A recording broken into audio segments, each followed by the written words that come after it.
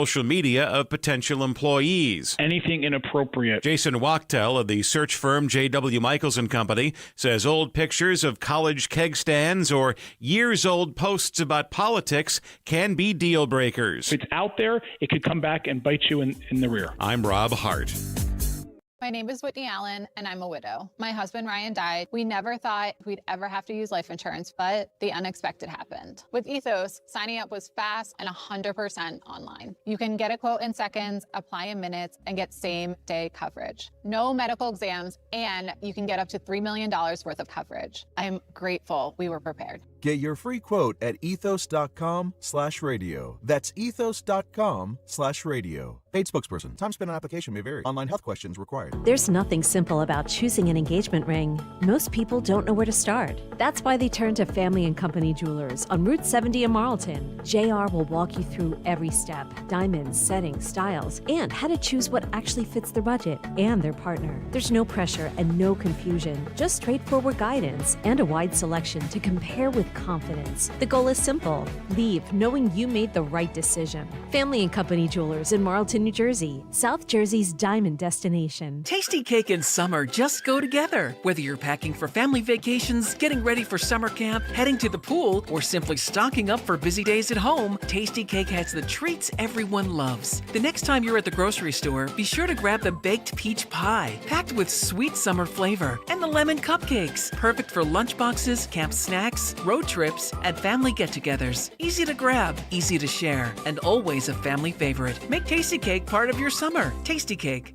Accept no substitutes. Hi, I'm Chuck McDowell, the timeshare cancellation guy and founder of Wesley Financial Group. And I want to set the record straight. I am not an attorney. I've never wanted to be an attorney. And the truth is, I really don't even like attorneys. If I sound like an attorney, I'll apologize. But what I've learned in my 15 years in the timeshare cancellation business is you don't need to be an attorney to get folks out of their timeshare. After 15 years and over 50,000 cancellations, I can tell you with confidence, we know how to get you out of your timeshare. Call us today and we'll send you our timeshare exit guide absolutely free with all your options for cancellation. Attorneys, this was meant to be funny, so please don't sue me, especially my friend Kenneth from Black River Falls, Wisconsin. Call now for your free timeshare exit info kit. 800-838-6767. 800-838-6767. 800-838-6767. Hey there, it's Jill Schlesinger. I'm launching a new show. It's called Money Moves, and your money is going to move. We're going to help you make better financial decisions. We're going to call out the BS you're finding all over social media. We're going to give you actionable guidance to make your financial life clearer, less stressful. We're going to answer your financial questions and take the mystery out of your financial life. Follow and listen to Money Moves with Jill Schlesinger wherever you get your podcasts. It's bigger, it's better. It's the 4th of July sales event at Tri-County CDJR. This month, get up to 20% off MSRP on select new 2026 Ram 1500 models. Come find bigger deals and better value at 422jeep.com. Available on select models with approved credit. Customers must qualify, plus tax, title, license, registration, and applicable government fees. Offers expire July 31st, 2026. Talk Radio 1210, WPHT, WPHT HD, WOGL HD3, Philadelphia. Always live on the free Odyssey app. From the Piazza Premium Automobile Studios. Powering your drive with 10 brands and 20 locations. Live and local from Philadelphia. The Dawn Stensland Show on Talk Radio 1210 WPHT. Just updating you since we were talking about the lifeguard story on the West Coast with the hero lifeguards and the 10-year-old little boy closer to home. This is in New Jersey, a recovery mission underway. And this is along New Jersey's Passaic River for a missing 10-year-old little girl. These 3 kids fell into the water at some point last night. It was around, they're saying 6:15, 6:20 p.m.-ish. Kids were playing. 3 little kids fall into the water, and they've said that one was rescued out of the 3. One, they've confirmed, drowned, and is dead. and there's still a 10-year-old little girl that they're searching for. So a real tragedy here. Say a prayer.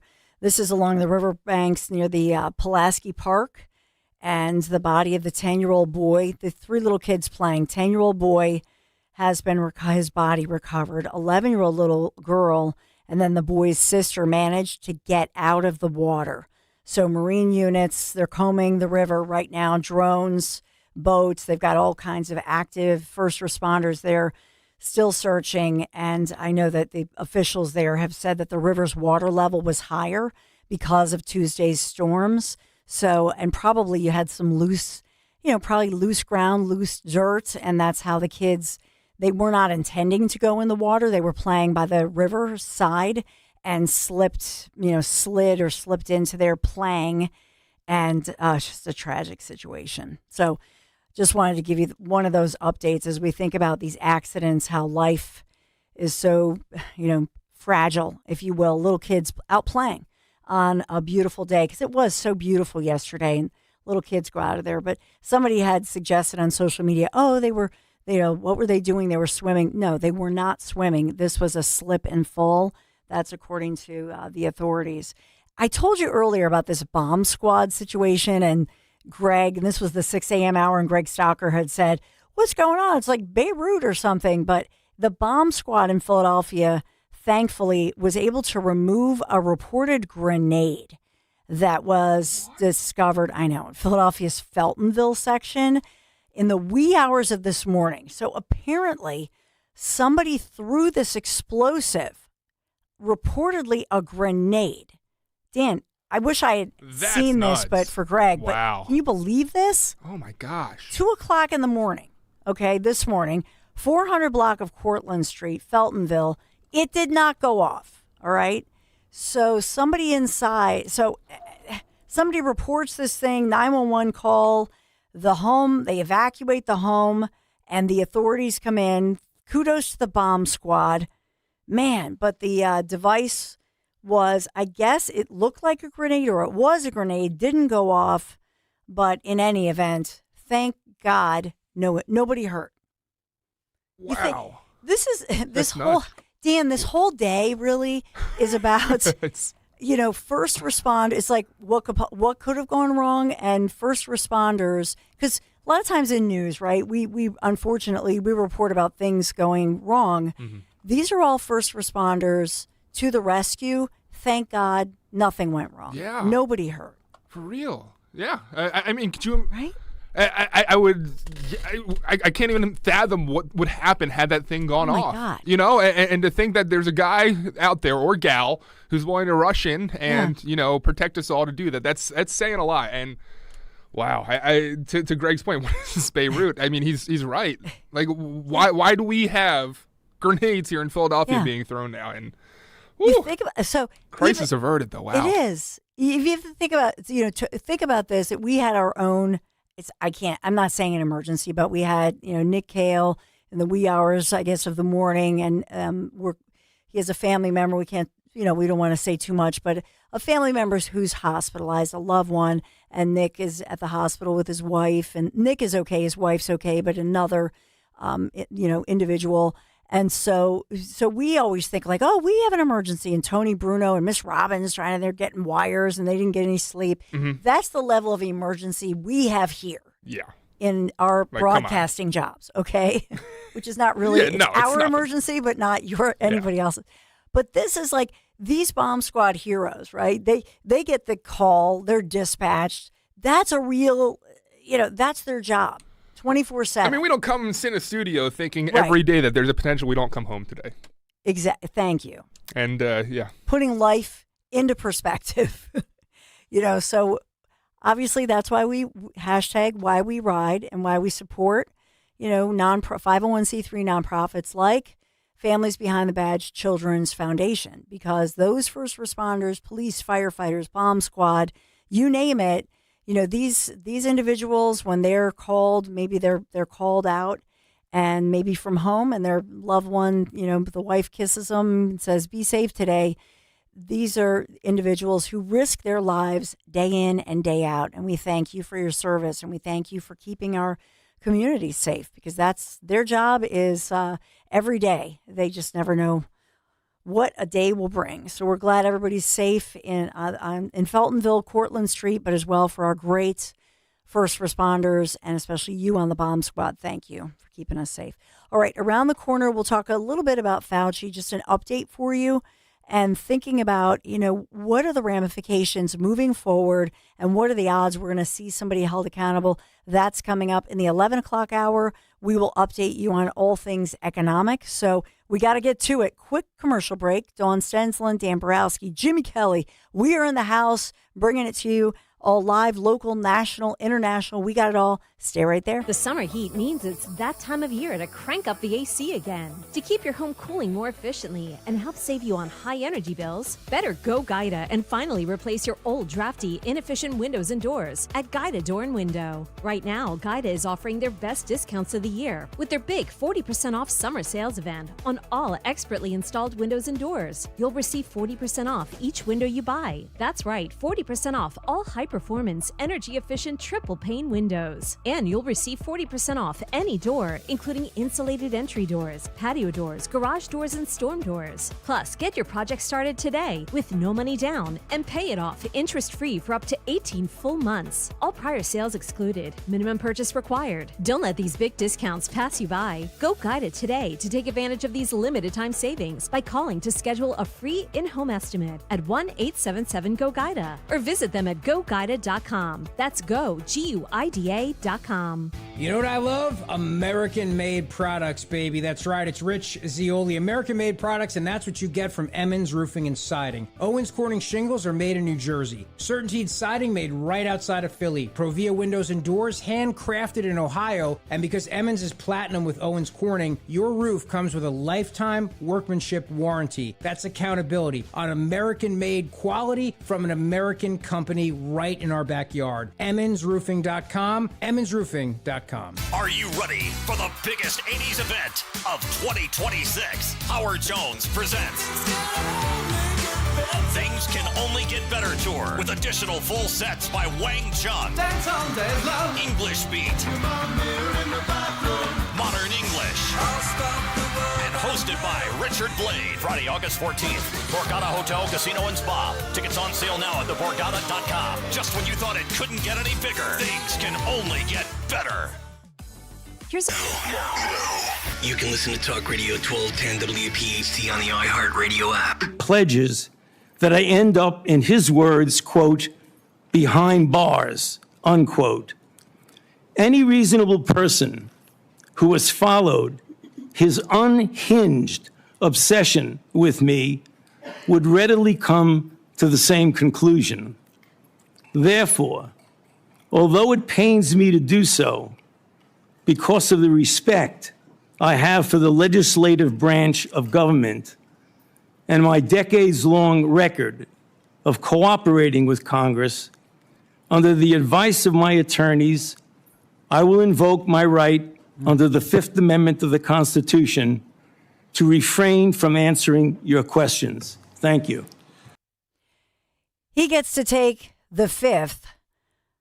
Many of us believe Dr. Fauci took so much from us. And so a vote is scheduled next week on contempt of Congress, on what Senator Rand Paul has said would be, will he face those contempt of Congress charges? Senator Paul saying Dr. Anthony Fauci can expect consequences for the former COVID czar's decision to exercise his Fifth Amendment rights against self-incrimination to avoid testifying before the Senate committee and before the American people, because that's who they all work for. They work for us, we the people. Let's try to find some answers as we talk about this. There are a lot of talking heads and a lot of people go for the clicks. But what I'm going for is the truth. And so we want to find out, will he face accountability and how far could this go? So we turn to the expertise of one Michael O'Neill, serves as the vice president for legal affairs for the Landmark Legal Foundation. Good morning, Michael. Thanks for joining me this morning. Good morning, Don. Good to be with you. Oh, absolutely. And technically, you're a local guy, graduated from Villanova University. So absolutely. Go Nova. Yeah. Yes.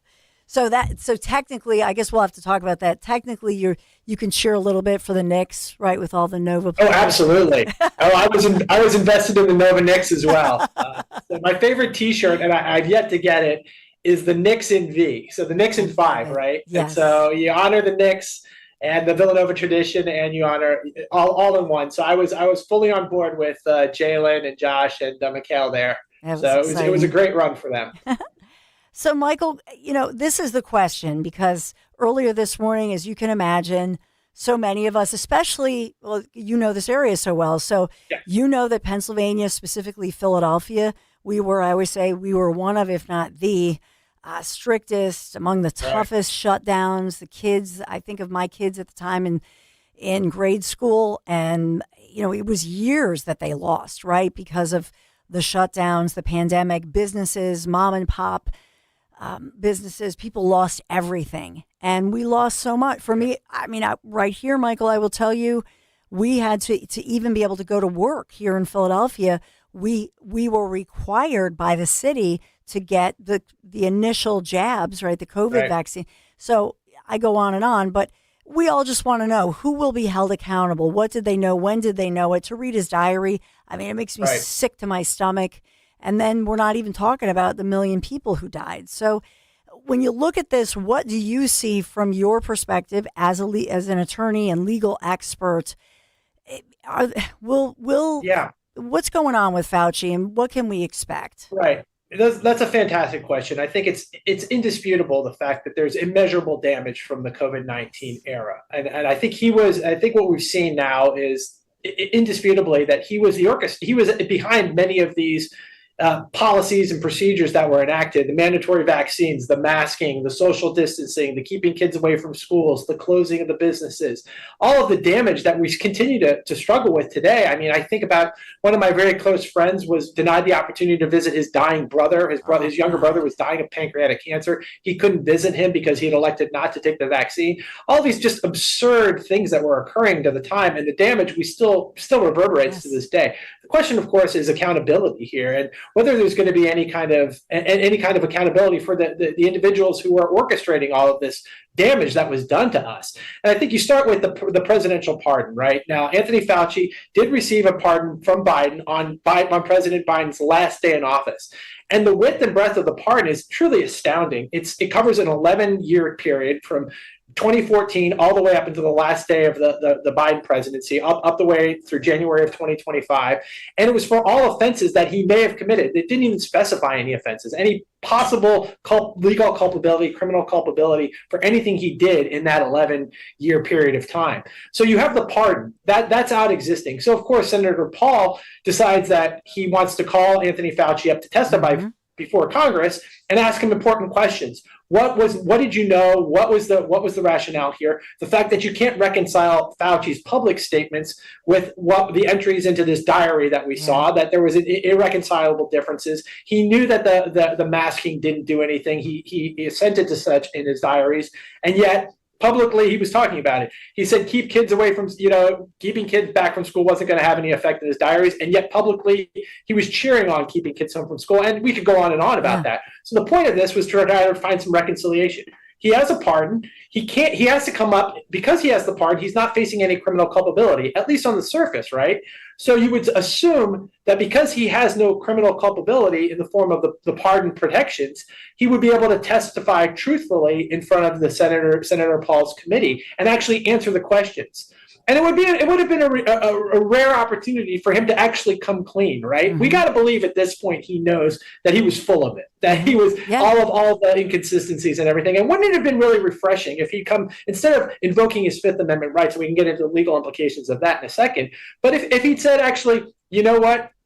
I was wrong. I want to take responsibility for what I did. I was behind a lot of this gain of function research that was occurring in Wuhan, China. I suspected right from the outset that it was a man-made virus, and I wanted to get ahead of this, and I'm taking responsibility. We didn't see that, right? What did we see, Don? We saw him hiding behind the Fifth Amendment of the United States Constitution. And that's part of it that in my opinion, part of the reason that he can't be humble before the American people and just say, as a doctor, I thought it was the right thing to do to fund this gain of function stuff. Yeah. I believed what I was saying, but then started to realize this, but then thought I would cause more panic or, give some explanation. The fact that he can't do that to me personally shows the very reason that he's in this right now, because of ego. I think that's absolutely right. Yeah, the narcissism is certainly on full display here. And I think that we're talking about accountability here. I think for the narcissist, the damage to your public reputation is significant. For the narcissist to have this glowing view of oneself, I mean, not to get into the psychology of it, but he literally probably believed he could walk on water. I mean, he had the In Style, that magazine. He posed for fashion spreads. He'd ruminate on the fact that celebrities were talking about him. So I think the fact that his public reputation has taken a significant hit, that certainly is some sort of accountability. The next level of accountability here, and this is getting into a little bit of a legality here, is the fact that how do you reconcile the fact that he has this presidential pardon, therefore he's protected from criminal liability, with the fact that he was trying to assert the Fifth Amendment right, his Fifth Amendment right against self-incrimination. You can't do that, right? You either have protections, and you would ostensibly think, well, okay, now he's free to tell the truth here. And actually, the Supreme Court has kind of weighed in on this. If you accept a pardon, then you can't hide behind the Fifth Amendment to protect yourself because you're immune from those crimes, presumably. This is where we come into the point about criminal contempt of Congress. The fact that he is compelled to actually give answers, and he can't use the Fifth Amendment as a shield when he has the protections of a presidential pardon. So in other words, he's compelled to answer those questions. And the fact that he didn't answer those questions exposes him to contempt of Congress. And that's what the senators were talking about at the end of the hearing yesterday. And so with that, what are the odds? Is it a slim chance, though, that really, because this is obviously going to be it'll end up as a court battle, but so if he accepts and also not just accepted the pardon, but then he makes an opening statement and then he pleads the Fifth. Right. Yeah, there's a lot to unpack there, right? He did, presumably he's accepted the pardon, but now he's pleads the Fifth, but yet he gives an opening statement. So you can actually even get into the validity of his assertion of the Fifth Amendment. There's a lot to unpack here and kind of really overlapping legal issues here. Was his assertion of the Fifth Amendment proper? I mean, as I understand it, and I would always counsel clients, if you're going to invoke your Fifth Amendment right, you don't speechify at the beginning of your testimony. But again, here we go with ego. Ego is coming into play here. He had to get his pound of flesh. He had to try to make his point about this personal vendetta that the Senator Paul has against him. And again, you saw this in the testimony. The gaslighting even continued throughout this. It continues, even in face of all this overwhelming evidence of the fact that you've been utterly, completely devoid of any kind of truthfulness. You're still continuing to gaslight. I think that's where the ego comes in. So the question here is legally whether he even properly asserted his Fifth Amendment rights. There's another issue here too that I like to touch on here is the validity of the pardon, and this is something that you can really get into the weeds on the legality here of it. If his lawyers were understanding that maybe the pardon isn't necessarily valid, maybe there's some holes in this pardon, it would behoove you to use your Fifth Amendment rights. So there's some theories floating around out there about whether the pardon was even validly executed. I have my own theory about whether the fact that President Biden, when he executed this, did it via auto pen, whether he was even aware of the fact that he was executing a pardon when he was doing it. In other words, did he have the mental acuity to realize he was executing a pardon? And the fact that the width and breadth of this pardon, as I said before, we're talking about 11 years for non-specified crimes. Is that consistent with the presidential's the pardon power that the president has? Now, concededly, it is an extremely powerful tool that the president has under Article 2 of the Constitution. But are there any limitations for this? I think this would be an ideal test case to determine whether there are any limitations to this presidential pardon power. And so with this, I was looking at it like with the diaries, because the diaries, obviously it's embarrassing for him, and he's claiming that they're trying to embarrass him. I would disagree. I think that the release of the diaries, which it's a computer entry on a government computer, so it's a computer that we the people own. Right. I guess he also was so egotistical he forgot who he worked for, which is us. But so it's 18 USC 1001.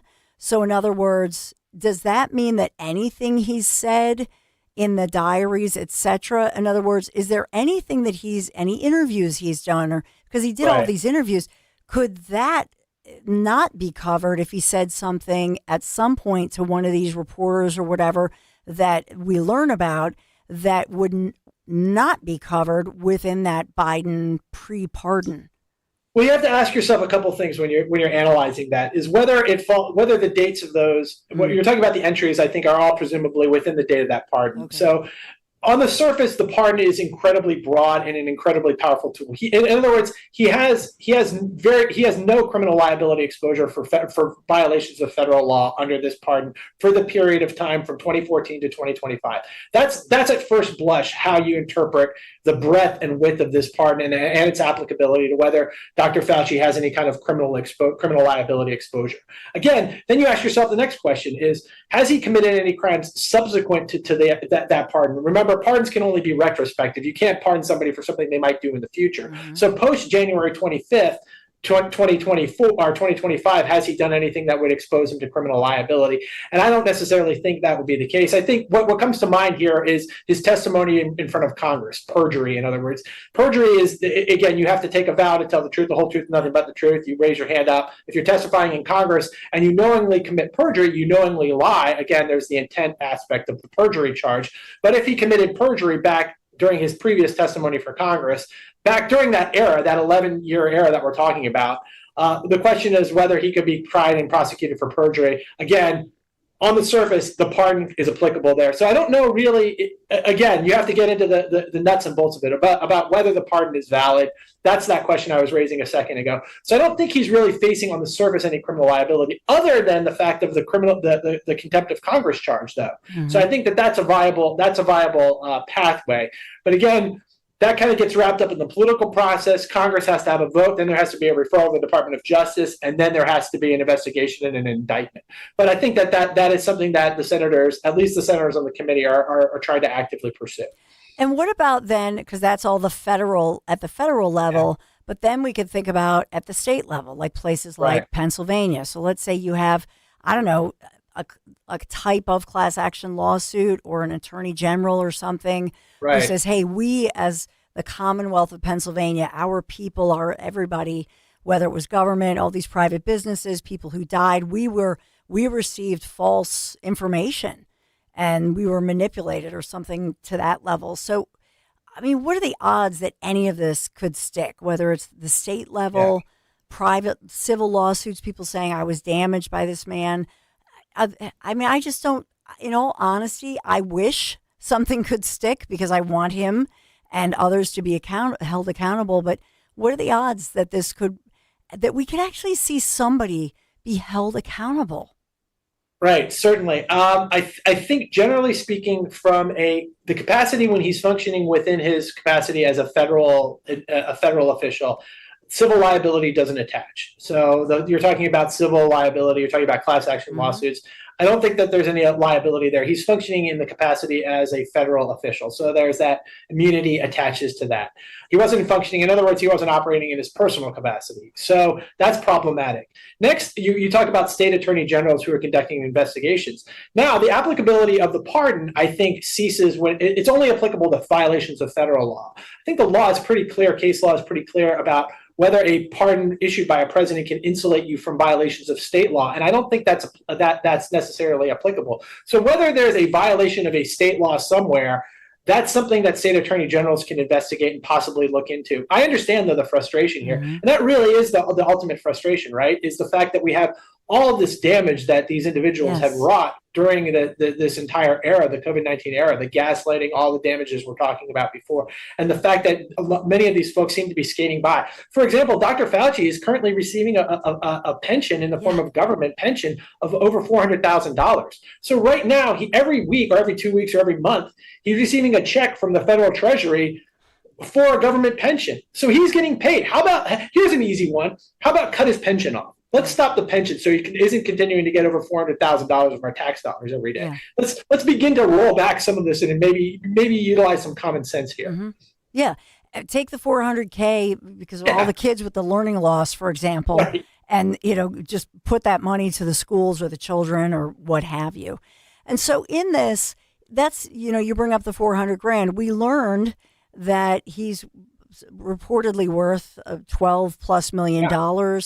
all of the situation where he was, wanting staffers to apply for these cash rewards and $1 million during COVID. Is there anything financial that you see as far as censuring, civil suits, anything like that? Yeah, I'm reluctant to get into that because I don't to speculate that there would be any culpability, because to the extent he's functioning in his official capacity, remember, we don't hold federal officials liable for their actions within the government. And I understand the principle really makes sense, right? You can't go after the president civilly, and the same principle is applicable to high-ranking government officials. If suddenly every mistake that a federal civil servant, a secretary of the Treasury or a secretary of Health and Human Services, every mistake they make, they could be sued in their personal capacity. It really doesn't make a lot of sense from a constitutional and legal perspective. But I certainly empathize with the frustration and the lack of accountability. Therefore, my pet theory here is. And again, I don't think President Trump will go down this road, but I would test the validity of the pardon. If I were a federal prosecutor, I would prosecute Anthony Fauci for perjury, and he would immediately raise his defense that he's received a pardon. I would test the validity and the constitutionality of that pardon. It would go up probably to the Supreme Court in a fairly short order. You'd be able to investigate actually the circumstances surrounding the auto pen, the mental capacity of Joe Biden at the end of his term of office, what was going around with all of these pardons that he was issuing. I think it would be a worthwhile investigation and a worthwhile endeavor to actually to have this as a test case to determine whether there are any limits to the presidential pardon power. And so, again, the case law is fairly specific right now, but right now, I think this is the opportunity, a perfect vehicle for actually testing whether this pardon that exists for Fauci is valid and constitutional. And if it's deemed not, then of course you're exposed to all of the potential crimes that he may have committed, i.e. perjury, back during that time where he was testifying in front of Congress. Well, I hope they listen to you. Michael O'Neill, I hope you come back. Thank you so much. Vice President, thank you, Michael. Vice President for Legal Affairs, Landmark Legal Foundation, and go Nova next, right? Villanova. Right, go Nova. Go Nova. Thank you, Michael. Take care. Take care. So how about that? It would be interesting if they prosecuted for perjury on that one, if the Trump administration takes his advice. But we have a lot of different angles on this. Want to get your take, 855-839-1210. Do we have to break here real quick? Okay, we'll break really quick. We do have a lot of updates and breaking news for you. So real quick break. And also, of course, Dr. Michael Busler will talk about all things economic, inflation, what's going on with the Fed, interest rates, all the updates. Stay right there. Enjoy your summer plans while your money stays hard at work. Open a growth checking account at First Harvest Credit Union and keep everyday spending simple. Earn up to 2% annual percentage yield on balances of $1,000 or more. Want to grow your savings even more? Check out our growth savings and competitive share and IRA certificate accounts. Get started at firstharvestcu.com/growth checking or stop by your nearest branch. Membership restrictions apply. Federally insured by NCUA. Finding great candidates to hire can be like, well, trying to find a needle in a haystack. Sure, you can post your job to some job board, but then all you can do is hope the right person comes along. Which is why you should try ZipRecruiter for free at ZipRecruiter.com/free. ZipRecruiter doesn't depend on candidates finding you. It finds them for you. Its powerful technology identifies people with the right experience and actively invites them to apply to your job. You get qualified candidates fast. So while other companies might deliver a lot of hay, ZipRecruiter finds you what you're looking for. The needle in the haystack. See why 4 out of 5 employers who post a job on ZipRecruiter get a quality candidate within the first day. ZipRecruiter, the smartest way to hire. And right now, you can try ZipRecruiter for free. That's right, free at ZipRecruiter.com/free. That's ZipRecruiter.com/free. ZipRecruiter.com/free. ZipRecruiter. My name is Joanne Mattia, and I've been with Crash Proof Retirement since 2014. The closer you are to retirement, the more you realize that paycheck is not going to be coming in anymore. The best thing to do is to contact Crash Proof Retirement. The Crash Proof Retirement system helps me actually to fight inflation. The fact that I can take money out monthly for my monthly expenses and still have the bulk of my money available to me and still earning interest is very, very important to me. It's not something that is stagnant. It's always growing. I have a history with Crash Proof Retirement, and it's been one of confidence and reliability. I'm retired now, and I don't worry about my income, and I don't worry about my expenses, and that's what's the most important to me. Schedule an appointment or register for our next event at Spring Mill Country Club in Ivyland, PA on Tuesday, August 18th. 800-722-9728 or crashproofretirement.com. Talk Radio 1210, WPHT, WPHT HD, WOGL HD3, Philadelphia. Always live on the free Odyssey app. From the Piazza Auto Group Studios, experience the power of one with 8 brands and 25 locations. Live and local from Philadelphia. The Dawn Stensland Show on Talk Radio 1210 WPHT. Updating you on a lot of local, a lot of national news, but on this one, the latest as far as Iran, what's going on. The United States and Iran, they're not in talks. We got, the headline is they're trading strikes.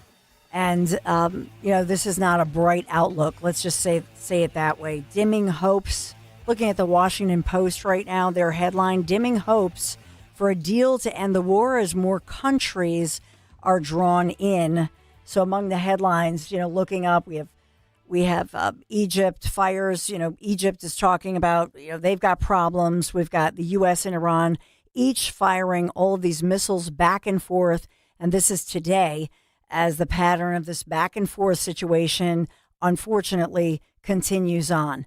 And so this is not a quick resolution that we've all been hoping for. So the risk of a return, that's my biggest question. I'm sure it's yours. What is the risk now they return to an all-out, quote-unquote, war?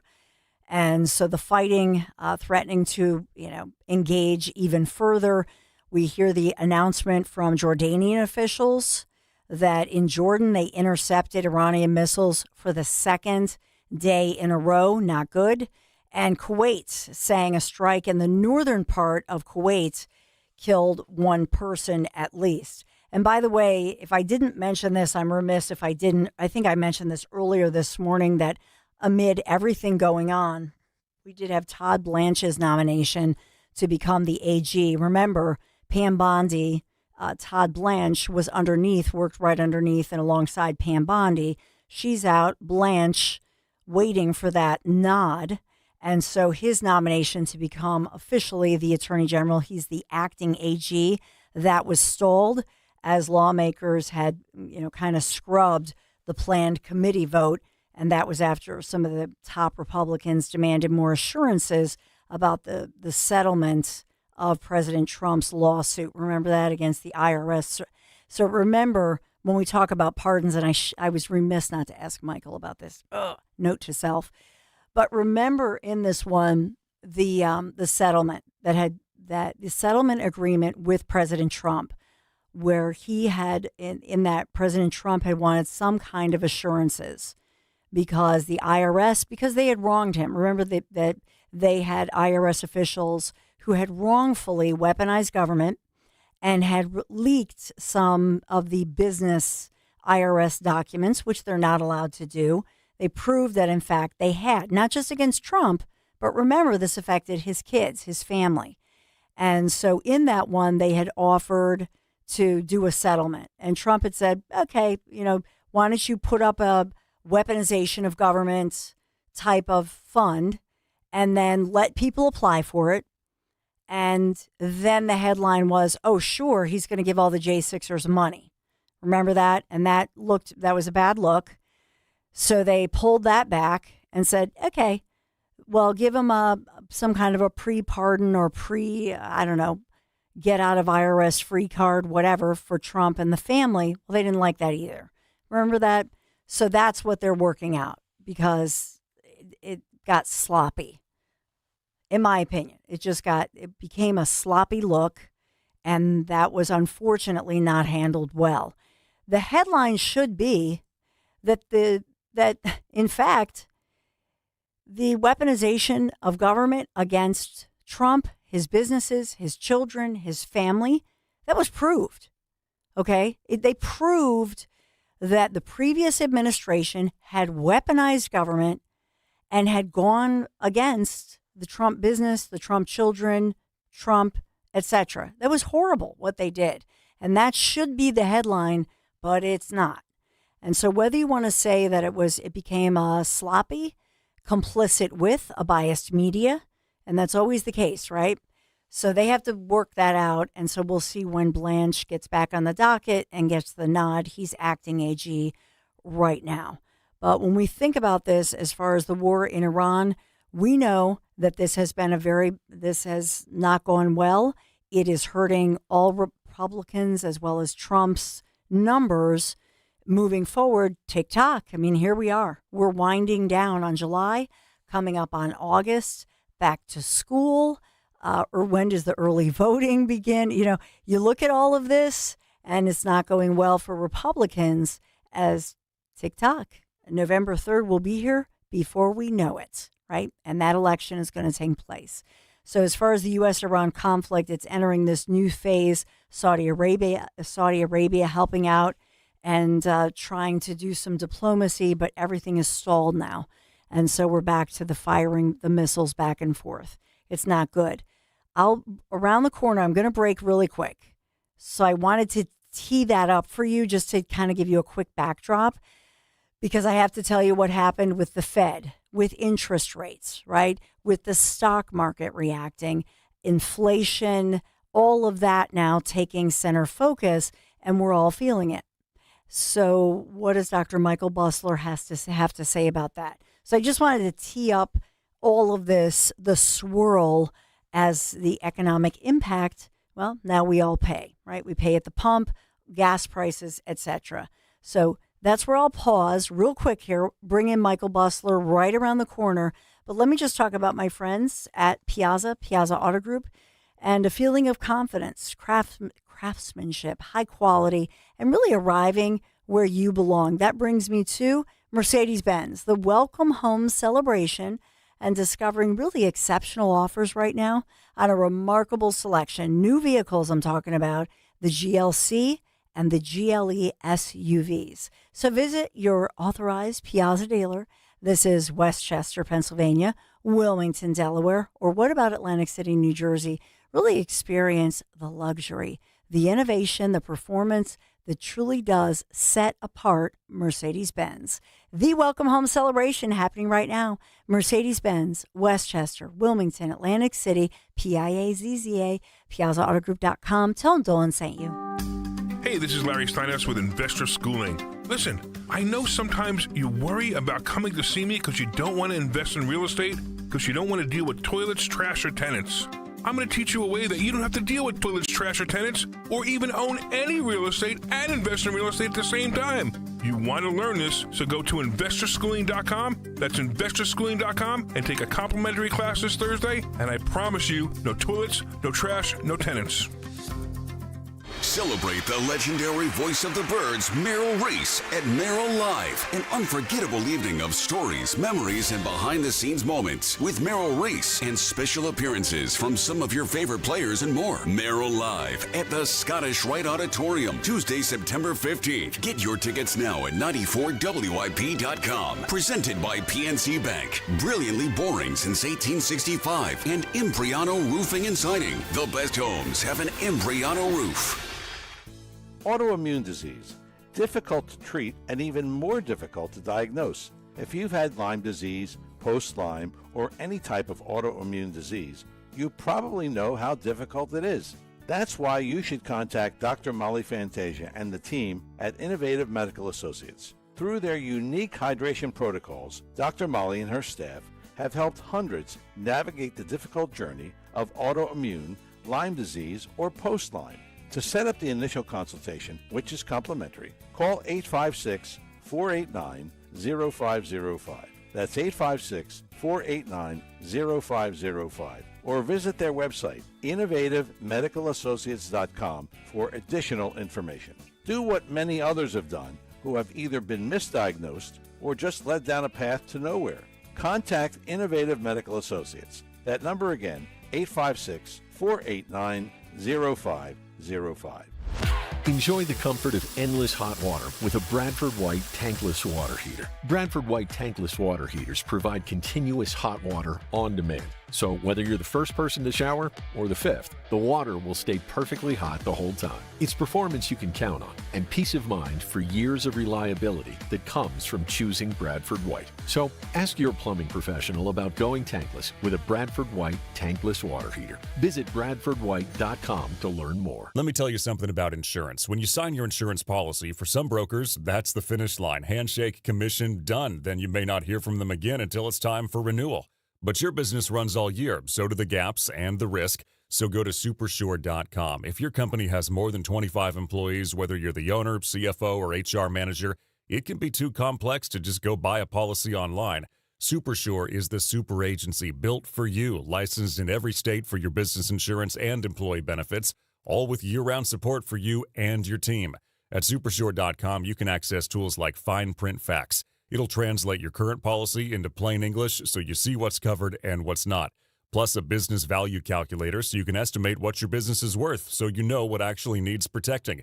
Go to supersure.com. One super agency, one powerful platform, all your policies in one place. Supersure.com. That's supersure.com. Paid for by Supersure Insurance Agency, LLC, a licensed insurance agency. Your mission, should you choose to accept it, is to install a mailbox. Let's go. But there's one critical step before digging. Wait, what? Call 811 to have utility companies mark their underground lines. Failure to do so will result in catastrophic gas line damage. This message will not self-destruct, but your yard might if you don't contact 811 before you dig. Visit pa1call.org. I should have listened to the home message first. Here's a harsh fact. 40% of women and nearly 20% of men suffer from varicose or spider veins. Left untreated, these veins can cause tired, heavy legs, swelling, burning, cramping, aching, even restless leg syndrome. In some cases, it can lead to serious health risks, like blood clots. USA Vein Clinics offers minimally invasive treatments that take as little as 15 minutes, covered by most insurances. Call 267-223-7162 and schedule your appointment today. Don't wait. Call 267-223-7162 for free information today.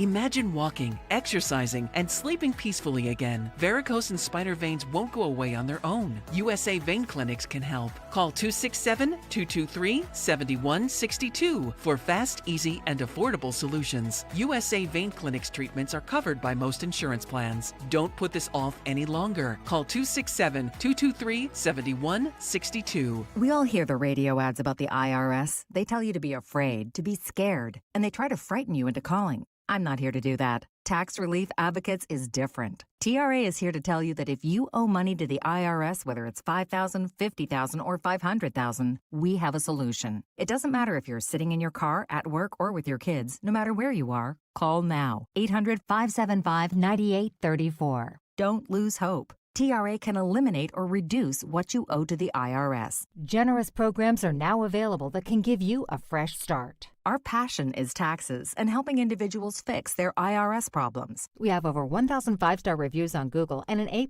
with the Better Business Bureau. You don't need to be afraid of the IRS any longer. End your tax nightmare today by visiting us online at TRA.com or call 800-575-9834. That's 800-575-9834. Tax Relief Advocates. Real solutions for real people. Hey, it's Mike Quick. It's time to cut your old point-of-sale systems and revolutionize your business with PDQ POS. Joe Flynn and his team at PDQ have been the industry leaders for over 35 years. They offer everything from mobile POS to self-serve kiosks and the best service and support in the industry. For the fastest, easiest, and most reliable POS available, trust PDQ POS. No matter how many locations you have, they'll build a custom solution for your business. Visit pdqpos.com.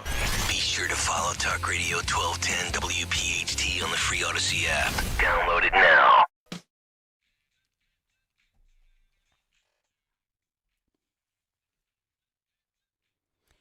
Here's your headline, and this is, I'll quote, I just earlier quoted WAPO, the Washington Post, now it's NBC News. The Fed keeps interest rates steady for a fifth consecutive meeting as Iran war and fresh tariffs threaten to drive prices higher. And so this is the Fed, which we've talked a lot about, the Fed's decision right now to leave that key interest rate unchanged. This is yesterday, and we learned it in the afternoon for the 5th consecutive meeting. And despite the, concerns everybody has, we're talking inflation and the pressures on U.S. household finances. And so this puts pressure on Trump's new guy at the Fed, if you will. And we're talking about the Federal Reserve Chair, Kevin Warsh, reiterating the central bank's commitment to its inflation goal. So what does this all look like? And let's get the breakdown from our friend, Stockton University's pride and joy, and we got a guy. Yeah, we got a guy named Michael, and he's our economic go-to guy. Dr. Michael Bustler, good to have you in the house. Hey, you. Always a pleasure to be here, Dawn. Thanks for having me. Well, absolutely. I always just wish one day we could put our hands in the air and say, oh, thank goodness. Iran's over, interest rates, everything's headed down. It's all going in the right direction, and we can only hope. But it's not happening right now. So just your breakdown from what you see as far as the Fed yesterday leaving that key interest rate unchanged. 5th consecutive meeting. What do you see? Uh-oh. Did we lose him? He's frozen. Uh-oh. That's not good either. So they've left interest rates frozen, just like our YouTube feed. Sorry about that. While we work to get him back, let me just give you a little more. So this was, I think, expected by investors as we look at the markets beginning to churn and the ongoing concern, and everybody's just like, all right, we're hoping that everything's going to be okay. Higher oil prices stemming from the war, obviously, with Iran, and then also AI spending worries. So there's that. So let me give you the breakdown. 9 members of the Federal Open Market Committee voting to keep the rates steady at 3.5% to 3.75%, let's say 3.5-ish.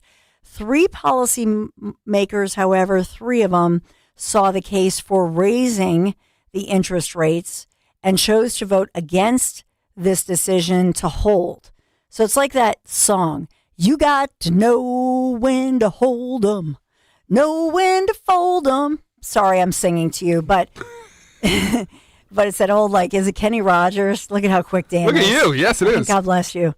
You got to know it's a warm summer's evening. Well, we don't know if they were on a train. Yeah. And so when we think about gambling and guys, at the table and they got something, they're chewing on something on the side and got a good card game. It's a warm summer's evening, And so I wish it were that simple, because what they're gambling with, if you will, in these decisions, it's not just about a poker game with some guys and they're chugging the whiskey and they got some nice boots and leather and the smell of that.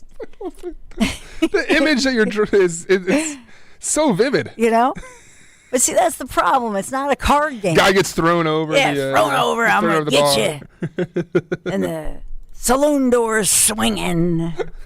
It's not all about that. But the problem is they're gambling with our lives, right? All right, the professor is back with us. All right. Sorry, I was talking to the professor there. This is how we tap dance, Michael. We do a little tap dance. We paint a little picture. We got Kenny Rogers. You got to know where to hold them. So, with Kev, the new chief of the Fed, what do you think? I mean, is he sitting? Is he at the table? Is he doing the right thing, the wrong thing? What do you think? Yeah, so I would have done the same thing that he did. He would like to get interest rates down. President Trump wants to get interest rates down, but you can't lower interest rates when inflation has gone up.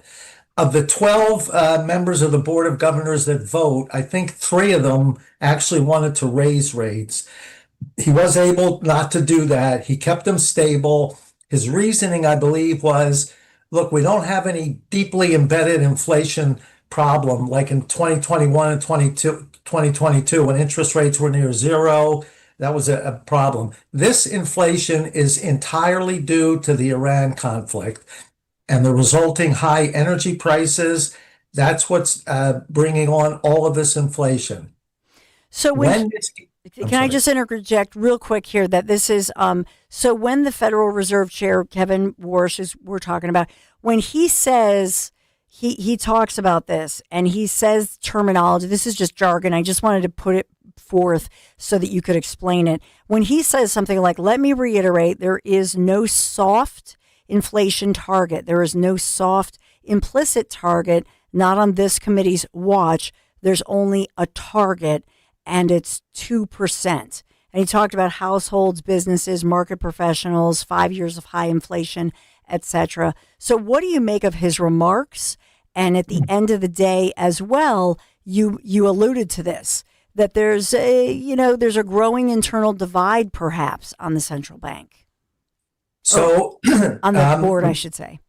Warsh is he'll place inflation over unemployment and growth. So the monetary policy essentially has three goals. One, price stability, and two, keeping unemployment low and having the economy grow.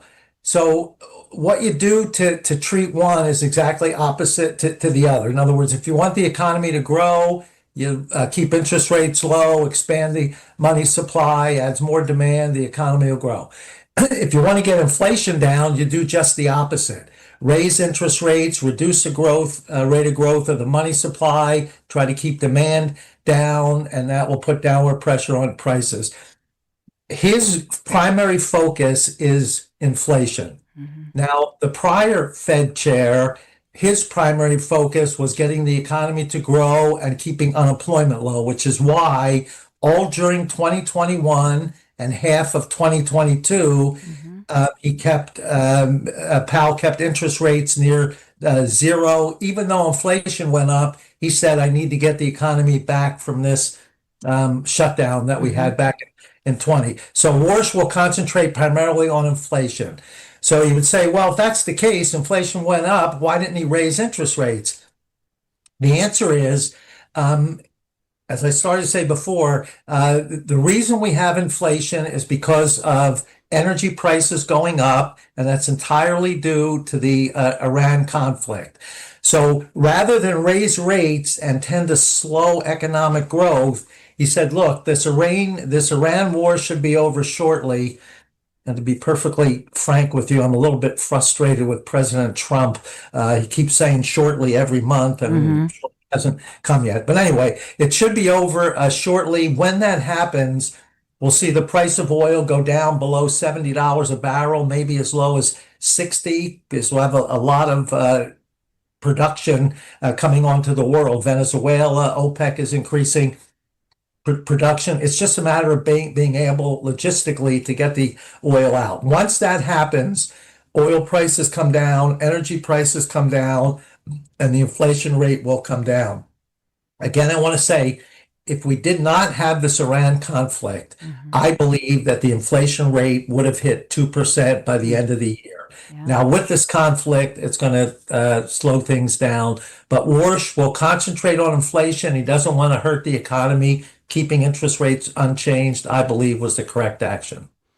Yeah, the funny thing is when I looked at the NBC News had a graphic of the Federal Reserve and the U.S. federal funds rate, and you nailed it. That you look at 2020, you look at before the pandemic and when the pandemic hit and how great things were, but we pop up. But in truth, when I look at August 2024, this is the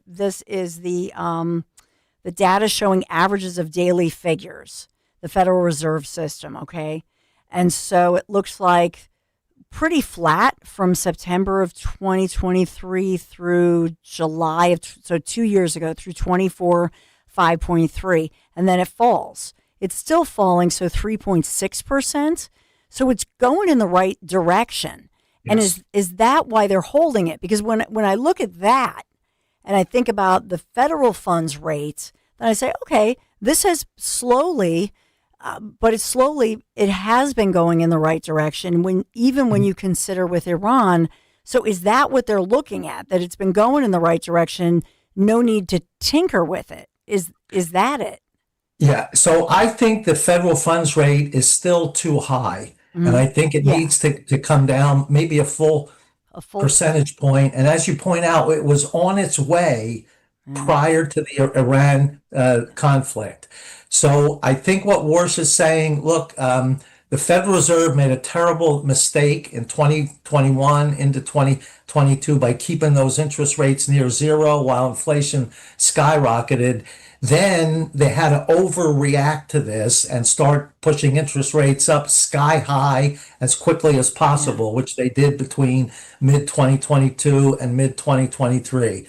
Then when the inflation rate started to go down and the economy needed to be stimulated a little bit, they started to bring the federal funds rate down. As I said, it still has a way to go, but with energy prices putting upward pressure on inflation, you can't cut interest rates. I wouldn't have raised them because there's no reason to do that, I don't think.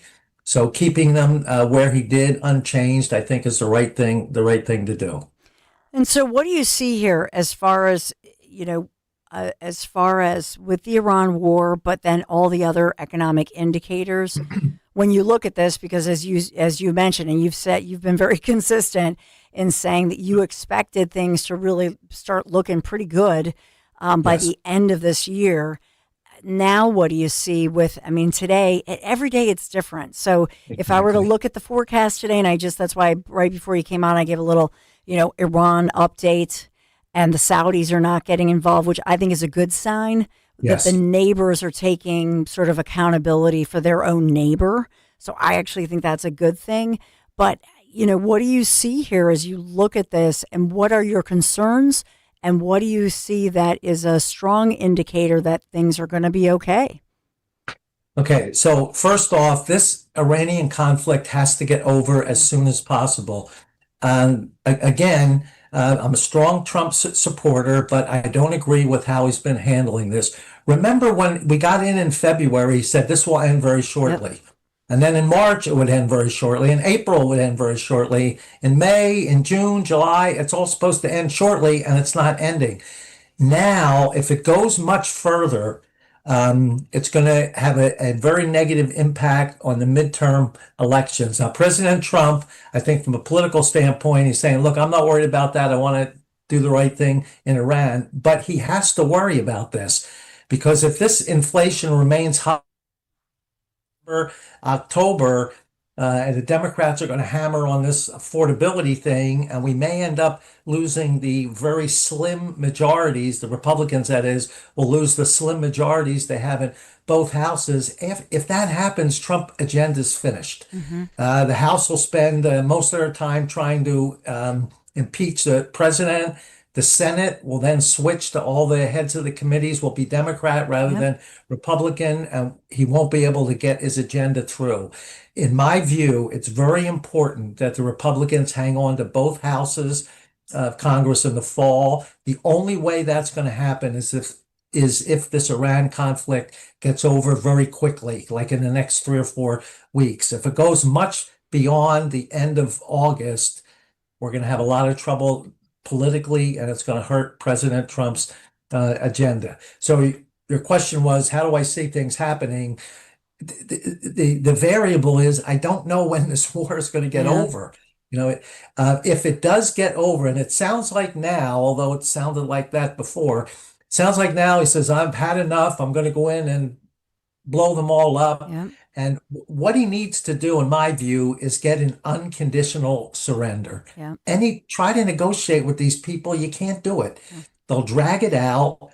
And then once you come up with a deal, they won't live up to it. They'll try to change it. This is a 50-year pattern. I know Trump's a great negotiator, and I have a lot of faith in his abilities, but you're dealing with irrational people. They don't even care about their own population.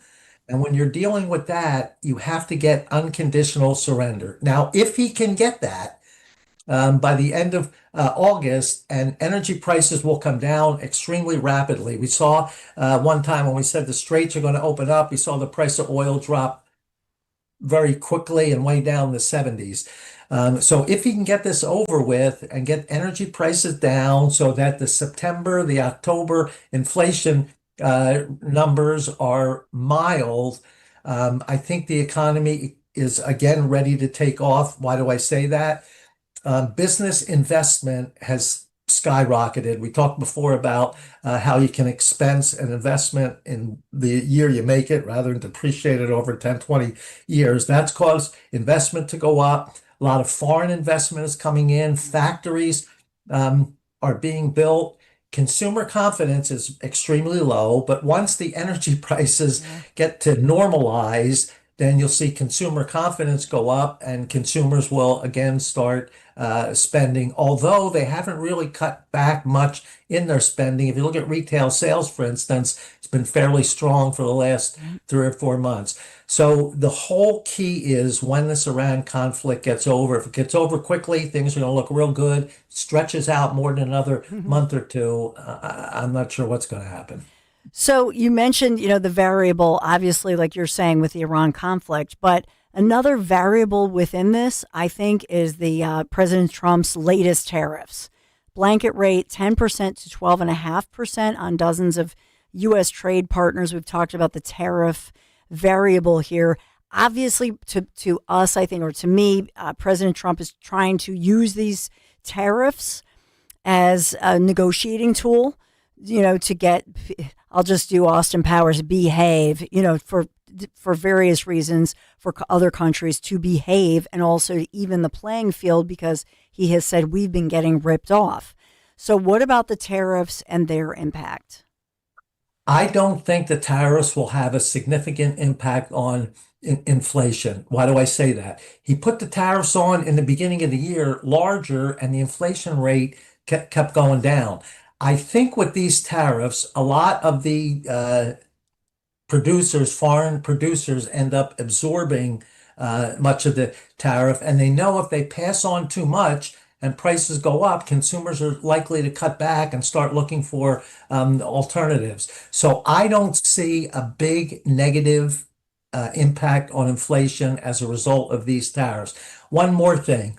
When Trump announces tariffs, it creates a sense of urgency from our partners. Their partners like Canada, a little reluctant to negotiate things. Trump says, I'm putting a 50% tariff on in 30 days, creates a sense of urgency, and they'll come to the bargaining table. So a lot of these tariffs, the 10 and 12s are probably going to go in, but some of the bigger ones, like you said with Canada, may not even take effect if a good deal can be brought before these tariffs do take effect. I'm not that worried about tariffs. It's the Iran conflict that really has me worried. And another headline as we look at this morning is that U.S. economic growth, that it did slow. I don't think that was as expected in the second quarter. And the headlines, at least, would blame the Iran war like you have, but also the tariffs. Would you agree with that as the growth of the U.S. economy? Yeah, so I missed the number this morning. It was supposed to be around 2%. I didn't see what the number finally came in at. GDP, it still increased, but it was 1.5% annualized rate. That's less than we thought. I would blame it more on the Iran conflict and the price of energy and the resulting inflation than it would on the tariffs. I don't think that the tariffs are having that much of an impact. Look, I'm a free market economist. I hate the idea of tariffs, and I hated them when Trump put it on in the beginning. But then I saw that there is a lot of positive impacts from the tariff. Countries that were making things in their countries and face big tariffs are coming over here. And there's some $19 trillion worth of foreign investment coming in. Toyota, they have a huge manufacturing plant in Mexico. Trump said, I'm going to put a tariff on. They said, okay, we'll build them in Texas instead. So I think, I don't think the tariffs are going to have that much of a negative effect. And I think in the long run, it will have more of a positive effect. Again, I blame the Iran conflict on most of the negative numbers that we're seeing today. Yeah, and to your point earlier, I think you mentioned this, consumer spending, which accounts for more than 2/3 of the U.S. economic activity. Yeah. 3.2%. I mean, that's pretty good. And so is part of that the one, as far as people getting back their tax refunds, the one big beautiful bill, so-called? So do you think all of that helps? Okay. Yeah. So consumer spending depends on how much money consumers have, their disposable income. If you're reducing taxes, their disposable income goes up, they have more money to spend. Usually, when you get an increase from a tax cut or something, usually you spend the vast majority of it. So much of the increase in consumer spending or the steady consumer spending, I think, can be linked to some of these tax cut policies passed in the big, beautiful bill back in July. So tell me something good. What do you see? Do you know how much I distrust so-called mainstream media? As we were talking, I looked up 5 different sources just to make sure the GDP numbers, the real GDP increase, because it's a shame, it's a sin really that I just never trust. So I'm just looking at the U.S. Bureau of Economic Analysis. But yeah, it's 1.5% in the second quarter, unfortunately. Tell me something good. Okay, revised, but yeah. Yeah. I was just going to say that gets revised a couple times, could go up or down, but it's still it's a weaker number than we expected. Take out Iran, I think you're well over 2% and probably more going forward. Well, listen, hopefully by the next time we talk, hopefully cross our fingers, say a prayer, light a candle, that it'll be some good news as far as this Iran war in the rearview mirror. I hope so. I certainly hope so. Yeah. Dr. Michael Busler, thank you so much, as always. Take care. So we'll look at, we'll wrap up. We have more breaking news. It's crazy this time of day, but we'll look at all of it. Thanks for being here. 855-839-1210, the number to call. We got to take a quick break. Be right back. Yeah, tell me. Weather sponsored by the National Liberty Museum. Partly sunny skies continue through the afternoon. There will be a chance for a spotty shower late in the afternoon or evening with a high 84. For tonight, partly cloudy, low 70 for the city, a bit cooler in the suburbs. A warmer day on Friday with a mixture of sunshine and clouds with a high 88. Liberty is more than freedom. Liberty is the freedom to act with a purpose and for the greater good. Discover the complete story of liberty in America at the National Liberty Museum. Visit libertymuseum.org. Experience liberty tested, shaped, and lived.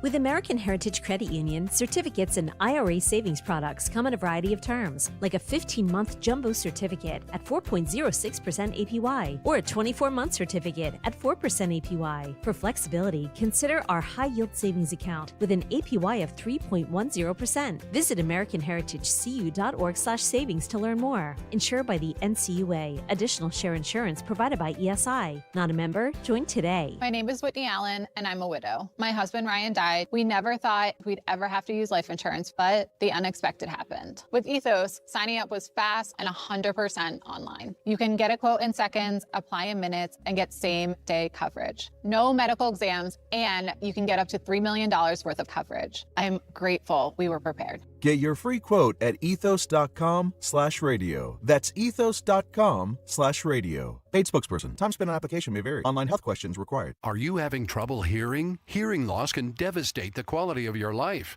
Now, there's an affordable fix for you or your loved one. Rated the best hearing aids of 2026 by Forbes Health, Audion Hearing has the highest quality hearing aids at the lowest prices, starting at just $98 a pair. I actually like them better than my old $5,000 hearing aid. I could not believe how my hearing and life changed. Join over 1 million happy customers by going to audionhearing.com. That's AUDIEN hearing.com. When you enter a place of business, you're owed a legal duty that the place of business is safe for you to shop in. I'm John Morgan of Morgan & Morgan. If you suffered an injury at a place of business, our duty is to protect you after that harm. Morgan & Morgan, for the people.com. Tune in to the Crash Proof Retirement Show Saturdays at 11 a.m. to hear Joanne Small-Canella and Tracy Stillman. The Crash Proof Retirement Show, Saturday mornings at 11 on Talk Radio 1210 WPHT.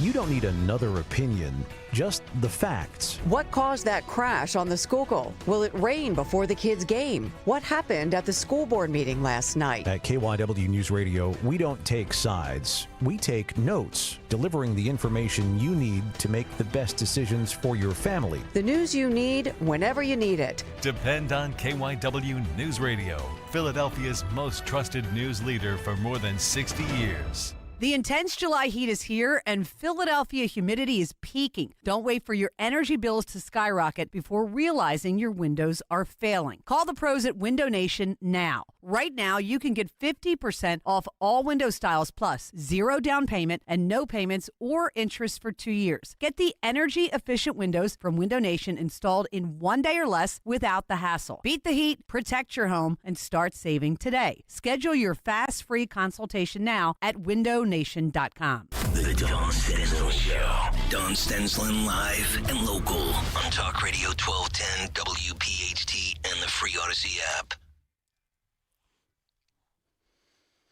This is a tragedy unfolding in America. And on the stand right now, before we get to it, I just want to give you the backdrop. But on the stand, a first responder. These first responders called to a home where a father who went out for takeout ran out to get dinner for his wife, 3 young children, and his wife who had just had a baby and was, yes, suffering with postpartum, more severe postpartum situations. It's a murder trial of a mom, Lindsay Clancy. So it's Boston, Massachusetts, and the Massachusetts area. She's accused, or Boston area, I should say, she's accused of murdering her own 3 young children in January of 2023, strangling them to death. Horrific. The baby and toddler, 5-year-old, oh my God, beautiful family. And her defense team is arguing that she was suffering from this very severe postpartum psychosis. So this is one of the first responders on the scene. Her husband, Patrick, is the one horrified to find the scene like this. It's an unthinkable, tragic situation. And I hope to God that we can all as a people look at this and think about mental health, but also think about over-medication and wrong medication, right? This woman is a nurse. So I just want to point this out. She's a nurse. When I look through this case, she went for more than half a year of waving red flags, going for help, doing everything, hearing voices, etc. It's an unthinkable situation, but these things happen in our society. Postpartum type situations, we all know somebody. I know many women who've told me after the fact, yeah, I was hearing things. And I'm like, oh my God. And so it only takes one of us in society, one of us who knows this woman, to say, I'm going to take you, I'm going to take hold of you, and things are going to be okay. My mom, I'm just going to tell you this, when I was a baby, my cousin Ricky lived with us. And my mom, can you imagine, she had little kids and her own newborn, and she took Ricky in and said to my Aunt Sis, you go and you get better. Can you imagine how hard that would be? Just think about that for a moment. So you've got little kids of your own, and you have your own newborn baby, because Ricky and I are about the same age, but I was like 3 months old, and Ricky was a newborn. Like, this happened when he was 3 days old. My mom says, no, let me take the baby. You go be well. That's it. That's what it takes. I mean, who knows what could have happened? But that's the difference. And each of us need to look at this and not say, oh, it's sensationalized and how could that happen, and judge. So this woman tried to take her own life. She's in the courtroom. She's in, Lindsay, she's in a wheelchair. Yes, of course, she has to be held accountable, as we all do. But I think there's a lot that we can all take from this. And so I just am very prayerful for this situation and this tragedy in this community. It's unthinkable, but it should not have happened. So that's where I want to put this out for you and the way that I look at it. Dan Borowski, and I know this is really tough for Dan because, Dan is, your wife and baby. We took class after class of what to look out for postpartum and such. Did. And now our daughter's 9 months old. And last night we had the evening news on. What happens when you and Maisie see this coverage? It's tough. It's hard because I'll be complete honesty. It's been tough. Maisie has had ups and downs, and there have been times that I've suggested, hey, maybe you should go talk to someone, maybe get some medicine, and then we see something like this last night, and she's on 20 plus medications and has this psychosis and goes off on her children. It's tough to see. So I watch this woman and I see her breaking down crying with this guilt and knowing the ins and outs of postpartum so well because of all the classes we take. It's something we watch and just it's hard to watch. It's hard to see a mother lose her children like that in the way that she what she did, and the husband to leave and then come back and see what he saw. It's just all around a tragic situation. And people are, and we probably don't even have time to take it. I know the first responders on the stand, but in this murder trial, what it centers around, on one hand, and I'm sure you feel, everybody has their opinion. Some people feel that she was premeditated, that she got her husband to leave. Others feel that no, that she had just been hospitalized for this. She was under psychosis. She was hearing voices. Why in God's name would they just put her back in the home with the kids? And they should have warned the husband. It seems like he wasn't fully aware of what you're saying you're sensitive to, Dan. And that's just it. Every hospital, every community, I think is different, right? And so, did they go through this? Did they realize this? But that her lawyers are arguing that this woman was suicidal, post-pregnancy psychosis. And these first responders, what they met as they were called by the husband. What do you want to do here, Dan? We have a first responder that's live right now. He's a firefighter who's taking us through the day, paramedic on the scene. I also have audio of the husband from yesterday where he testified and explained what kind of wife. So let's get to Daniel, right? This is Daniel Doherty, the paramedic. Is that you want to go? Let's do it. The breathing, securing the breathing, or after? That was after. Okay, so just to be clear, first is securing the tongue down, putting the oxygen mask on, and then you did the bandaging? That came later, yes. Later, okay. So was the bandaging before or after you heard the screams? That was after. Okay. So when you hear the screaming, what, if anything, do you do? I looked at Captain Hussey and Firefighter Heath, and we kind of all looked at each other, trying to figure out what was going on. Okay. And did any of you leave the area after hearing the screaming? Captain Hussey did. Firefighter Heath went to go get a backboard for the patient. So in this one, this is, jurors had to listen to the anguish, the 911 call made by, her husband after he returns from the errand. So he had said, okay, I'm going to go pick up dinner, or she had ordered the dinner and said, go get the takeout. And that's to their Massachusetts home.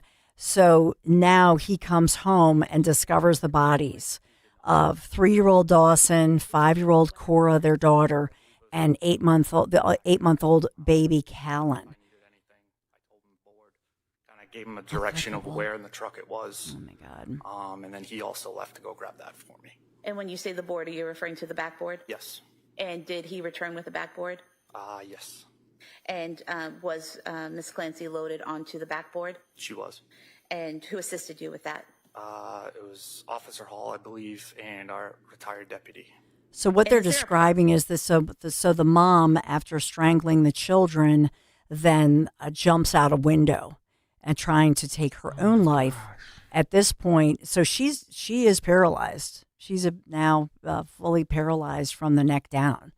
I believe that she's in the on trial. Situation. Oh my God. So this rare mental illness is linked to a couple of things: stress, sleep deprivation, and all the hormonal changes that follow childbirth. And like I say, to some degree, it's common in most women have some level, whether it's a tiny level or a lot. But in this one, it was full on psychosis. I've talked to people and I've seen people talk about this, the medications, and I hope to God they look at this, because all of these medications that she was on, I've talked to experts who say that in fact, some of the medications supersized it rather than helped her deal with it.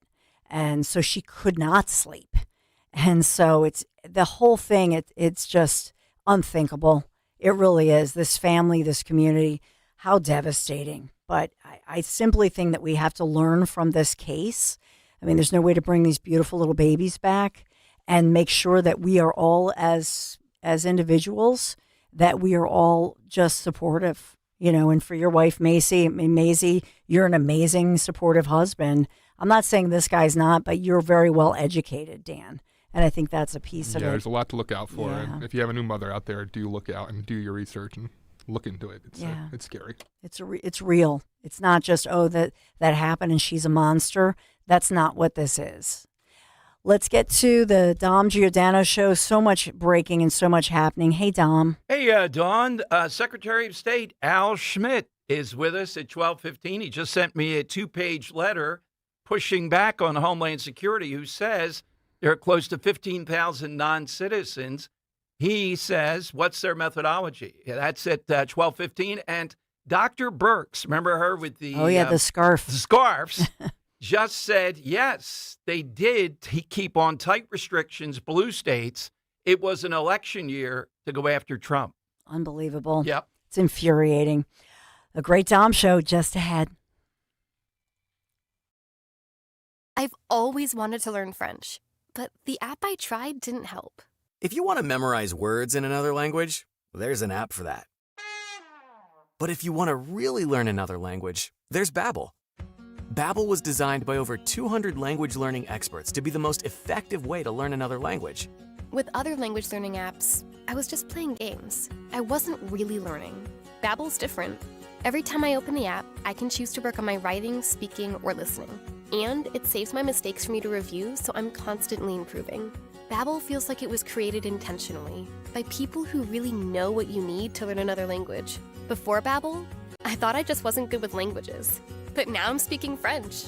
Tout ça, c'est grâce à Babbel. Want to really learn another language? Save up to 50% on your Babbel subscription when you sign up at Babbel.com.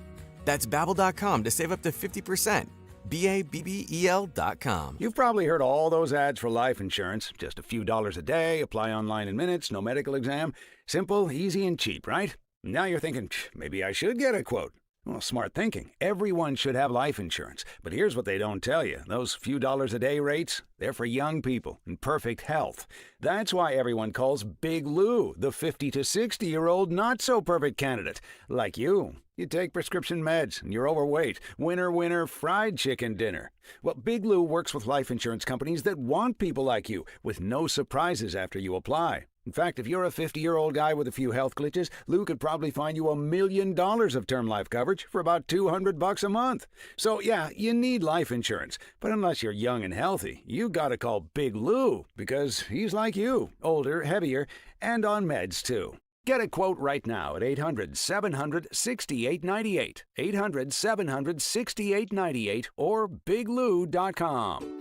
Pet parents, there are many sources to buy your pet food these days, but at Dogs and Cats Rule, we take special care in selecting our brands based on quality of ingredients, company transparency, and science-based nutrition. Coming into a Dogs and Cats Rule store with a dietary issue, we can help select the proper food. The best part of the visit is the shopping experience. That's Dogs and Cats Rule with 7 locations. For information online, visit dogsandcatsrule.pet. Dogs and Cats Rule. Shop small, shop local, shop family. There's a reason that potato chips don't come in a clear bag. There's only 8 chips in this bag. That's why. It's only about 2/3 full. The rest is air. It's a lot like opening up your 401k at retirement. You get about 2/3 of it, and the rest goes to Uncle Sam. Jim Cipriotti at the Retire Ready Financial Group can help. His tax mapping process can help forecast what your tax bill will be in the future, and that way you can build a strategy now to potentially decrease your tax bill in retirement. In other words, more for you and less for Uncle Sam.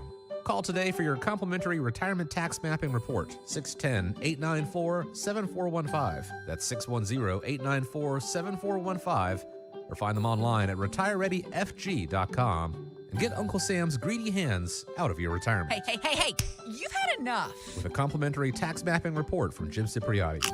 Investment advisory services offered through Retire Ready Wealth Management, a registered investment advisor. Insurance and annuities offered through James V. Cipriotti, Retire Ready Financial Group, LLC, NPN number 2083768. On Philadelphia's Talk Radio 1210 WPHT, WPHT HD, WOGL HD3, Philadelphia. From the Piazza Auto Group Studios, experience the power of one with 8 brands and 25 locations.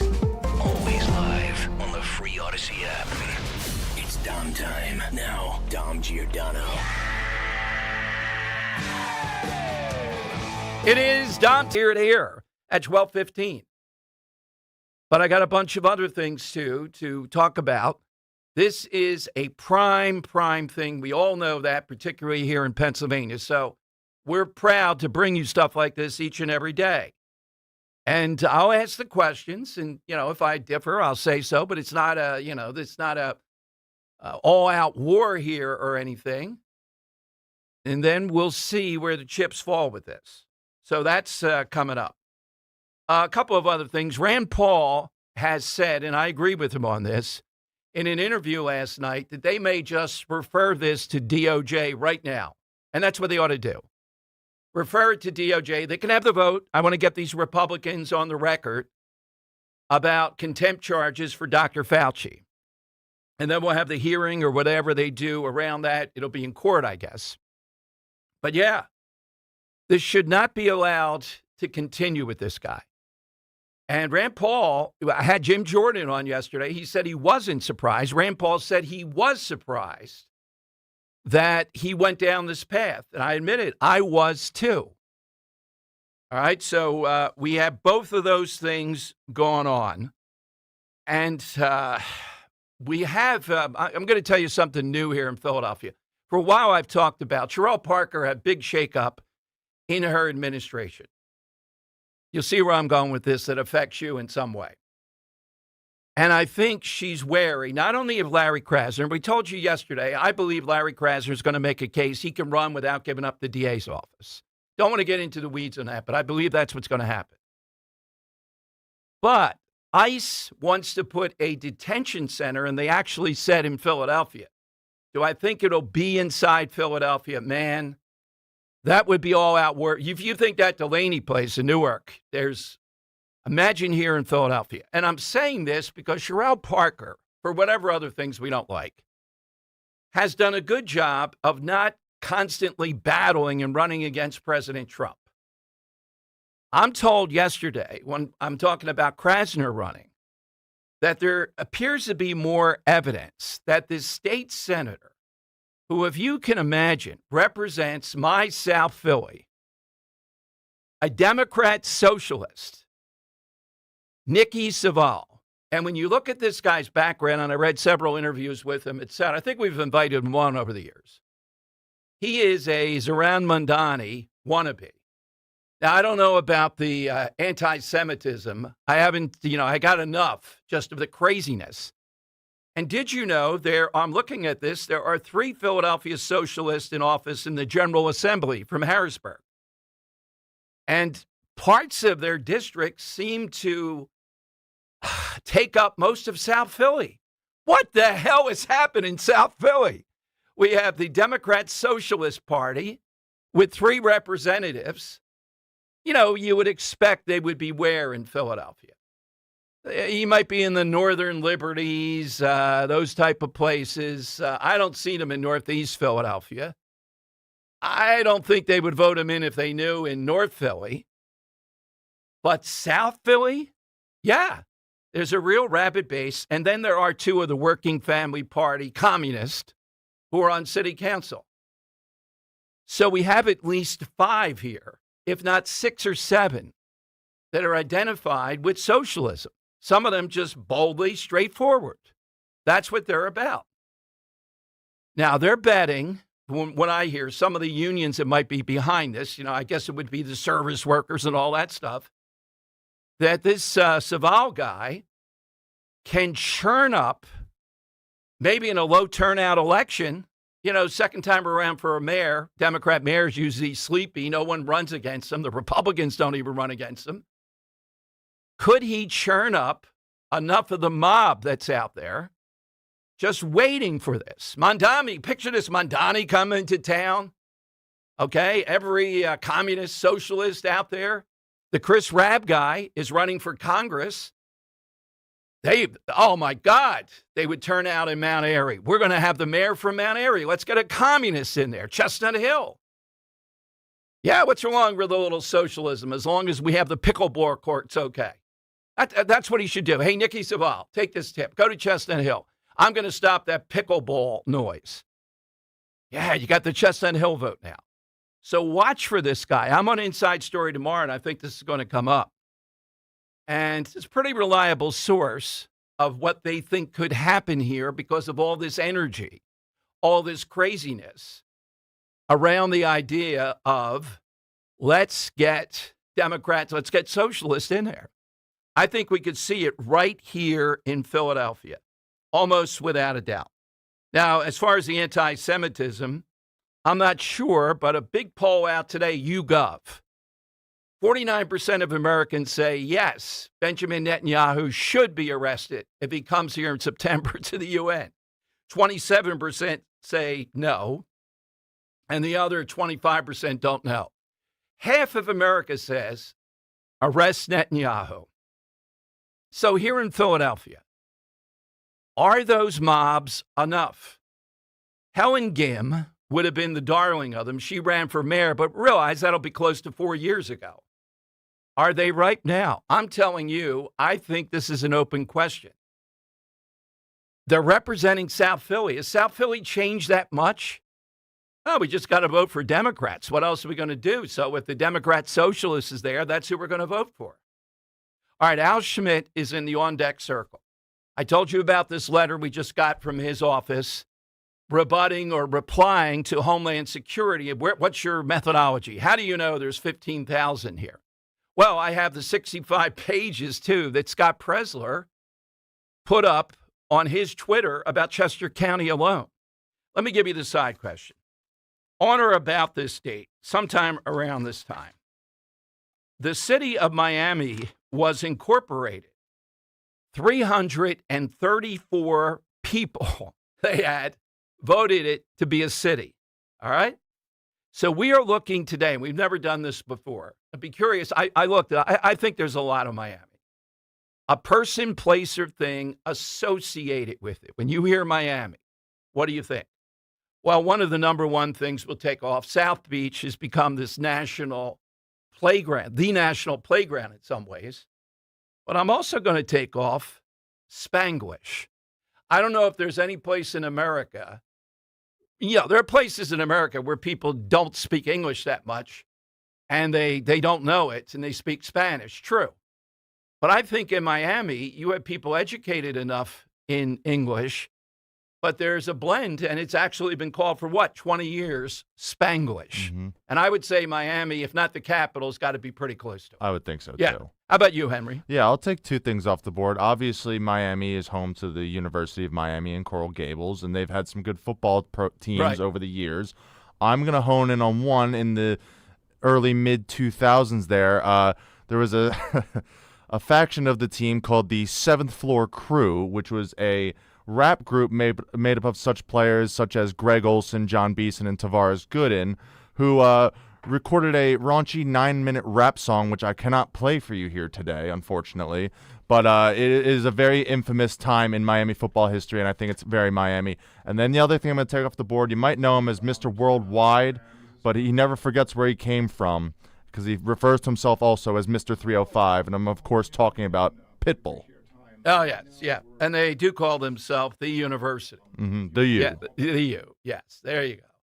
All right. So, think of a famous connection. Think of what you think of. If you've been there, maybe you can hit us with that. We'll get Kirk's coming up, but I think Al Schmidt is in the on-deck circle, youtube.com/1210 WPHT. You'll be able to see him and hear him. And again, if you missed it before, we've had him on 2 or 3 times. This is the center of the universe, Pennsylvania, as we know. And we know what happened in Jersey. I'm going to ask him about that. Does he know there are non-citizens? Can he certify that are on the not able to vote in the upcoming midterms? His response to Homeland Security is, well, where do you get this math? Given your methodology, and then I'll answer. I think they might subpoena him to answer, particularly after what happened in Jersey. How's Pennsylvania different than Jersey? 855-839-1210. That's how you get in on Talk Radio 1210. Here's a harsh fact. 40% of women and nearly 20% of men suffer from varicose or spider veins. Left untreated, these veins can cause tired, heavy legs, swelling, burning, cramping, aching, even restless-leg syndrome. In some cases, it can lead to serious health risks like blood clots. USA Vein Clinics offers minimally invasive treatments that take as little as 15 minutes, covered by most insurances. Call 267-223-7162 and schedule your appointment today. Don't wait. Call 267-223-7162 for free information today. Imagine walking, exercising, and sleeping peacefully again. Varicose and spider veins won't go away on their own. USA Vein Clinics can help. Call 267-223-7162 for fast, easy, and affordable solutions. USA Vein Clinic treatments are covered by most insurance plans. Don't put this off any longer. Call 267-223-7162. Man, I love this place. I've been surfing here since I was a kid. Now, seeing my grandson out on the water, it means everything to me. Watching him and taking in the blue waves, the sea breeze, the blurry horizon. If you have geographic atrophy, or GA, subtle changes in vision could mean it's progressing toward irreversible vision loss. Izervay is proven to slow GA progression and could help preserve your vision for longer, so you may keep seeing the world around you.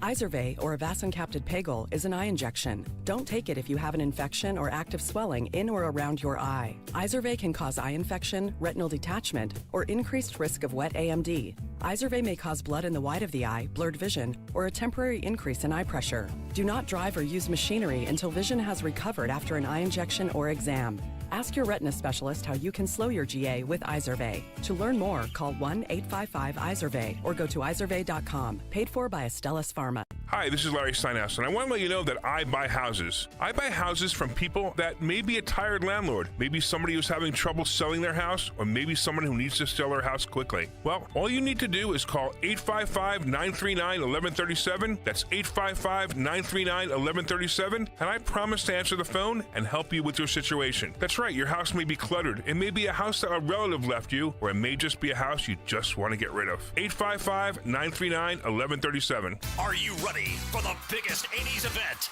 of 2026? Howard Jones presents Things Can Only Get Better Tour with additional full sets by Wang Chung, English Beat, Modern English, and hosted by Richard Blade. Friday, August 14th, Borgata Hotel, Casino, and Spa. Tickets on sale now at theborgata.com. Just when you thought it couldn't get any bigger, things can only get better. A plane has crashed into one of the towers of the World Trade Center. The events of September 11th changed our nation forever.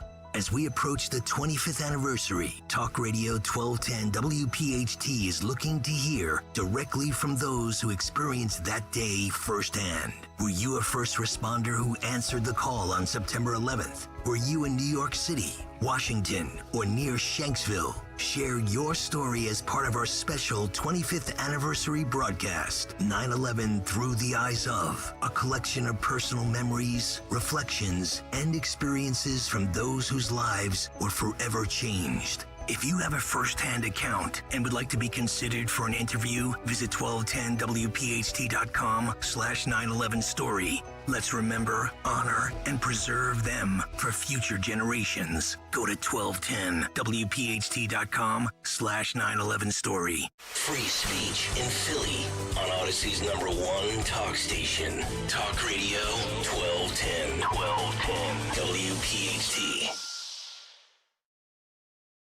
Tom Giordano Show, moments away from speaking with the Secretary of State in Pennsylvania, Al Schmidt. Election integrity, of course, we're right next door to Jersey. I told you about the exchange with Mark Wayne Moen's office and Al Schmidt and his response. Going to ask him about that in just a moment. Dr. Deborah Birx on a podcast now today says, yeah, as a matter, remember her with the scarves, the whole thing. As a matter of fact, some states, more of the red states, she says, by far, showed that we did not need to be as tight with the mitigation attempts that we were trying. And yet the blue states, she says, her words, it was an election year. They wanted to push back on Trump. They wanted to keep up with these mitigation things that were unnecessary. We knew at that point. This ought to be This ought to be all over the place. This is the core of the nonsense that happened here. This is exactly what we were afraid of and what we know. But for her to verify it, it's the same thing about the election problems. And then when Mikey Sherrill verifies it. All right. We're always happy. Big issues, big guests to welcome back to the show. The Secretary of State in Pennsylvania, who, as we know, Pennsylvania's significance, as we know, all eyes on the election process, is in a really important role. Let's bring back youtube.com/1210. You can see him and hear him. Al Schmidt. Secretary Schmidt, Al, welcome back. Thanks for joining today. Hey, sir. Thanks for having me back. Well, Al, thanks for sending this letter. Your response to Mark Wayne Mullen here, apparently they say they believe there's close to 15,000 non-citizens who may be able to vote. And have you checked on that rather than just tell him what's your methodology? So you want to go through his process. How about yours? Can you assure us there are none? We did just share that letter, and I wanted to make sure that you were the first interview that we had immediately after sending that out, because I listened to your show, and I respect your listeners, and I think they ought to know the truth about elections, because you raised some important questions that deserve answers. And one of those you just asked about the letter and the accusation that there are, quote, possibly nearly 15,000 non-citizens registered to vote in Pennsylvania. It seemed a logical place to start to ask for, as you said earlier, their methodology. And what I mean by methodology is simply, where'd you get these numbers? Where did they come from? Because you can't verify any of that without knowing how they came up with those numbers. Right now, you know what we have, Dom? A letter. We have a letter. We don't have an explanation of how they came up with the numbers. And we certainly don't have the list of who they're saying is a non-citizen. So an important and logical place to start is to ask, where did this come from? Okay. Scott Presler, Al, closer to home, put up on Twitter 65 pages of Chester County.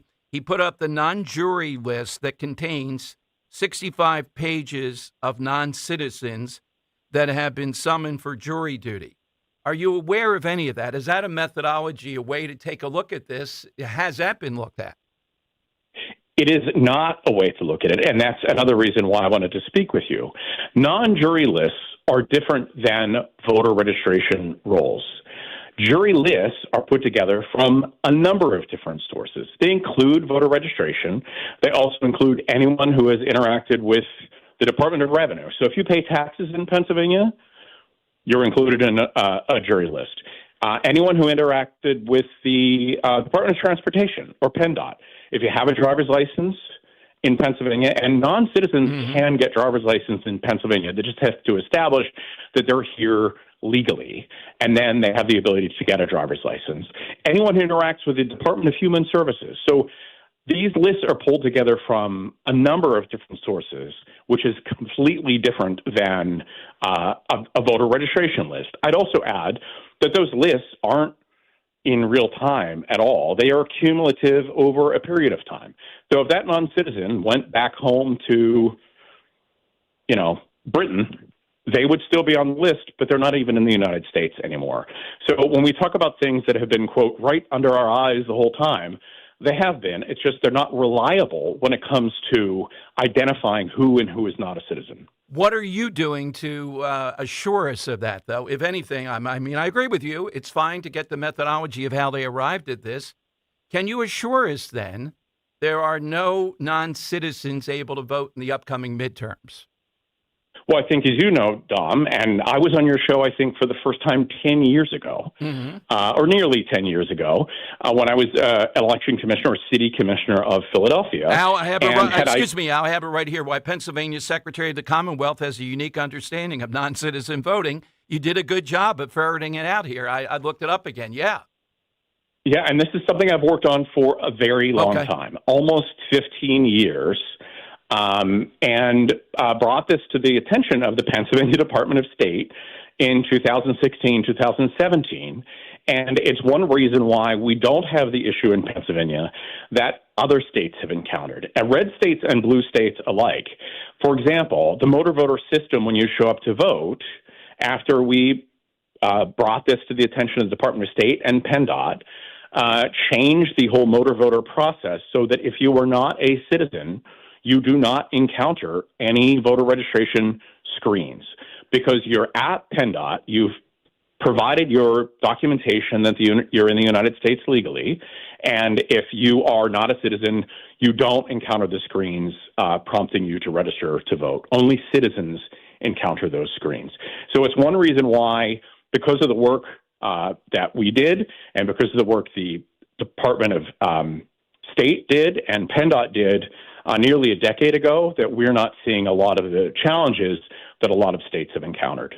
So that would mean you could assure non-citizens cannot vote in Pennsylvania.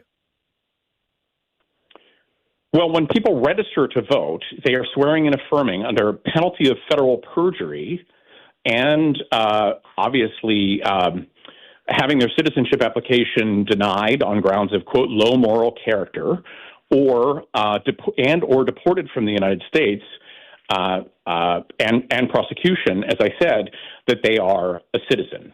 So saying that there is never a case where a non-citizen has voted or vote in Pennsylvania, that is not true. The question is, to what extent does it occur? And all evidence, certainly in Pennsylvania, has been that it occurs extremely rarely. Just like other cases of voter fraud that we've seen, when it does occur, it deserves our attention. Every credible allegation of voter fraud. I agree.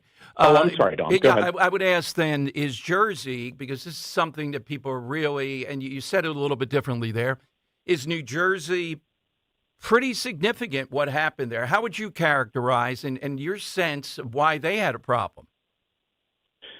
Well, I only know what I've read about the New Jersey situation, but it appears that New Jersey is confronting a systemic problem that they had at some point in the past. That is not the case in Pennsylvania. In New Jersey, when non-citizens were going through motor voter and they selected no, they're not a citizen, their voter registration was still processed during that time. In Pennsylvania, non-citizens do not even encounter the screen asking if they're a citizen or not, because they don't interact with the registration process at all. That is a big difference between what we're seeing in New Jersey and what we've seen in Pennsylvania. When we've seen it in Pennsylvania, it is entirely the result of individual clerical errors resulting in someone being registered to vote when they should not have been registered to vote. And I think that explains why our numbers are so few. Okay. Al, let's turn a little bit more toward the midterms now. What is it that you may roll out or that you're doing to publicly reassure integrity of the vote? Because, as we know, Pennsylvania is the center, I would argue, of the midterms, both the governor's race and there's 4 congressional races. So what are we going to see? What should we be aware of that might be different this time around, or that you're re-clarifying somehow or another?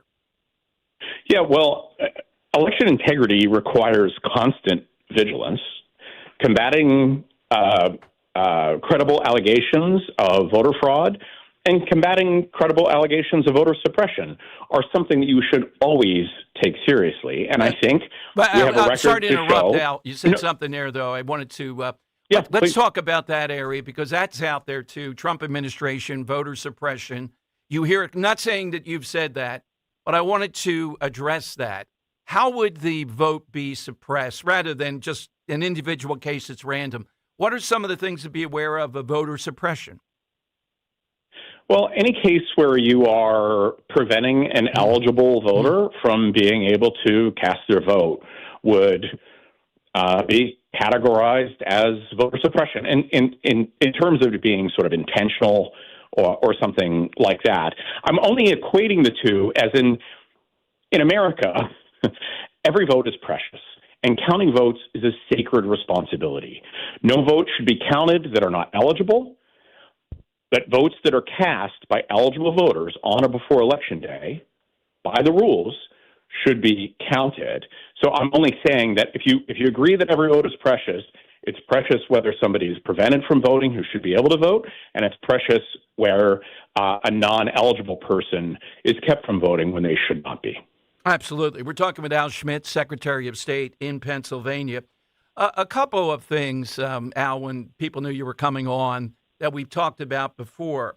What can be done so that we have more parity, particularly in Philadelphia at the polling places? Again, Republicans don't have representatives in some neighborhoods.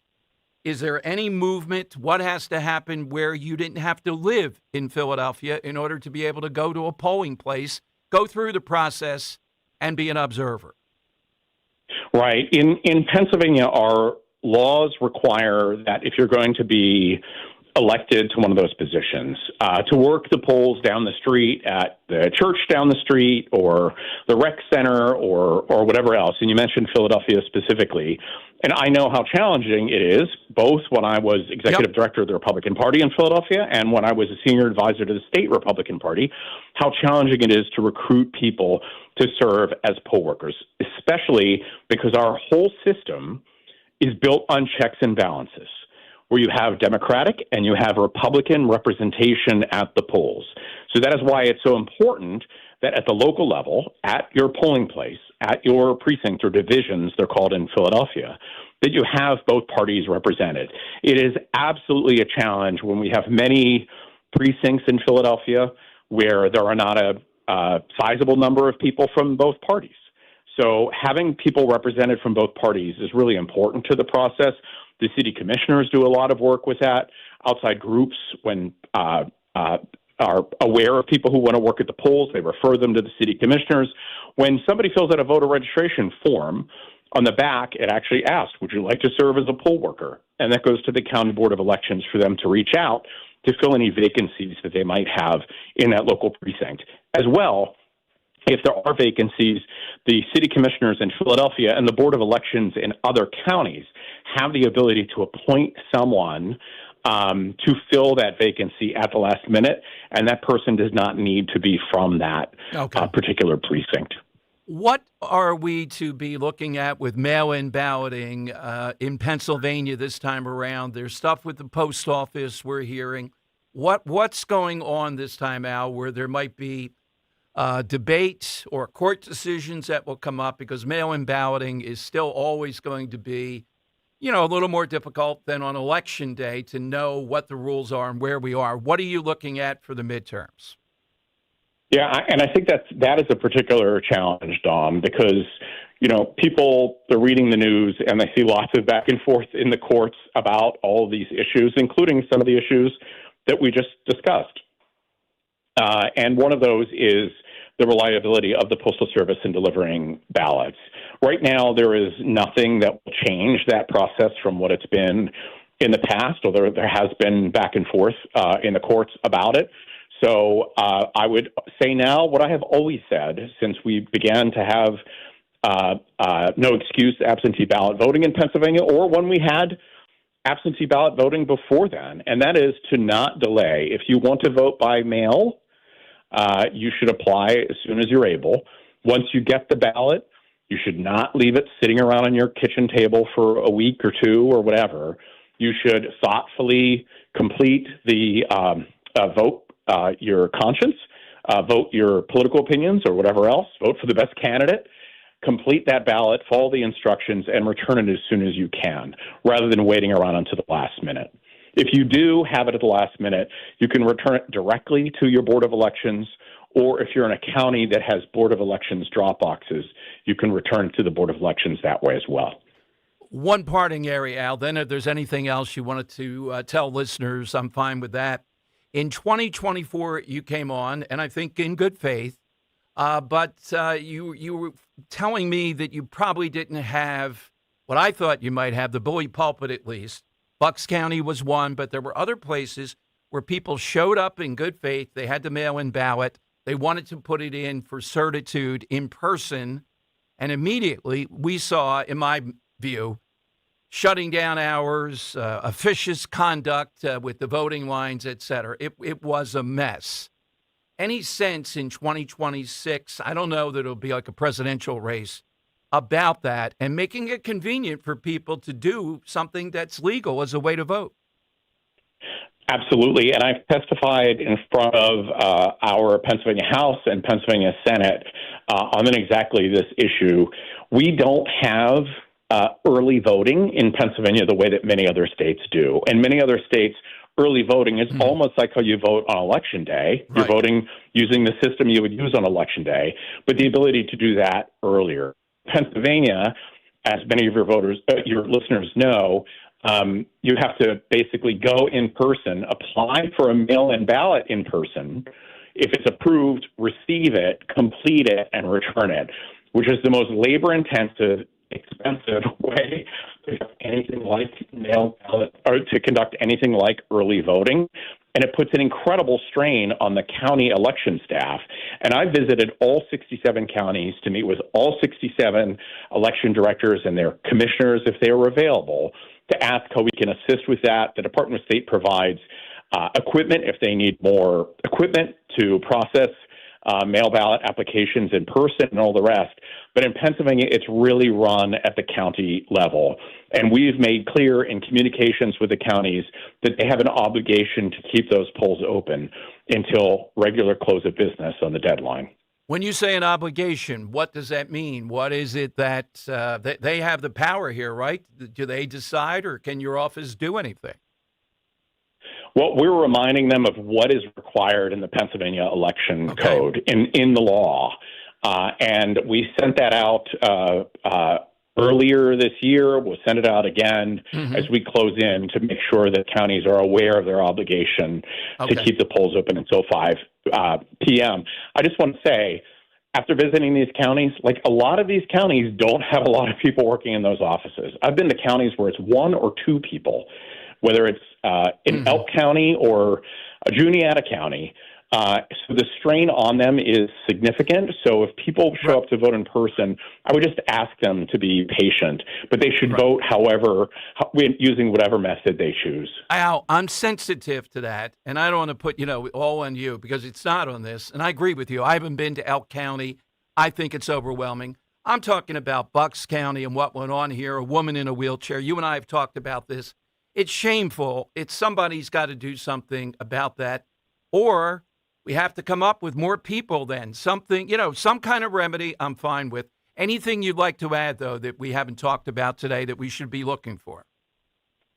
Well, while there's a funding source now that did not exist in 2020, provided by the state to help the counties pay for equipment and all sorts of other expenses, elections in Pennsylvania are really funded at the county level. So if counties are really committed to making sure that their voters can cast their vote and make their voice heard, then they make sure those offices are staffed at an adequate level. And we obviously do what we can to assist with training and all the rest, but elections in Pennsylvania are really run at the county level. And I think you know about the situation that you referenced and that I was critical of what went on there. Yes. Where do we go, Al, for information? What's the best site?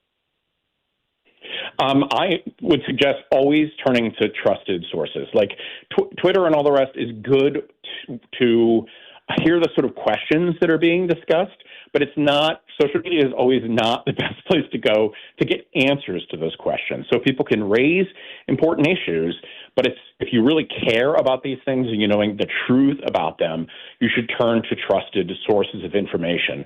First and foremost, your local county election office. They're the people closest to home that serve in that capacity. The Department of State website, we have a fact check page. So whenever we see things kind of percolating out there that are getting some traction, that are based on false assumptions or rely on things that aren't true, We don't fight with them back and forth all day on social media. We share things on our fact check page so that people have access to the truth about elections. Al, thank you very much. To be continued whenever you have time. Of course, anytime, Don. Have a good day. Thank you. There's the Secretary of State, Al Schmidt. Your reaction, 855-839-1210. So his comparison to New Jersey, what he says he put in place. We'll talk to Scott Presler about what he's taken out of these jury lists who can't be on juries, non-citizens.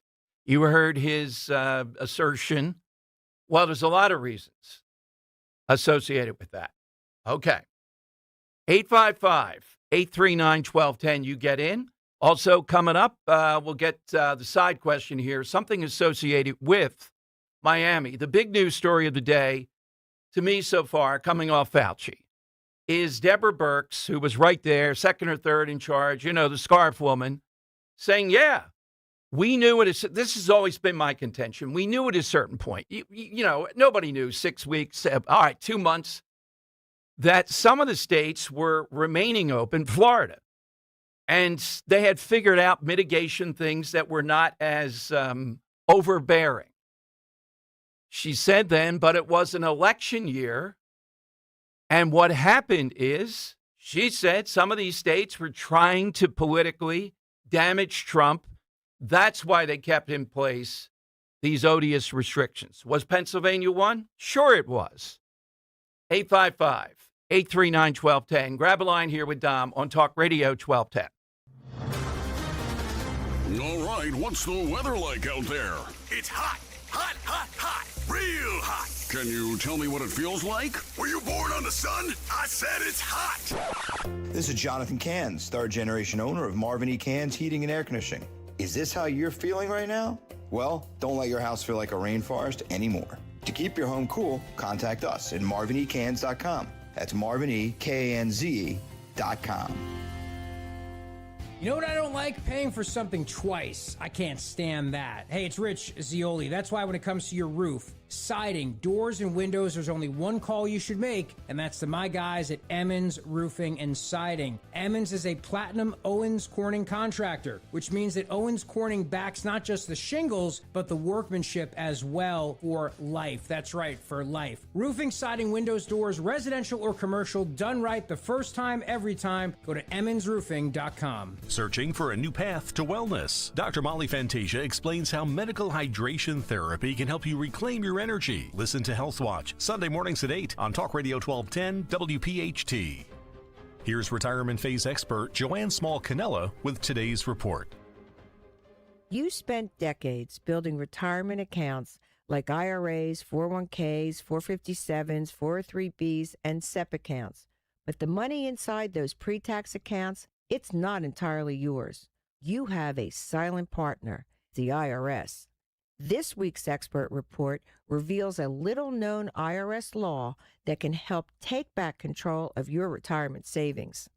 So how is the IRS a silent partner in your retirement accounts? Retirement accounts generally fall into one of two categories. If you opened a traditional retirement account, the money that you contribute from your paycheck is pre-tax. If you choose a Roth account, you pay the taxes due as you make each contribution. So for Americans who have their nest egg in traditional pre-tax retirement accounts, beginning at age 73, the IRS requires annual withdrawals, known as required minimum distributions, or RMDs. This means that when you reach your distribution age, withdrawals are mandatory each year and taxed as ordinary income. Those annual withdrawals could not only increase your tax bill, but can raise taxes on Social Security and increase your Medicare premiums. You should consider a Roth conversion, which moves money from a pre-tax retirement account into a Roth IRA. Taxes are paid during the conversion. Future growth inside the Roth IRA becomes tax-free, and future RMDs disappear. Now, converting an entire pre-tax retirement account all at once can create a very large tax bill in a single year. That's why many retirees utilize a multi-year Roth conversion method.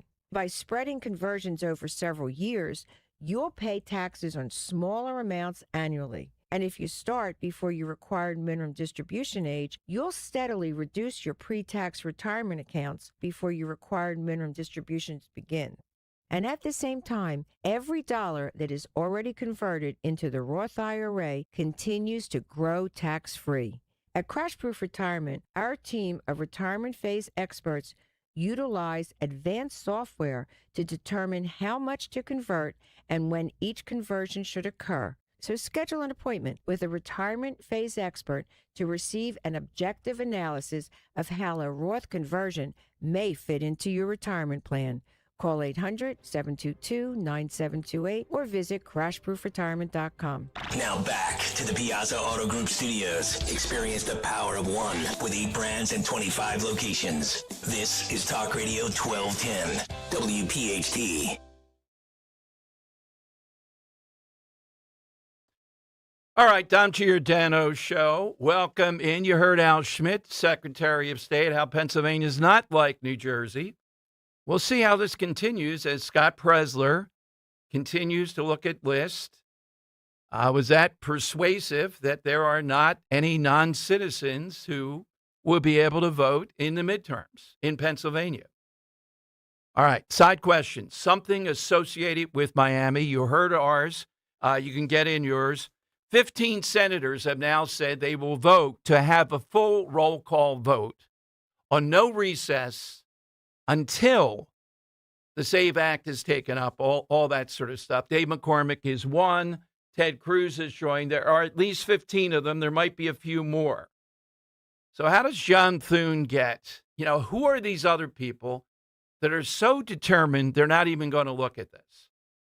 All right, well, we'll see when the roll call vote comes up and where this goes. And will people on the Rand Paul committee, I think they will, refer Dr. Fauci for contempt charges when they have the vote, I guess, on Tuesday. Susan is in Chester Springs. She's on Talk Radio 1210. Hey, Susan, welcome in. Hey, hi, Don. How are you? Good. I just had a couple of things. I was listening to Al Schmidt. First of all, his voice sounded like at any minute if he had been questioned, he was in defiance. And as far as the absentee ballots, that's not true what he said. You can go online if you're a registered voter and you have a legitimate driver's license and apply for your absentee ballot. I did it years ago. You can still do it today. So, he's making it seem like, it's so difficult to do. It's almost like he's discouraging people. Well, so anyway, yeah, I hear you. Look, this is to be continued. Presler, I think, is on to something here. And I would have rather he said, an answer to Mark Wayne Mullen, we've looked at this. Here are our procedures. Why does he need the methodology? Can he reassure there are not 15,000 people who can vote here? Because he doesn't want to find out. And he's been in there too long. I don't know what his agenda is, but it isn't to get rid of illegal voters, as far as I can see. So thank you, Don. I love your show. Thank you, Susan. Thanks very much. All right, get in on the side question, too. Something associated with Miami is what we are looking for. All right, as I said here, too, with this whole contention, might have Linda Kearns on tomorrow to continue. Look, the Homeland Security is not going to back away. I think they may do what they did in Jersey. And then we're going to see whether this is like Jersey or not. I do think there are some differences. Jersey is even the most corrupt possible, and Mikey Sherrill is still under fire with it.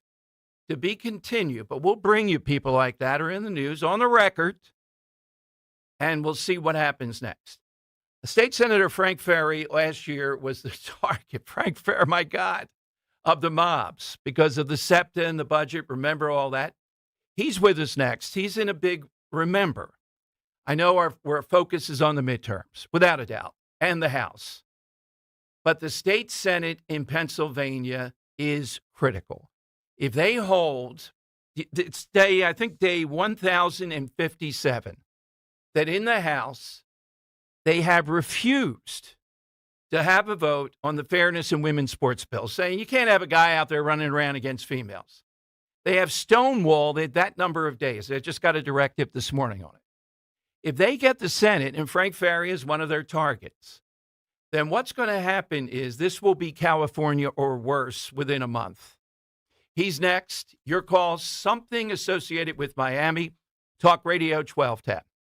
Attention. Have you racked up $10,000 or more in credit card debt? Are you barely getting by making minimum payments? With credit card debt reaching all-time highs, National Debt Relief is notifying consumers about significant debt relief options currently being made available to help those with overwhelming credit card debt. These options may reduce a large portion of credit card debt for those who qualify. You don't need to declare bankruptcy or take out a consolidation loan, and you may only have to pay back a fraction of what you owe, even if you have bad credit. National Debt Relief has already reduced the credit card debt for more than 550,000 consumers, so don't wait. If you owe $10,000, $20,000, or even $100,000 in credit card debt, you can now take advantage of this financial debt relief as the cost of living continues to skyrocket. To check what debt reduction you may qualify for, call 800-358-6868. That's 800-358-6868. Again, 800-358-6868. When you go on vacation, does it make sense to have someone else pack for you? Of course not. The same can be said for your retirement. Your 401k could be packed with things you don't know about or even need. If you're close to retirement but don't have a plan customized to your goals, that's kind of like taking a 30-year vacation with no idea what's in your suitcase. Seems like a stressful way to start what should be a relaxing time. Jim Cipriotti and the Retire Ready Financial Group can help you unpack your savings and build a plan to help reduce future taxes, along with a clearly defined income strategy. Call Jim at 610-894-7415 for your complimentary retirement game plan, or visit retirereadyfg.com. That's 610-894-7415. Investment advisory services offered through Retire Ready Wealth Management, a registered investment advisor. Insurance and annuities offered through James V. Cipriotti, Retire Ready Financial Group, LLC, NPN number 2083768. Today's gold price is brought to you by Edelman's Coins, Philadelphia's local bullion dealer, celebrating its 100th anniversary. A fourth-generation company. Visit edelmanscoins.com to learn more. Today's gold market price is $4,067.69. Now you can listen to Talk Radio 1210 WPHT on the iHeartRadio app. Dom Giordano show, as I said a moment ago, State Senator Frank Ferry somehow or another gets the juices going on the other side. And his district is critical in the upcoming election. But in addition to that, he's been on top of the second-degree murder. I think it was 1,156 cases where if they get their way in the House, they may want to release all those murderers. Frank Ferry joins us on Talk Radio 1210. Hey, Frank, good afternoon. Hey. Thanks for joining today. Good afternoon. Thanks for having me, Dom. Well, we've seen a lot, but where are we now? We're in purgatory, I guess, where Democrats refuse to meet their obligation in the House to come up with a bill that's constitutional along with the Senate. You guys have done your work. Where are we now? How long is the extension? What's going on? The deadline was missed last week. So the district attorney from Allegheny County filed a stay with the Supreme Court. There's been no action on that. The abolitionist group that wants to release these folks also filed contesting his proposed extension. But, you know, a 30-second recap on it to make sure your listeners understand what's going on. Earlier this year, the Supreme Court found second-degree murder, which is felony murder, you know, during the commission of a kidnapping, robbery, arson, rape, to the penalty of life without parole to be unconstitutional in the Lee case. They gave us, the legislature, 120 days to act. We passed legislation in the Senate with some bipartisan support, by the way, in June. On day 119, we passed two bills out of Senate, by the way, but on day 119 last week, right, last Friday was day 120. On day 119 of that deadline, the House showed back up for work and literally took a bill we had sent over to them, bastardized it by taking out the minimum sentences, really reduced the impact the victims can have on this process, and added an infirmatory release program separate and distinct from second-degree murder, which basically, if somebody in the medical field thinks an inmate should be released and they write the proper documentation, that inmate could get released before completing their sentence. So they put one of their policy initiatives, which is a terrible policy initiative, maybe okay in the right context, but they took that initiative and added it into second-degree murder. So the 1,100 plus convicted murderers, right, whether they're convicted by a jury, a judge, or pled guilty, now those 1,100 plus can file for relief. It's going to be done county by county with the district attorneys weighing in, and you know what we're going to get out of Philadelphia. 545 of them are from Philadelphia. Yeah, 545. Yeah. Yep, wow. Out of Philadelphia. And, you know, we had a press conference outside of my office with Martina White, Joe Picozzi, Tracy Pennycook, some of the Bucks County reps, and brought attention to it last Monday. They had not even been called back into session at that point. Danny DeGennaro, who was murdered here in Bucks County, a decade plus ago, his sister and his daughter stood next to us. And Rep. Hogan read the victim impact statement from his sister. I read a statement that the daughter put together. And, you know, these people thought that the murder of their dad and brother were going to spend the rest of their lives in jail, and they weren't going to have to go through the parole process. And now that's all been thrown into flux.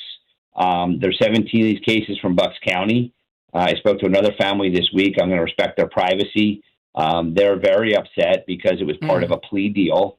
And for these families, if they know, if the DA comes to them and says, hey, that person's willing to plead to second degree and it's life without parole and they murdered your loved one, they're willing to admit to it, they're going to go to jail for the rest of their lives, and the family agrees to that plea deal, right, which I'm sure many of these 1,100. Franco, let me interject this. I've been involved with some of that stuff with a couple of people, and I always tell them, don't agree to it. I don't trust any of that because some Krasner, some Democrat somewhere is going to be in power at some point in time, and you know what's going to happen. Don't agree to it. Yeah, well, when this family agreed to it, there were actually prosecutors that prosecuted, right? And I'm not trying to reflect on all of them. I'm only reflecting on some of them. But the Attorney General has been heavily involved. He opposed what the House did last week. He called for them to take action. The District Attorneys Association, the State Troopers Association, the FOP, the Pennsylvania State Police, Chiefs of Police, right? All of those folks stand with what we did and also stood against what the House did. And I think the House's goal was just not to meet the deadline, right? If you listen to their floor speeches last week, they all talked about the criminals. The Republicans talked about the victims' families, right? Exactly. And it is an absurd thing.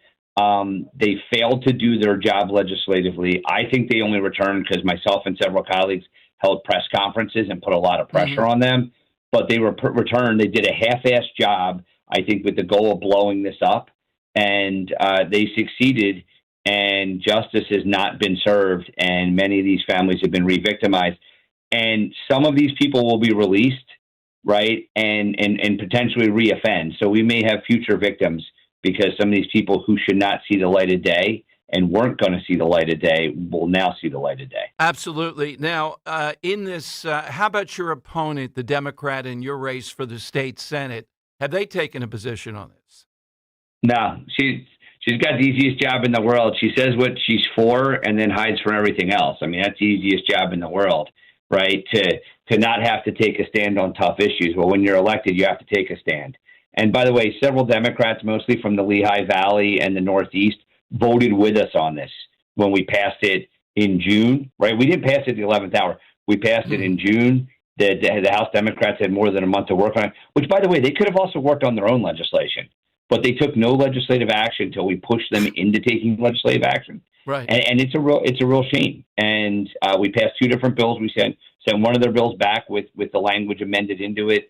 And Lisa Baker, Senator Baker's bill, was the original bill we sent over, had the support of the prosecutors and law enforcement. It was vetted. It was thoughtful. Look, I don't want to see what happened. But, the reality is these people failed to do their job. And most of the public doesn't know this. And I was reading the Inquirer, and there was a story in the Inquirer the other day, and it was about one of these folks that may be eligible to be released now and how he's been put in flux. But how about the family of the person he murdered? Poor baby, right. Yeah. My goodness. How about the family of the person he murdered? Hey, They're Frank, never going to have their loved one for any holidays again, Yeah. any special moments. Exactly. Now, you're on the front lines of this. Give listeners a sense.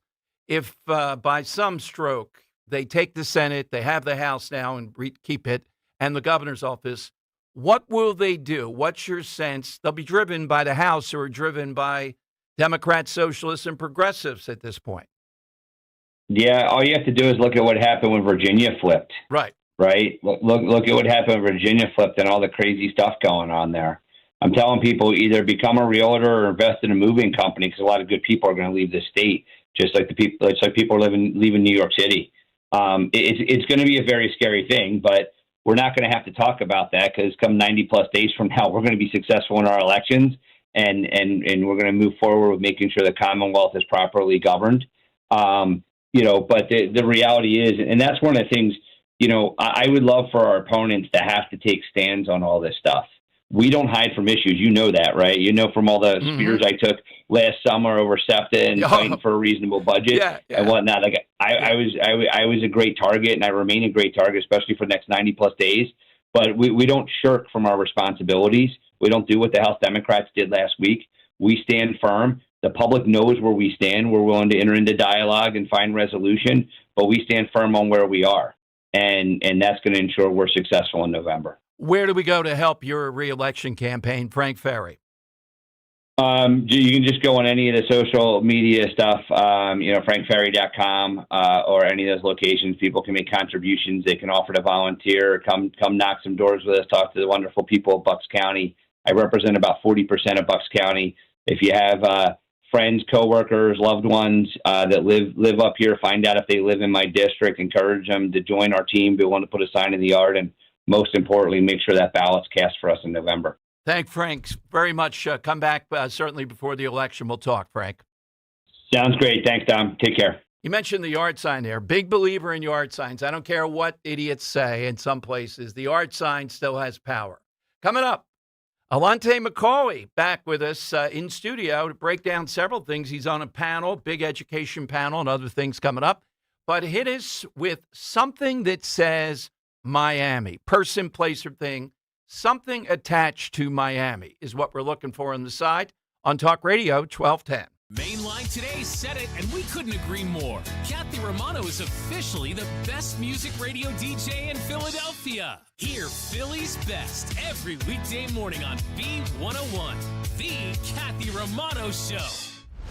At Bradford White, we know trust is everything. That's why for over 140 years, our water heaters have been made right here in the U.S., using the finest materials and components from around the world. We also believe trust is earned, and that's why our water heaters are for professional installation only, making sure you always have reliable hot water when you need it. Because comfort isn't optional, it's daily life. Call your local plumbing professional today and ask for Bradford White, built to be the best. D&K Appliances is a family-owned and operated business for 3 generations located in Newtown Square and Flowertown. D&K Appliances offers one-stop shopping, providing delivery, installation, and service of top brands like GE, Thermador, Wolf, Bosch, Speed Queen, KitchenAid, and Whirlpool for your kitchen or laundry. D&K Appliance sales associates are industry experts, supporting customers every step of the way. Visit D&K Appliances, the dependable difference. Newtown Square and Flowertown showrooms, or visit DKappliances.com. Here's a harsh fact. 40% of women and nearly 20% of men suffer from varicose or spider veins. Left untreated, these veins can cause tired, heavy legs, swelling, burning, cramping, aching, even restless leg syndrome. In some cases, it can lead to serious health risks, like blood clots. USA Vein Clinics offers minimally invasive treatments that take as little as 15 minutes, covered by most insurances. Call 267-223-7162 and schedule your appointment today. Don't wait. Call 267-223-7162 for free information today.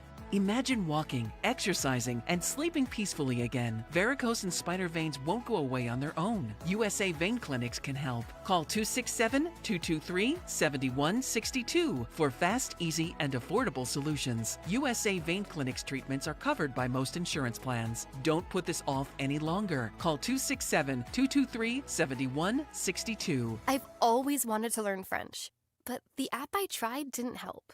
If you want to memorize words in another language, there's an app for that. But if you want to really learn another language, there's Babbel. Babbel was designed by over 200 language learning experts to be the most effective way to learn another language. With other language learning apps, I was just playing games. I wasn't really learning. Babbel's different. Every time I open the app, I can choose to work on my writing, speaking, or listening. And it saves my mistakes for me to review, so I'm constantly improving. Babbel feels like it was created intentionally by people who really know what you need to learn another language. Before Babbel, I thought I just wasn't good with languages. But now I'm speaking French. Tout ça, c'est grâce à Babbel. Want to really learn another language? Save up to 50% on your Babbel subscription when you sign up at Babbel.com. That's Babbel.com to save up to 50%. Babbel.com. You know the feeling. That rush when you reach that goal? Make somebody brag a little back home? That's success.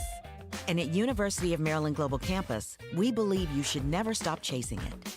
That's why UMGC offers an accredited skills-based education that helps move your career forward. We'll teach you how to apply emerging technologies like AI and data science, plus build your skills in leadership, communication, and critical thinking. Explore more than 100 degrees and certificates in business, cybersecurity, healthcare, and more. With affordable and online programs, you can unlock new opportunities to help you succeed again. At UMGC, success is yours for the taking and the making, and nothing should keep you from it, especially not an application fee. Apply now and we'll waive your application fee. Classes start August 12th. Learn more at umgc.edu. That's umgc.edu. Certified to operate in Virginia by Chev. On Philadelphia's Talk Radio 1210 WPHT, WPHT HD, WOGL HD3, Philadelphia. From the Piazza Auto Group Studios, experience the power of one with 8 brands and 25 locations. Always live on the free Odyssey app. It's Dom time. Now, Dom Giordano. Well, it is Dom time. City Council, thank God, is not back in session in Philadelphia to September 16th. But we still have in studio at his regular perch, Alante McCauley with us. And Alante, you do a great job. I love what you do on Twitter, announcing when you're going to be on with me. And you just told me, I had a whole list of questions, but we got to start with this one. Somebody who takes the heat that you do, I'm John Alante McCauley, and you have sinned. Each week at City Council. Right. A lot of hate toward Dom Giordano when you announce you're going to be on the show. What's the source of it? Who is it? Is it our buddy in the Northeast or what?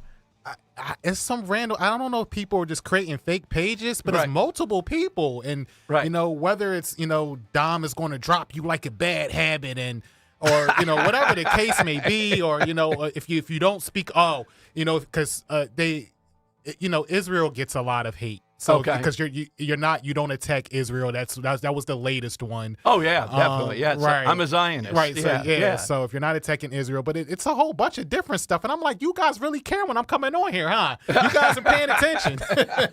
That's all. That's all good. So, Alante, we talked today. Sherelle Parker.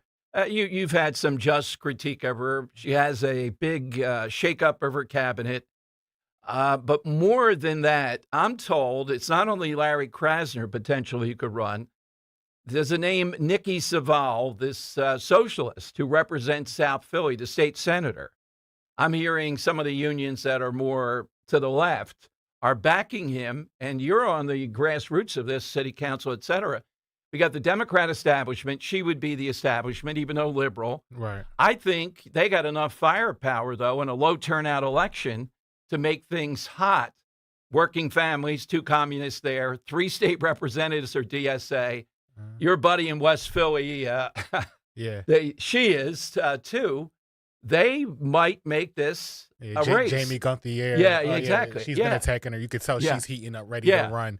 So I think the socialists, the Democrat socialists, the communists, whatever you want to label them, they have a great shot at. You just seen Chris Rabb win his election in the primary, and so with voter fraud, with low turnout because because even their side can't get their people to turn out, with the problem of free everything, the Madamni blueprint.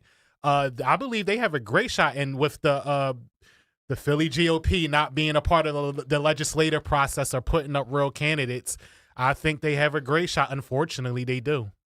Yeah, we don't have any word yet. I guess they'll probably have a raffle over there with Vince Finnerty, and somebody will be. They could put you up for mayor. God knows, it could be anybody. Yeah. So, not exactly on something in a critical year. What have you been doing since we last talked? A lot of messaging. So we do town halls. And like today I spoke about, I just did a video that's not posted yet, but I'm speaking about SEPTA because they're starting their campaigning, City Council Mayor Sherrell Parker, Kenyatta Johnson, for more money for SEPTA. And so like I'm attacking, I guess, the ideology of, this whole entire program and service. And, so I do want to, we spoke about this before we went live about them, trying to make improvements, whether it be through safety, whether they're trying to cut the fare evasions down. And I do want to acknowledge that they are trying to put up the long, tall glass windows so you can't necessarily, you can't get through there. Or they're trying to put something around the turnstiles, blockers of that nature. And they're operating at a structural deficit. They're losing about $30 million a year because of fare evasion. Governor Josh Shapiro gave them $220 million in November of 2025. He also gave them $394 million a couple of months before that in September. And so that was just so they could pay their bills. And so they're talking about we need long-term funding, something for long-term funding, because even their next year, their $2.7 billion is what they got approved for their operating budget. Clearly, they don't have the money. They're not making enough money for their fares. They're not even back to pre-pandemic ridership levels. So how will you do this long term? So they say we need more funding. They don't literally tell you we have to raise your taxes, sales taxes. They had to take money away from the highway that was supposed to go to the highways to give the SEPTA. And so, they created this. I looked this up in 1963. This is not a constitutional obligation, whether in the state or the United States Constitution, but they're trying to say that depend on government to get around. Depend on us to get around. We're going to make it harder for you to drive down Broad Street. We're going to give you 25 miles per hour speed. We're going to put speed cameras everywhere in the name of safety. Now, granted, on Roosevelt Boulevard, it was needed. But throughout the whole entire city, where you have potholes everywhere, and it's about security, controlling how fast you can go, where you can go. This is what all the speed cushions and all the speed limits are for. The number of speed cushions. It's ridiculous. You're a guy with resource. Just where I am over in Germantown, Mount Airy, on the way to work, I go through 11, I believe, in that area, and 3 were added just the other day on a route that I avoid. Yeah. It seems as if you have any kind of clout at all, you can get a speed cushion put in Philadelphia. Yes. Yeah.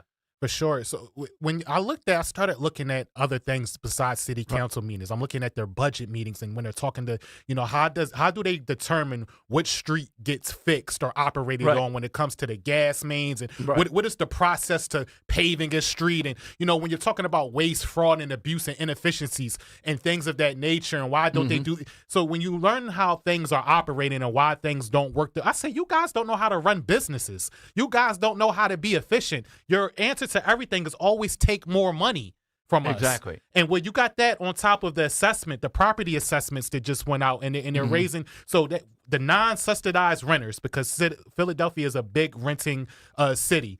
And you're talking about the sales tax, the city wage tax, the property tax. We have one of the most regressive tax systems for the non-subsidized renter in the entire country. And when you put that burden on top of everything, and then the schools closing, and all of the other budget negotiation problems that you have, and you're going back to SEPTA for more money for SEPTA, this is insanity. And so I'm attacking the whole, their whole entire ideology. So when you ask me what I've been up to, is we're creating flyers to simplify things, to educate people, and things of that nature. Well, also youtube.com/1210, a little photo of Volante here with Kathy Barnett. Yeah. Our buddy Hello, Miss Corey Barnett, DeAngelis. Yeah, you're going to be at this big event talking about the Mississippi Miracle. Can it happen here in Philadelphia, in Germantown? Mm-hmm. Look, Mississippi, it is a miracle because they're doing phonics. They're going by the book. Right. I don't want to rain on this. I don't know about you. I don't see a Mississippi Miracle happening here in Philadelphia. I just see a fraudulent enterprise that continues. It's one big to go scam. forward. It's one big money laundering scheme. And I asked Mrs. Kathy Barnett, I asked her when I was on her station recently when we did an interview, I asked her, I said, was that a Republican legislator that gave them permission to do that? Because that matters. Yes. You know, when you have liberals here, you know, in charge of the laws, they're not interested in that. Everything, when we talk about indoctrination, everything is victim mentality, 72 genders, climate change, and things of that nature. They are saying algebra is racist. They're lowering the standards that you need in order to get an A, a B, or a C. And that is what they are pushing. These kids are at 33% reading proficiency levels. Do you speak in schools? Has anybody invited you to speak in school? I'd love to be for an assembly at Germantown High School around the corner and see Alante Macaulay there. They might be dumbfounded, like an hour. If they were still open, but they're closed down. Exactly.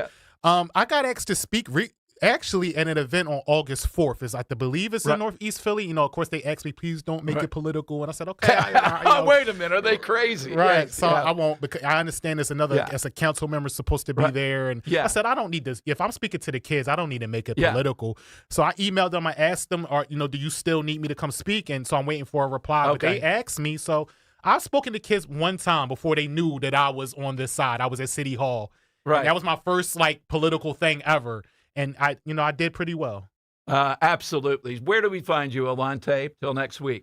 Alante Macaulay, ALLANTEMCAULEY, and that's across all platforms. Appearing anywhere during the next week or so? Nothing special. Nothing special right now. It's just a lot of we're focusing on the infrastructure of Flip Philly Red, and we're just trying to grow our organization so we can grow the conservative base in Philadelphia. Much needed. Well, Alante, thank you very much. We'll catch up again next week. 855-839-1210. That's how you get in on Talk Radio 1210. I'm fixing to tell you something that the insurance industry does not want you to ever hear. Bullies often delay and deny. I see them sitting on premiums paid and making money and dragging it out for as long as they can. Many times, we're forced to take them to court. I'm John Morgan of Morgan & Morgan. Their high-paid lobbyists are on a mission to make sure that at trial, jurors are not allowed to learn that the at-fault party has insurance, and in some cases, lots of it. I can think of no case in all my years where there was no insurance for the at-fault party. So let's fight back. It's all these bullies understand. Tell everybody you know the truth. If you've been injured in a car crash or hurt at a store or business, visit forthepeople.com. We're here 24/7. It's that easy. Morgan & Morgan, forthepeople.com. Injured? Dial pound law. Morgan & Morgan, 2005 Market Street, Philadelphia, Pennsylvania. Pennsylvania lawyer will handle Pennsylvania cases. Prior results do not guarantee a similar outcome. Celebrate the legendary voice of the birds, Merrill Reese, at Merrill Live. An unforgettable evening of stories, memories, and behind-the-scenes moments with Merrill Reese and special appearances from some of your favorite players and more. Merrill Live at the Scottish Rite Auditorium, Tuesday, September 15th. Get your tickets now at 94WIP.com. Presented by PNC Bank. Brilliantly boring since 1865. And Impriano Roofing and Siding. The best homes have an Impriano roof. The success you've had in life matters. The late nights, the extra shifts, the moments you've stood up and said, I've got this. At University of Maryland Global Campus, we value your achievements because we're a school for real life. With UMGC, you can earn up to 90 credits toward a bachelor's for prior learning and relevant life and work experience, or transfer up to 12 credits toward a master's. We offer scholarships, affordable tuition, and online and hybrid classes, all with the support you need from your first day to graduation day and beyond. As an accredited state university, we've been transforming lives for over 75 years. Choose from more than 100 undergraduate and graduate degrees and certificates, and get ready to succeed again. At UMGC, success is yours for the taking and the making, and nothing should keep you from it, especially not an application fee. Apply now and we'll waive your application fee. Classes start August 12th. Learn more at umgc.edu. That's umgc.edu. Certified to operate in Virginia by Chev. Finding great candidates to hire can be like, well, trying to find a needle in a haystack. Sure, you can post your job to some job board, but then all you can do is hope the right person comes along. Which is why you should try ZipRecruiter for free at ziprecruiter.com/free. ZipRecruiter doesn't depend on candidates finding you. It finds them for you. Its powerful technology identifies people with the right experience and actively invites them to apply to your job. You get qualified candidates fast. So while other companies might deliver a lot of hay, ZipRecruiter finds you what you're looking for. The needle in the haystack. See why 4 out of 5 employers who post a job on ZipRecruiter get a quality candidate within the first day. ZipRecruiter, the smartest way to hire. And right now, you can try ZipRecruiter for free. That's right, free at ZipRecruiter.com/free. That's ZipRecruiter.com/free. ZipRecruiter.com/free. ZipRecruiter. Hi, I'm a designer with Bucks County Estate Traders. Is there anything I can help you with today? Well, not really. I found a couple pieces I love, but I just don't know if they'll fit where I need them to, or if my partner will like them. Oh, no worries. Did you scan the QR code? See right there. Just scan and you'll have everything you need on your phone. Pictures, dimensions, you name it. Get out. That's amazing. Bucks County Estate Traders in Hatfield. Come shop thousands of amazing furniture, decor, and art finds with QR codes on every piece. BucksCountyEstateTraders.com for more. Be sure to follow Talk Radio 1210 WPHT on the free Odyssey app. Download it now. All right, a couple of sports stories that swerve into what we do, Dom Giordano Show. Well, one's just fun. The Eagles defensive coordinator will play you his connection to the Fauci testimony in a moment. But first, I wanted to set up, here we go again with the WNBA. The toxic nature of the women that run this and the owners. So you have 2 teenage girls show up at a game, Seattle, and one of the owners, I'm not sure how high up or whatever, what percentage, goes after them after some talk they say about Jesus. Do you believe in Jesus? Because of the trans thing.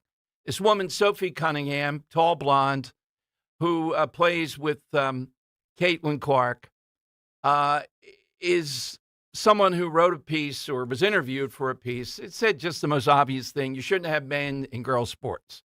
Okay. And this woman goes into a tirade with 2 teenage girls because of their sign. In another incident, I think they wore some of the Jennifer Say gear. She's involved. The woman that we have on that has the sports gear that makes the point around all this stuff. Here's a little bit of the co-owner now has been given, I believe, a 5-day suspension finally after all the pressure and a fine. Here are the girls. I may stop this a little bit, Henry. Then I'll play you the footage of the 2 with some male going after them, some guy. It looks to be there with their wife on the trans issue. What is it with this WNBA? Why is it so toxic? But here's a little bit of the girls recounting what happened with this co-owner. Well, we were just sitting there with our signs that said, like, we love Sophie, like, thank you, Sophie, for speaking up. And so we were holding them, just watching the game. Again, like, we were being super great. We hadn't said anything to anyone else. We were being super respectful. We were just holding our signs and cheering for both teams. And this lady, older lady, comes up to us. And at first I think she's going to be nice. And then she asked, like, what are you guys doing? Something like that. And then it was like, Jesus loves everyone. That's what she told us. And I was like, oh, I know. Like, I'm religious. Like, I know. Like, I know. Nice. Yeah. And she's like, oh, I hope Jesus can forgive you for what sin you've done. And, like, something like that. And then she told us that we were effing insane. And that we and she's like, and she went like yes. insane. Yeah. She's like, you better stop this. And stop pulling shit. this. Yeah. And for you guys I to hope come God here can and save pull you. This. Yeah. She said, for you to come here and pull this shit. Yeah. She said the word? Yeah. Did she say effing insane or fucking No, insane? she said the word. Yeah. And nobody around you spoke up for you. No. Okay, let's stop it there. Now, here is even worse. This guy with some at a WNBA game, these 2 teenage girls telling security to take out the trash. Again, if you're wondering, well, why do you guys, Nick does too, I know, talk about it. Well, why are we talking about this WNBA? We're talking about it because it is just, I wouldn't know if I'd say the epitome, but it has all the elements of things that are wrong here with it. It's subsidized. So then they have a woman come along who actually is capitalistic. People want to see her. And what happens? There's all kinds of battles with this. Then there's the fact, if you're straight in this league, you seem to be an outlier. And then just some of them, the brand of basketball, the stuff they do, some of the footage that I've seen is horror. It's offensive to me in basketball. And then the ownership. If you've seen this group of women that own the Seattle team, oh my goodness, walking caricatures. Really, I don't want to go into looks and all that, but it's brutal. And then they pick on these two teenage girls who, as far as I can tell, were acting in that manner. And the simple point, no. It brings up the point again. What would they do? I don't know if this has been tried. What would they do? I've seen Henry play a little bit, just sports in general. I think he could average 25 to 30 in this league, just a fair estimate, if he wanted to shoot enough. All right. Yeah. Oh, I think pretty easily. If you got some 6'8" guy, maybe not even NBA, pretty strong, little bit of jump, and could shoot a little bit, God knows what he would score in this. It's a joke. So what would they do then? Suppose he said, well, identify as a female. I don't know. I think they would try to crack down on it. But why does this continue? Because on this issue, I'm trying to remember who we talked recently. We talked with A.J. Rice the other day about it. This is the gift that keeps on giving, meaning we're winning on this. Elections are going to be won on this. Yet they won't give it up. Even into 2028, I don't think they'll give it up. Kamala Harris running again, I don't think she'll give it up. They can't. So here's a little bit of the exchange with this guy and his wife going after these two teenage girls.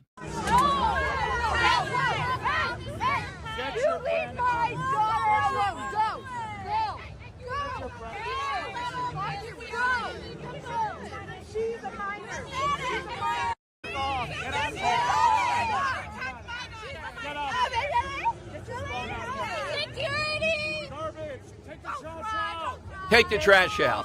Take the trash out. All right, yeah, this guy, this adult with these two teenagers, take the trash out. He wants security to come and get him.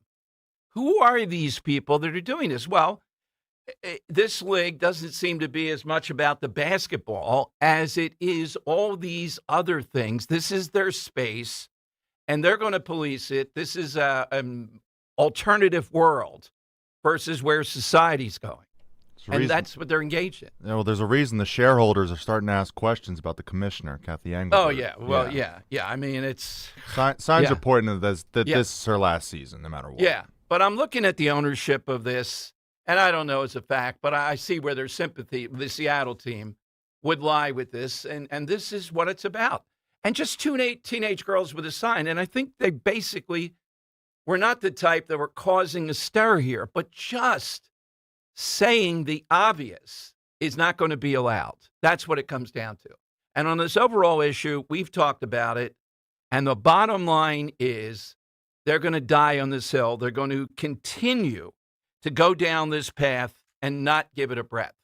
All right, before I take any calls, though, just remind you again one more time. Big story, I think, coming out today, and it has to be fleshed out more.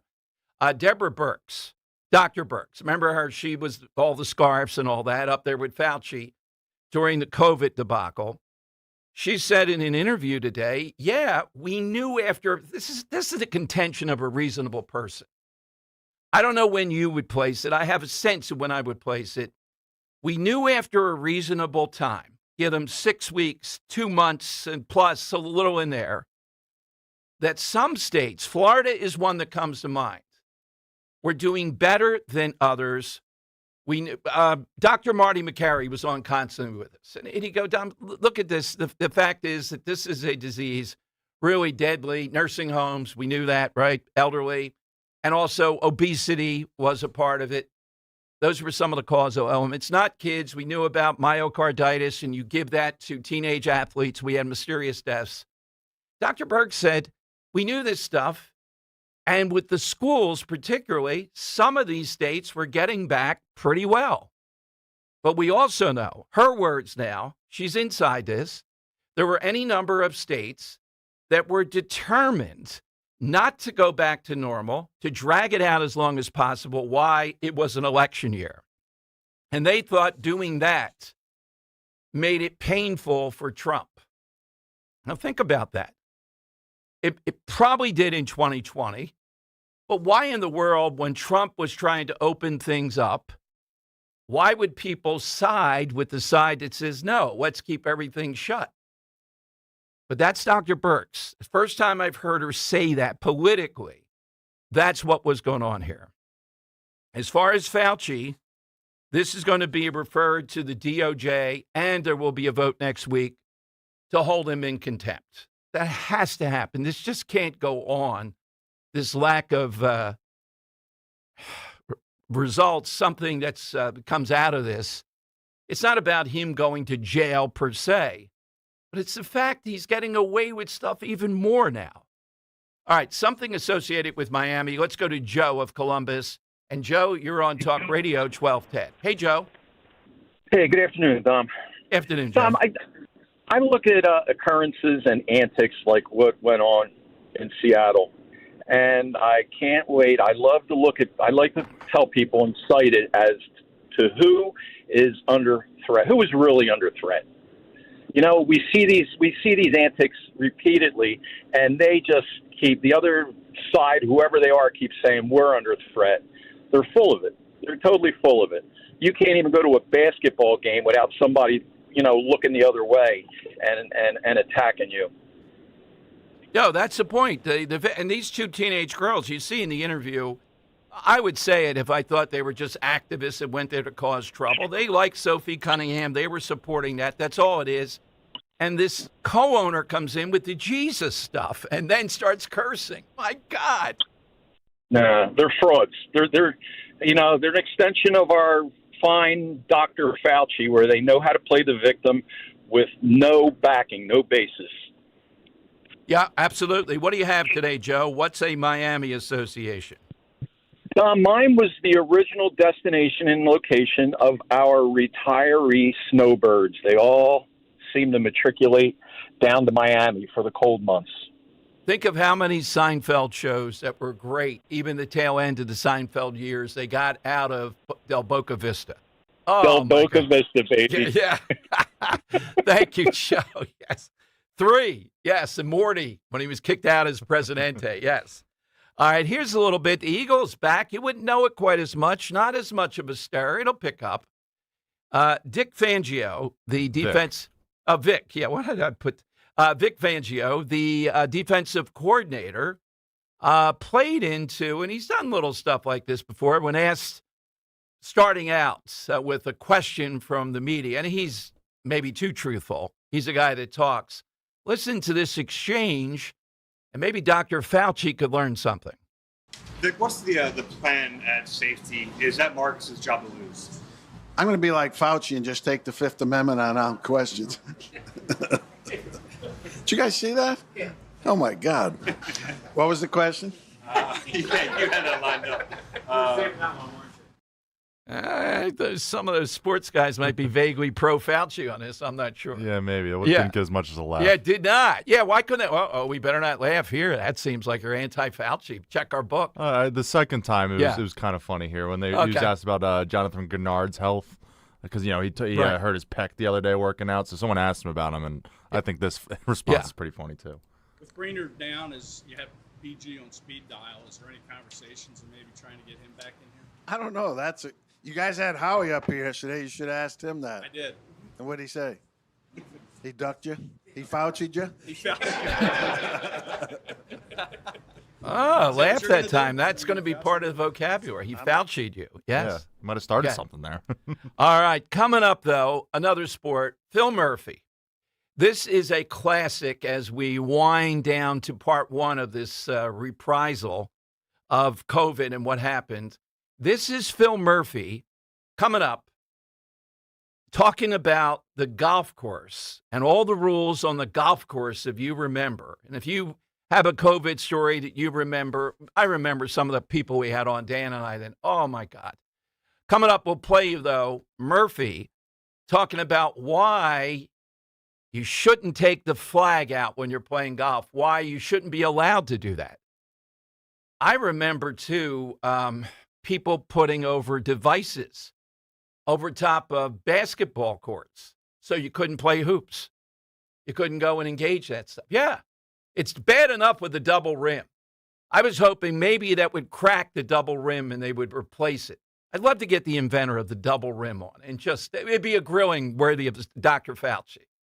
All right, coming up, we'll play you that. Your call, something associated with Miami. My name's Rodney Huber. This is my wife, Cynthia. We've been with Crash Proof since 2025. For someone that's concerned about their financial future, I would encourage them to go to a Crash Proof retirement event. It's about education and the possibilities of your future. In 2026, we earned over 17%. Crash Proof Retirement, true to its word, has not charged us a single fee. You know where you're at, you have a good idea where you're going, and it's going to be consistent. Crash Proof Retirement has given us the opportunity to keep our money safe and enjoy what this country and our hard work has provided. A 17% return is pretty damn good. Schedule an appointment or register for our next event at Spring Mill Country Club in Ivyland, PA on Tuesday, August 18th.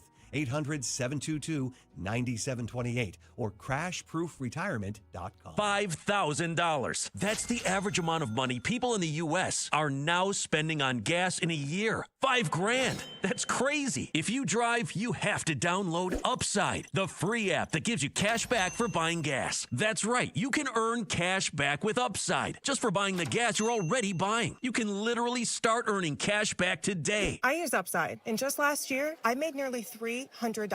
You're putting gas in your car anyway. Why not get cash back? If you like extra cash, download Upside. I'm saving the cash I earn from using Upside to help pay for a vacation later this year. Download the free Upside app now to earn cash back when you fill your tank. Use promo code FRESH to get an extra 35 cents per gallon on your first tank. You can cash out anytime, right to your bank or a gift card for Amazon and other brands. Just download the free Upside app and use promo code FRESH for a 35 cents per gallon bonus on your first tank. That's code FRESH for a 35 cents per gallon bonus. Hey, this is Larry Steinitz with Investor Schooling. I've been talking about myself for all these years. Now it's time for you to hear from one of our great clients. Investor Schooling lives up to the promises. Larry's a great teacher, teaches about the whole new approach to thinking about money. I've taken to heart many of the things that he's taught me, and my financial life has improved. Come to Investor Schooling, and you could be just like Charlie and change your financial life. Go to investorschooling.com. We will see you Thursday. It's time to cut your old point-of-sale system and revolutionize your business with PDQ POS. Joe Flynn and his team at PDQ have been the industry leader for over 35 years. They offer everything from mobile POS to self-service kiosks and the best service and support in the industry. For the fastest, easiest, and most reliable POS available, trust PDQ POS. No matter how many locations you have, they'll build a custom solution for your business. Visit pdqpos.com. My obstructive hypertrophic cardiomyopathy kept me from baseball games with my boys. The stairs were too much. With Camzyos, my symptoms have improved and I can be more active again. Camzyos is a cardiac myosin inhibitor, the first in its class to treat adults with symptomatic OHCM. Camzyos may improve your symptoms and ability to be active. And it reduced obstruction in the heart 4 times more. In a 30-week study, Camzyos, mavacamten, reduced post-exercise obstruction on average 47 units of pressure versus 10 with placebo. Results may vary. Camzyos may cause serious side effects, including heart failure that can lead to death, a risk that's increased with serious infection, irregular heartbeat, or with certain other medicines. Do not stop, start, or change medicines or dose without telling your doctor. You must have echocardiograms before and during treatment. Seek help for new or worsening heart failure symptoms. Camzyos is only available through a restricted program. Before taking, tell your doctor about all your medical conditions and current or planned pregnancy, as Camzyos may harm your unborn baby. Visit Camzyos.com or call 1-855-CAMZYOS. Actor Portrayal. Think O'Reilly Auto Parts for all your car care needs. Get the parts and service you need fast from the professional parts people at O'Reilly Auto Parts. Broadcasting live from the Piazza Premium Automobile Studios. Powering your drive with 10 brands and 20 locations. Talk Radio 1210, WPHT.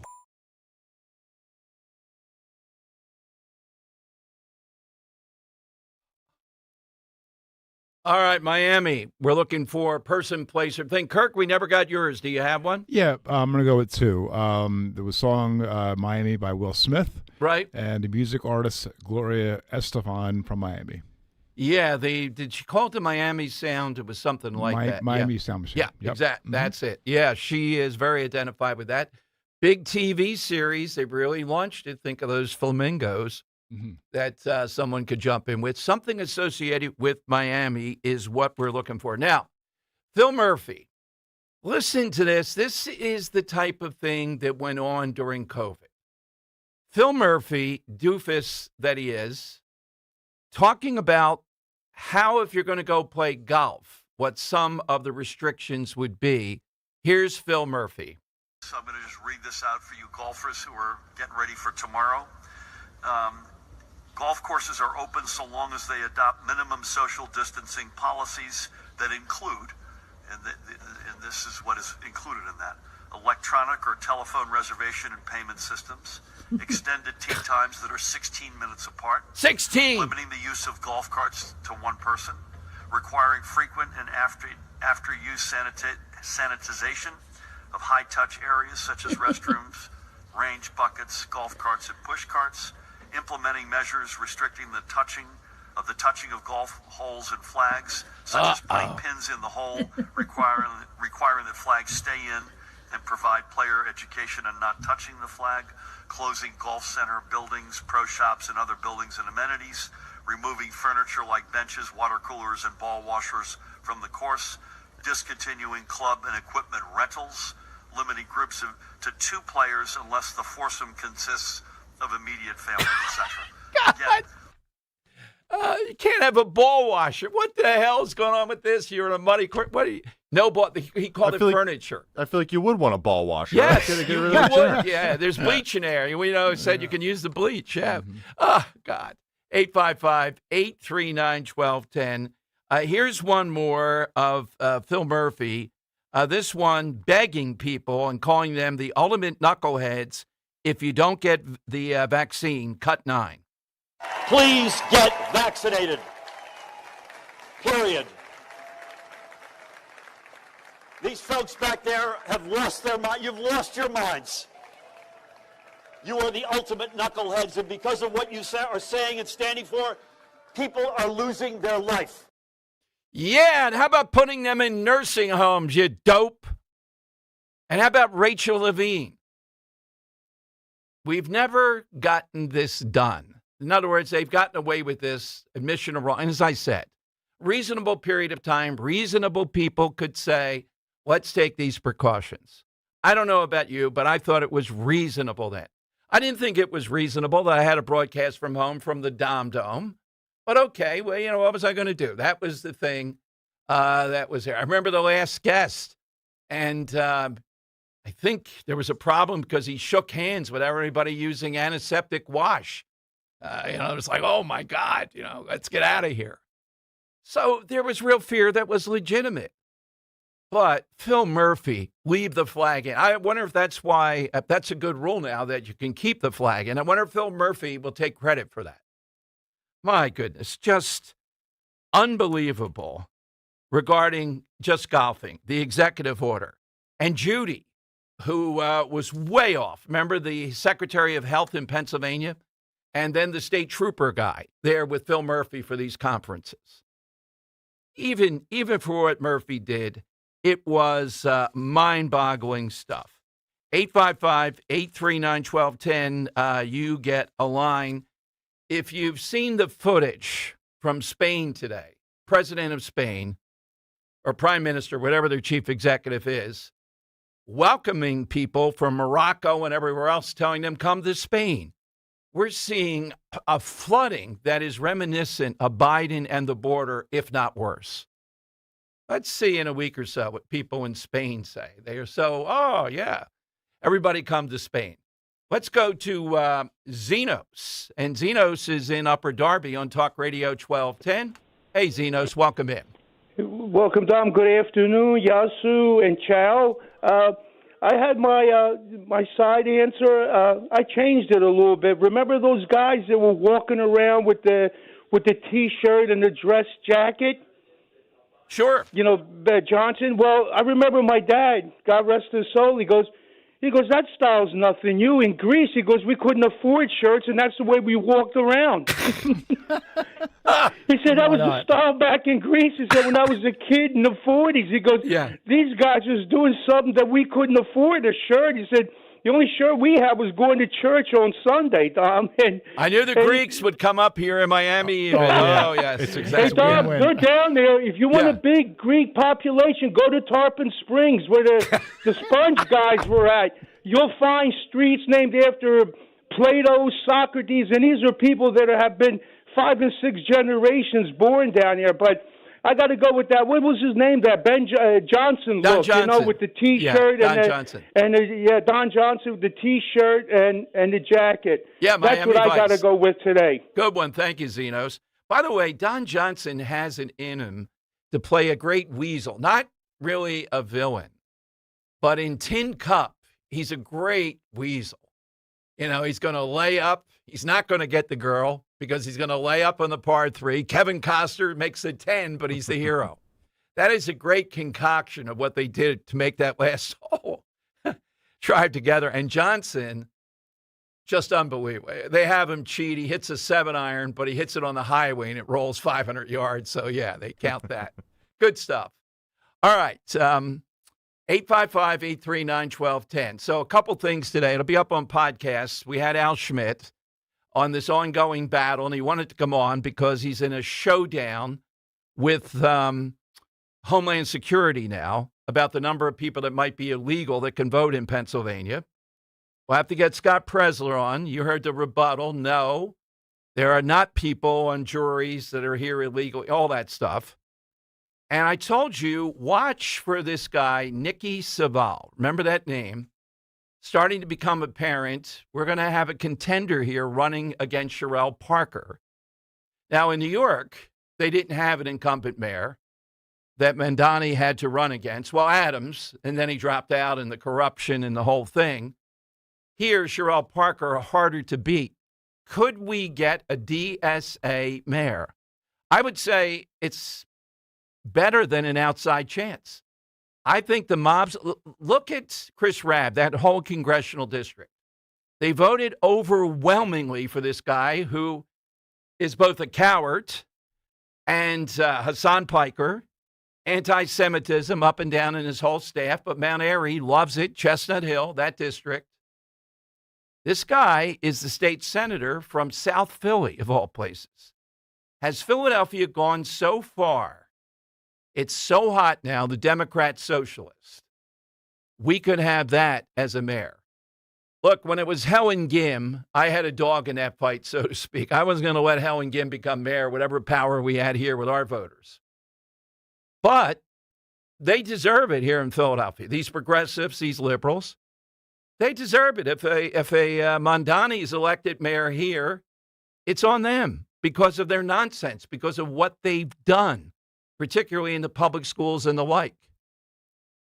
I'm telling you, there's a surge here in Philadelphia. You're going to see this guy. It'll be after Labor Day. I think you're going to see him announce. And I think we're going to have an unbelievable election. And I think Mondani will come here to campaign for him. Henry, get Mondani on. And we'll ask him about golfing and that golf hole. I can't get enough of it. Have you seen today the migrants storming the border in Spain, though? Oh, my God. It's the first thing I saw this morning at 5 o'clock. This is AI generated. This is not true. Oh, no, it is not AI generated. Thousands and thousands of people, because the head guy in Spain has said, yeah, we want you. Come to Spain. People jumping off boats are coming by every mechanism possible. Very reminiscent of our border. All right, more calls coming up. 855-839-1210. We have a heck of a Dom's Money Melody coming up for a great prize today. Your calls are next on Talk Radio 1210. Kale and Company, weekday mornings, 6 till 10. New rules, New Jersey. If you have an e-bike, riders must be at least 15, hold a valid driver's license, or an e-bike special license. There is a designated bike lane inside of my development, and I see these kids in the neighborhood that have these little e-scooters, and they're I call them the Bluebell Bike Bandits, because they're a pain in the ass. They don't adhere to any of the rules. They're 12 years old. I don't expect them to know the rules. Like, where the hell are their parents at? Start your day with Kale and Company, weekday mornings 6 till 10 on Talk Radio 1210, WPHT, and the free Odyssey app. This is the sound of Lucy, staying on top of her spending. You see, even though she's buying a new pair of jeans, she knows that it fits within her monthly budget. Because Wells Fargo will send an alert if her balance drops below her set amount. Yep, nothing gets past Lucy, or Wells Fargo for that matter. However you make money work, Wells Fargo can work with that. Wells Fargo Bank, N.A., member FDIC. Hit the road this season to watch the Birds. Book your road trip with Fans of Philly. Trips are available now for Nashville, Arizona, Chicago, and London. Travel in style with transportation, a pregame party, and game tickets to enjoy the Birds on the road this season with Fans of Philly. The official travel partner of 94 WIP and the Eagles Radio Network. Book now at fansofphilly.com. That's fans with a PH of Philly.com. The IRS finally caught up with Louie. I hadn't paid my taxes in 8 years. I owe the IRS a lot of money. Louie was in deep trouble. We're going to take your house, put a lien on your bank account, garnish your pay. They don't care. They're going to take your paycheck. Louie found out about Optima Tax Relief, the leading tax resolution firm. A-plus rated by the Better Business Bureau, they've resolved over $3 billion for their clients. Optima Tax, they help me. They calm me down. They make me feel comfortable, and I trust them. Louie has a lot to be thankful for. I don't owe the IRS anymore, and I'm able to live a comfortable life, a lot better life. It was because of Optima Tax. For tax help you can trust, call Optima now for a free consultation. Take it from Louie. If you owe the IRS, don't go it alone. Give Optima Tax a call. They can help you. Call 800-354-2840. 800-354-2840. 800-354-2840. Optima Tax Relief. Testimonial from an actual client. Some restrictions apply. For complete details, please visit OptimaTaxRelief.com.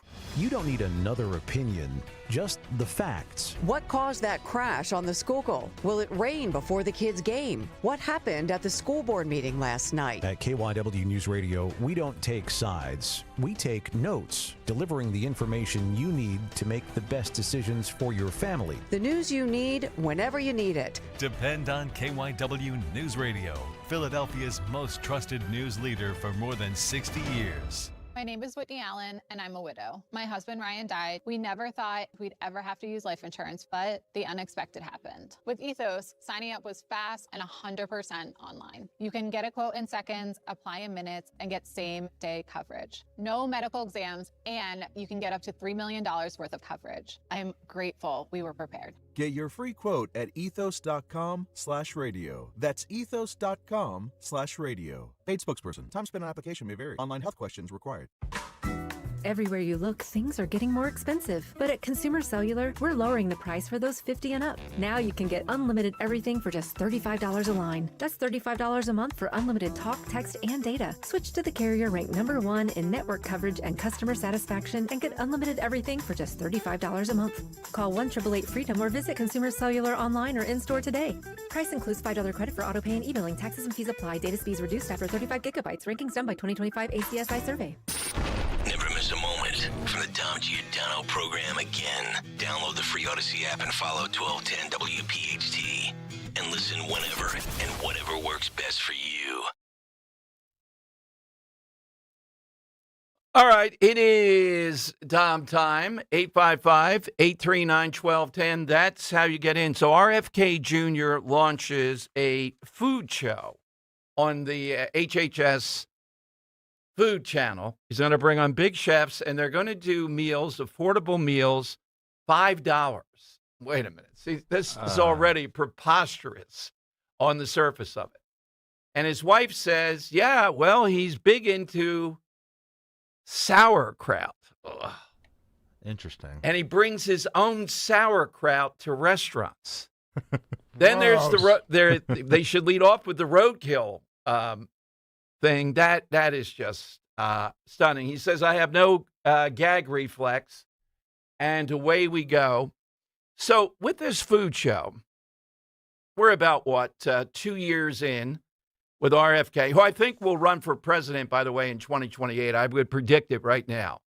What has been the big impact so far? Well, we had the food and dyes. We're on the path with that. I would say a lot of credit with that. Even that takes a lot to push back on. But the whole Maha thing and where it goes, there seems to be people a little bit off the train with that. Now, I remember when we had them on, I agreed with almost everything other than these high-fat content things. They're fine. I'm just not going to, give in on stuff that I think, what do you know, too, versus, well, I don't have roadkill. That's true. And sauerkraut, I don't hate sauerkraut, but bringing your own sauerkraut to restaurants. And a restaurant's going to let you do that. Hey, Johnny, over at Mulligan's, I'll be bringing my sauerkraut here, John. I'm sorry. I'm picturing, like, you said he's going to have affordable meals under $5. $5. I'm just picturing the guy having, like, 2 hot dogs and then just pouring all his own sauerkraut on top and be like, delicious dinner for under $5. BYOS. Yes. And I had to ask this, too. Ro and I are not eating the lettuce, so I get an all clear signal that is just, I wonder if lettuce will be involved. I want to shed some pounds, just have a whole bag of lettuce. Yeah, there you go. That's right. And you don't need Zempic or anything. Who needs that? So we got to get him on this food show on the HHS channel. And it will be a tell. He is still a big celebrity. Is the Maha movement. See, I am in agreement with Make America Healthy Again. I just don't agree with some of the people that we brought on with this. I think they're just whacked out. And I don't think their stuff is correct on it. And I don't think the average listener agrees with them. Maybe with Kennedy, too. The food and dyes out, things of that. Absolutely. There has been impact. And I think the guy we had on the other day said something about in prisons we'll be doing this food thing. And a lot of people on Twitter were blistering. Oh, yeah, that's what we want in prisons. Now, since we're talking about food, one of the things, if you listen over the years, that bothers me is this phrase, single use. The plastic bag, single use. We can't keep enough plastic bags at home because there's only one place, I don't want to say where they are, that we get something over the weekend and we get 2 or 3 plastic bags from there. You can't get them any other way reasonably. But they're more than single use. I put lunches in them. People walk with their dog with it. People put stuff they'd like to keep in a drawer inside a plastic bag.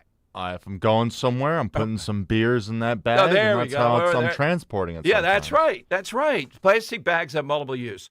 Well, starting August 1st, so we're right around the corner, restaurants in New Jersey will no longer automatically include single use. There's that phrase again. Single-use utensils, napkins, or condiment packets and takeout and delivery orders. Customers now must specifically request these items, like the straws. Can I please get a straw over here? Businesses that do not comply will face a graduated penalty structure within a 12-month period. So this idea that I guess these are, let's see, there must be real silverware for dining in. If you sit down to eat at a restaurant, seats 10 or more people, they're now required to provide reusable utensils. Self-service stations remain. You can still grab your own plastic forks or spoons from dispensers as long as they hand out the items one at a time instead of in bundled packs. I'm sorry. I'm living in New Jersey with all this nonsense going on. Endless. So they just don't like the package of the knife, fork, spoon. Yes. Or I guess it'd just be knife and spork with a napkin and maybe a salt and pepper package. And right away with the single-use thing again. That's where I would erupt. People use these things. You can wash them. They're reusable. They keep them as a spare. They do whatever. As long as they come out one at a time, and we'll be watching. And some of these towns, the usual ones that jump into this, Narberth is one here locally, the virtue signalers. They jump into this stuff. So August 1st, we're right around the corner. There'll be a crackdown now on utensils. Way to celebrate that. That's my birthday. Way to celebrate that on my birthday. Thanks. Single use is the word of the day. Is that single use? How many more things will they come up with versus trying to come up with things that are going to protect people, make life more convenient and effective? This is always more inconvenient, more meddling in your life, all in the name of some kind of grandiose thing that deals with climate. All right, big 2 o'clock hour coming up now. Hit us with something associated with Miami, which around this time was incorporated. 334 people founded essentially the city of Miami. Particularly if you've been, you probably have a leg up. I said Spanglish was one of mine. Henry had a couple. Kirk had a couple. We'd love to get yours in. Get your name into the hat. We'll have the big prize tomorrow. Dom's Money Melody, though, we have those Joe Conklin tickets. Big 2 o'clock hour straight ahead. Talk Radio 1210. Lanny went to college and racked up huge debt. A little bit over $100,000. For a degree he couldn't use? Now what? I had a friend that went to my computer career. They even helped him get hired immediately after graduation. One of the things I love about IT is that you can work from anywhere you want. You could become an IT pro in just months, including cybersecurity and the basics of AI with zero experience at mycomputercareer.edu. My Computer Career, an elite CompTIA certification partner. It worked for me, and I know it can work for you. This is one student's experience. Individual results vary. Everywhere you look, things are getting more expensive. But at Consumer Cellular, we're lowering the price for those 50 and up. Now you can get unlimited everything for just $35 a line. That's $35 a month for unlimited talk, text, and data. Switch to the carrier ranked #1 in network coverage and customer satisfaction and get unlimited everything for just $35 a month. Call 1-888-FREEDOM or visit Consumer Cellular online or in-store today. Price includes $5 credit for autopay and e-billing. Taxes and fees apply. Data speeds reduced after 35 gigabytes. Rankings done by 2025 ACSI survey. When it comes to avoiding roofing problems this summer, go with the real deal. Impriano Roofing, Siding, Windows, and Doors. Family owned and operated for over 50 years. One of the only roofing companies still run by the original family. They're the experts in the industry, no comparison. And Jack Impriano stands behind every job 100%. Experience, integrity, that's the real deal. Call 610-644-4444 for your free estimate today. The best homes have an Impriano roof. D&K Appliances is a family-owned and operated business for 3 generations located in Newtown Square and Flowertown. D&K Appliances offers one-stop shopping, providing delivery, installation, and service of top brands like GE, Thermador, Wolf, Bosch, Speed Queen, KitchenAid, and Whirlpool for your kitchen or laundry. D&K Appliance sales associates are industry experts, supporting customers every step of the way. Visit D&K Appliances, the dependable difference. Newtown Square and Flowertown showrooms, or visit dkappliances.com. Hey, this is Brian Veazey, the new PNC Bank Regional President. Do you think that banking is boring? At PNC, we know that meeting the banking needs of the community is anything but boring. That's why PNC Bank introduced a mobile branch across the region to bring banking services to underserved neighborhoods. And long before that, PNC Community Development Banking was leading the way in investing in the economic health of our neighborhoods. To see the results, stop into any PNC branch right here in the greater Philadelphia community. PNC Bank, National Association, member FDIC. The fireworks aren't just in the sky. They're on our lot this July. At Tri-County Toyota, get explosive savings like a new 2026 Toyota Tundra with 2.99% APR financing. Don't wait for the finale. These deals go boom and then they're gone. Visit us at 15 D&L Drive or online at tricountytoyota.com. 3 counties, 1 priority. You with approved credit. Final price includes a $4.90 doc fee. Expires August 3rd, 2026. We all hear the radio ads about the IRS. They tell you to be afraid, to be scared, and they try to frighten you into calling. I'm not here to do that. Tax Relief Advocates is different. TRA is here to tell you that if you owe money to the IRS, whether it's $5,000, $50,000, or $500,000, we have a solution. It doesn't matter if you're sitting in your car, at work, or with your kids. No matter where you are, call now. 800-575-9834. Don't lose hope. TRA can eliminate or reduce what you owe to the IRS. Generous programs are now available that can give you a fresh start. Our passion is taxes and helping individuals fix their IRS problems. We have over 1,000 5-star reviews on Google and an A+ with the Better Business Bureau. You don't need to be afraid of the IRS any longer. End your tax nightmare today by visiting us online at TRA.com or call 800-575-9834. That's 800-575-9834. Tax Relief Advocates. Real solutions for real people. Philadelphia's Talk Radio 1210 WPHT, WPHT HD, WOGL HD3, Philadelphia. From the Piazza Premium Automobile Studios. Powering your drive with 10 brands and 20 locations. Always live on the free Odyssey app. It's Dom time. Now, Dom Giordano. All right, it is Dom time. Lightning round, just an internal thing. A little bit earlier today, back to normal time tomorrow, but just for today, it will be the next to the last segment. So be ready, those who like to hit the Sunday punch in the lightning round. Things associated with the city of Miami, incorporated around this time by 334 people. All right, 855-839-1210. On the good news front, Cook Political Report, which leans to the left, leans toward the Democrats, predicts the GOP took 12 House seats from Democrats with all the stuff that went on with redistricting, if you remember, the surge in Texas and that battle back and forth and in Virginia. The net would be 12. So that and the Supreme Court ruling on the racial coding of the Voting Rights Act that's changed have given a big leg up to Republicans. Can they take the ball and run with it? I'm convinced more every day. I'm listening to this story of what Mondani's proposal to tax people whose second home this is cut 24, second home in New York. It is astounding the number of people that are going to have to try to prove, and it's incredible what you have to try to prove, that you actually are a resident in New York. This isn't a second home to get hit with this tax. This is commentary on an 81-year-old New York City resident who lived in her townhouse full-time for 30 years. No other residents. She has been given a deadline to prove she's exempt from this tax. Cut 24. New York City says letters have gone out warning thousands of homeowners they may have to pay the new controversial pied-à-terre tax. It's a surcharge for people who own property here but declare their primary residence outside of the city.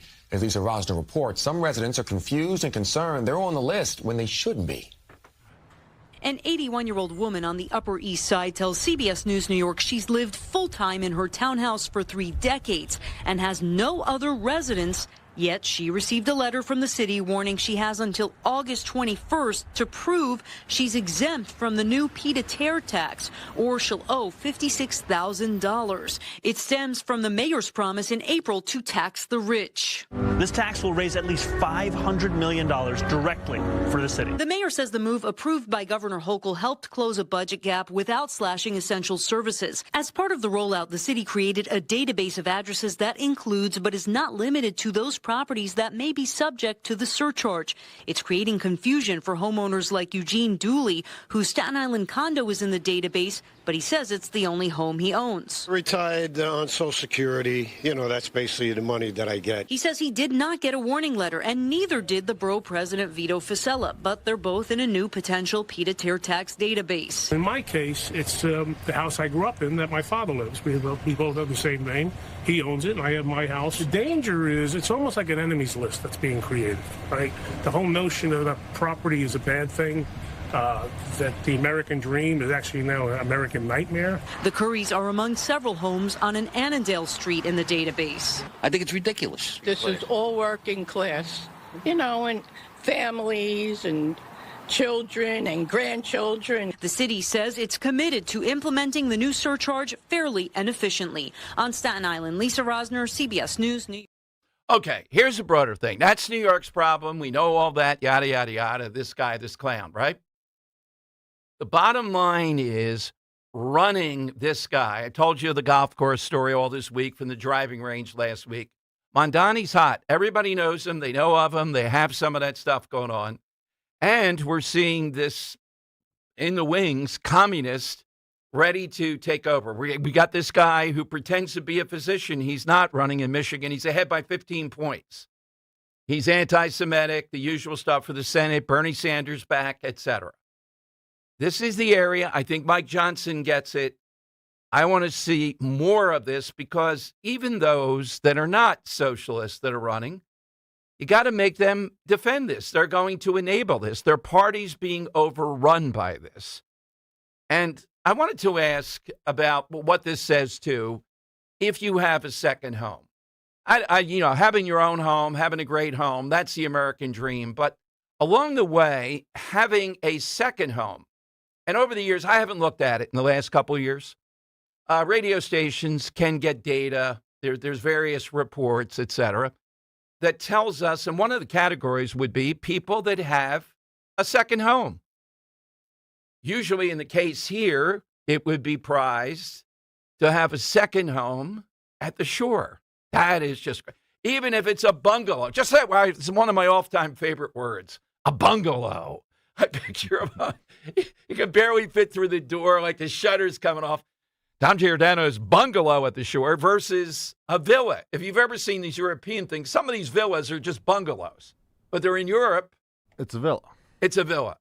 A villa sound, Bella Vista, sounds very nice versus a bungalow.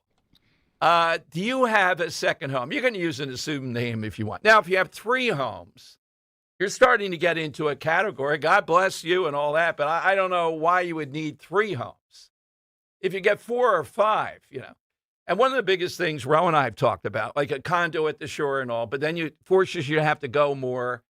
There are things you have to do with it. My God, you have to cut the grass every 30 seconds at the shore. And the edging. Always with the edging.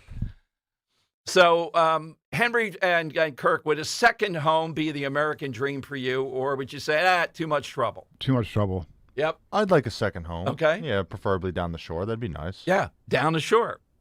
But remember, and we'll have people call in, I bet, will say there's a burden with that. My parents had it for a while. And, there were 7 kids in the family. So you can imagine the vacation list, figuring that out, dealing with that. And then you got to turn this off. And then you got to get some guy to turn it back on. And all those guys say, hey, you're not down here. I'll take care of this, but it's going to cost you, There's stuff that goes with it. But here, we're in a great part of the country that a second home, going to Wildwood, going to the shore whenever you want. Wow. That is just... That is a dream. Yeah, it is an American dream. Is. Yeah, it is a great idea. Is it something, though, that says, oh, boy, you can't say you're middle class anymore? Well, up until recently, with home prices and all that, I used to look at some of the stats for talk radio, and high percentages had a second home. All right, some of the other things. Have you attended the Academy of Music in the last year? They used to ask questions like this. Oh, yeah, we got all kinds of people wanting to go. Joe of Exton is here. There you go. Exactly right. Have you seen The Odyssey? All right, Henry, what would you say the over and under is of our listeners? I wanted to mention, I still haven't seen it yet. You haven't seen it yet. You're waiting for the 70 millimeter or whatever. Yeah. Okay. I have to re-up on that. I would say with our listeners, it's under 25% have seen The Odyssey. The new movie, you mean? Yes, yeah. Yeah, I'd agree with that. Okay. Same. Yeah. Same here. Yep. All right, we need to see if I'd probably go even lower. I'd probably say like 15. Yes, I think I could go with that. Even though it's doing really well, I just don't see it necessarily as they're waiting for something or something else with it. So if you have a second home, that's what he's gone after here. That's what he's shaming. That's what he's attacking and trying to get more money. The bottom line in all this, though, is this guy is a golden opportunity. He is known. People know what you're talking, even if they don't know the name fully. Yeah, that guy in New York. He's the face of this. And I told you, reliable sources tell me, this Saval character, the state senator from South Philly, may be the next one that runs against Sherelle Parker. And I'm telling you, if he does, I could see in an election where we don't have a high turnout, I could see this guy potentially winning. I wouldn't say he's Mondani. I haven't researched yet to get to that level. But he is called himself a Democrat socialist, a power in this, and he wants every harebrained idea they have. Again, there's apparently 3 others that represent parts of the city of Philadelphia. You got the Chris Rabb guy, the guy that won the seat for Congress, essentially, against Street, that big race with his Tom Piker and all. And then you have 2 communists or DSAs on city council, at least 2. So the forces are out there. Is this their time? Could they elect? Now, Mondani was on this early in New York. And affordability in New York, the dream to live in Manhattan at least, is ferocious. I don't think Philadelphia is quite as bad. What would the issue be for them here? Would it be the same kind of thing? And they want to overthrow the Democrat establishment. So will the first mayor, not a Democrat, in the last 75 years, I'll get my wish, but it'll be a Democrat socialist or as commie. A commie mayor, now for talk radio's sake, oh my God, what we'll have every day with that would be unbelievable. This guy's to the left of the bullhorn woman. Remember Helen Gim, the woman with the bullhorn? This guy is much farther to the left than that. That's what I hear. I also see Krasner taking a look at it. But Krasner is not a Democrat socialist. He is just the most arrogant man alive. Let's go to, Let's go and find out if he's seen The Odyssey. Joe in Exton on Talk Radio 1210. Hey, Joe, have you seen The Odyssey yet? Well, no, not this recent one, no. Okay. But, Dom, when Phil Murphy left the New Jersey governorship, he retired to his villa in Milan, Italy. That's right. And Joe, you know what I resent about that? To our knowledge, at least when he was governor, he was only there like a week or 10 days a year. When you have a second home, the villa in Italy, you got to at least go to your home. There's something wasteful about that, right? I mean, look, you can have 10 homes, who am I to say, but there's something wasteful.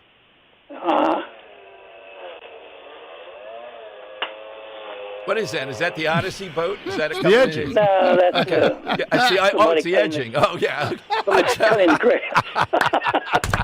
All right, get Homer over here. Get that edging done, Joe. What's your side today, Joe? Dom, a young naturalized citizen from Czechoslovakia wrote the theme and soundtrack music to the show Miami Vice. Okay, that's John Hammer. Jan Hammer. Yes. All right, thank you, Joe. He goes to the theme music guy. Okay. All right, the Flamingos would be good, too. Mm-hmm. All right, so nobody's mentioned 90 miles from Cuba, all the Cuban influence, all the Cuban connection. Something associated with Miami is what we are looking for. But right now, it is time for... It's Dom's Money Melody. Where's all the money gone? All right, we are playing today for a great prize, a pair of tickets to see Joe Conklin, the City Rhythm Orchestra, Greatest Moments in Philly Sports on Thursday, August 6th at the Ocean City Music Pier with Ray Dininger, Glenn Macnow. For tickets, visit joeconklin.com. I don't think he does a LeBron James imitation. Yeah. Does he do Bryce Harper, though? That might be tricky. Oh yeah, I'd love to hear a Dave Dombrowski, Bryce Harper conversation. I think Bryce Harper has fallen out of favor with Philadelphia. Oh, I don't think so. All right. All right. Well, we got that bet going. I think it is. Yeah. I'm not even close to being there. I deflect blame to other people within the organization. Okay. All right. I'm just saying some of the comments and all that. I don't know. You got 5 years left. I need a 19-year extension. That's a little bit strange. Yeah. But, Henry, what's your answer? Yeah, Dom. Today? So we are talking about Miami today on the side question, and I feel like one of the things associated with Miami and that area is spring break. So much so that I took a song from a movie, a famous movie, Where the Boys Are, which, takes place. Oh, yes, Paul Apprentice. Yeah, it takes down in Fort Lauderdale, right by Miami, in that same vicinity. And I took one of the songs from that movie and actually found a cover artist for one of them. And I want to know who this cover artist is here today. actually not known for her singing. No, I'd say that's the least of the things she's known about. This person is best known as an actress and comedian. And a very famous comedian, known for her characters. Known for her characters so well that she actually had her own show where she was able to, have as many characters as she wanted. And then as she got more acting roles as she went along, it just got more and more outrageous, appearing in shows like How I Met Your Mother and Curb Your Enthusiasm. So I want to know the name of this comedian who is considered the first comedian to successfully transition from British comedy and have success here in the United States as well. So I want to know this comedian who's singing Where the Boys Are right here. Let's take a listen.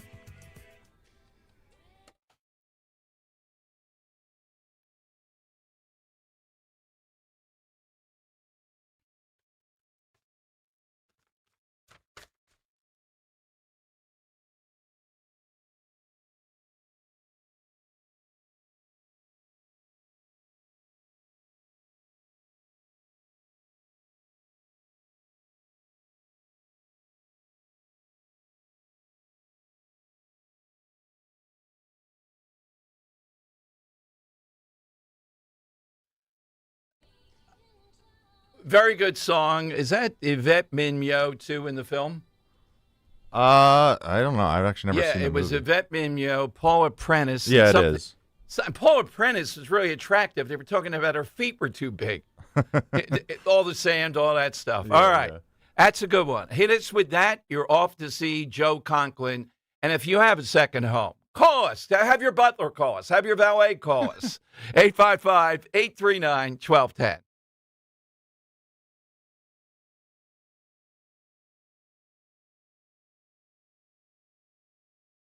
Kale and Company, weekday mornings 6 till 10.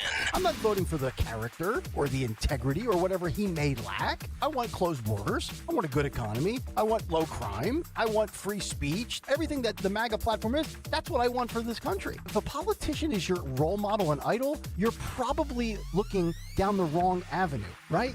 Athletes, politicians, entertainers. I tell my daughters, Taylor Swift's not your role model. Your parents should be your role model. Start your day with Kale and Company, weekday mornings 6 till 10 on Talk Radio 1210, WPHT, and the free Odyssey app. Hi, I'm Paul Cozy from Cozy Jewelers. If you're looking for the perfect engagement ring, don't settle. At our family-owned store in Newtown Square, we design and create every ring ourselves, so you're dealing direct with the designer, me. Custom doesn't have to cost more, but poor quality will cost you for years.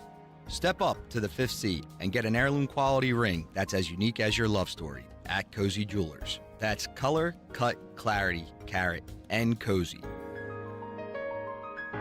Hi, I'm Chuck McDowell, the timeshare cancellation guy and founder of Wesley Financial Group, and I want to set the record straight. I am not an attorney. I've never wanted to be an attorney, and the truth is I really don't even like attorneys. If I sound like an attorney, I'll apologize. But what I've learned in my 15 years in the timeshare cancellation business is you don't need to be an attorney to get folks out of their timeshare. After 15 years and over 50,000 cancellations, I can tell you with confidence, we know how to get you out of your timeshare. Call us today and we'll send you our timeshare exit guide absolutely free with all your options for cancellation. Attorneys, this was meant to be funny, so please don't sue me, especially my friend Kenneth from Black River Falls, Wisconsin. Call now for your free timeshare exit info kit. 800-838-6767. 800-838-6767. 800-838-6767. When summer heat hits, the right replacement windows will help your home feel more comfortable. At PJ Fitzpatrick, you get American-made, energy-efficient windows that are beautiful, affordable, and built to last. That's PJ Fitzpatrick, backed by 45 years of experience, thousands of 5-star reviews, and a lifetime materials and labor guarantee.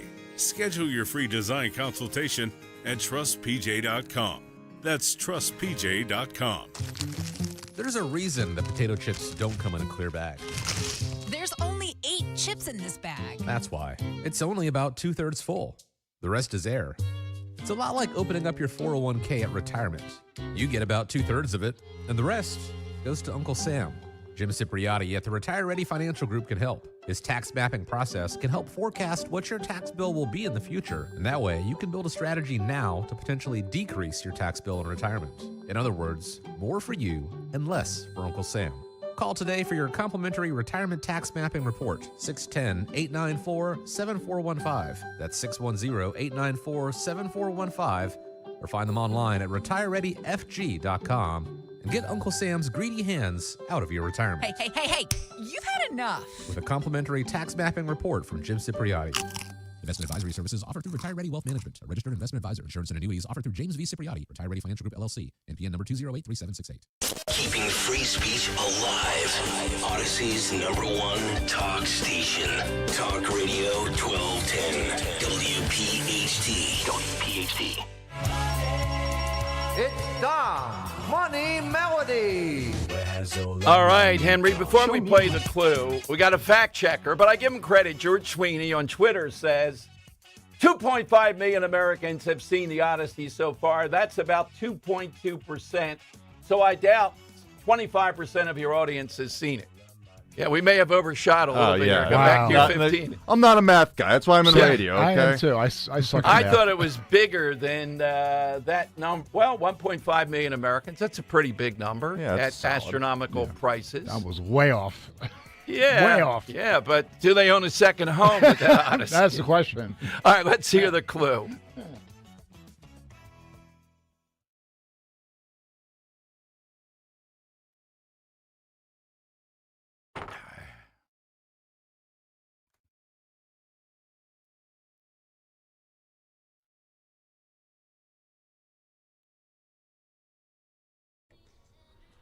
Want to know this comedienne known for her characters? When you compare the the scenery, the byplay there with what happens today, oh my God. Oh yeah. Night and day. Yeah. Jane in Center City is on Talk Radio 1210. Hey Jane, what's your answer? I'm going to take a guess. I think it's Tracy Ullman. Nice. Tracy Ullman. Yeah. Oh my. And yeah, I think Tracy. Good job and enjoy Joe. Tracy Ullman has passed away, right? No. She's still alive. No, not at all. Oh, wait a minute. Mary Hartman. Why am I thinking of Tracy Ullman? Wrong. I don't know. Yeah. Who was the actress? Yeah, Tracy comedian. Ullman is very much alive. Okay. All right. I thought that was Mary Hartman, which was one of the wildest shows ever on TV that went pretty mainstream and worked. Okay. 2 tickets to see great Joe Conklin. Ray Didinger will be with us tomorrow. I'll ask him about Bryce Harper. Henry's in the camp. Bryce can do whatever he wants. Yep. Just get him. Yeah, keep him going. I don't know about that. This is an off day today, but we'll break down, hear from Ray Didinger. He's going to be with Joe Conklin, and he's beloved, without a doubt. We'll get his take on the Eagles, too. All that tomorrow. We got Victoria Coates, and we might have Michael Cord on. That's the activist attorney I've never had on. You see him about, arguments, avenge the ancestors, about racial issues. But he's wants to, the headline said, bankrupt the Philadelphia Parking Authority. He calls them, I believe, Henry, Philadelphia's biggest street gang. I love it.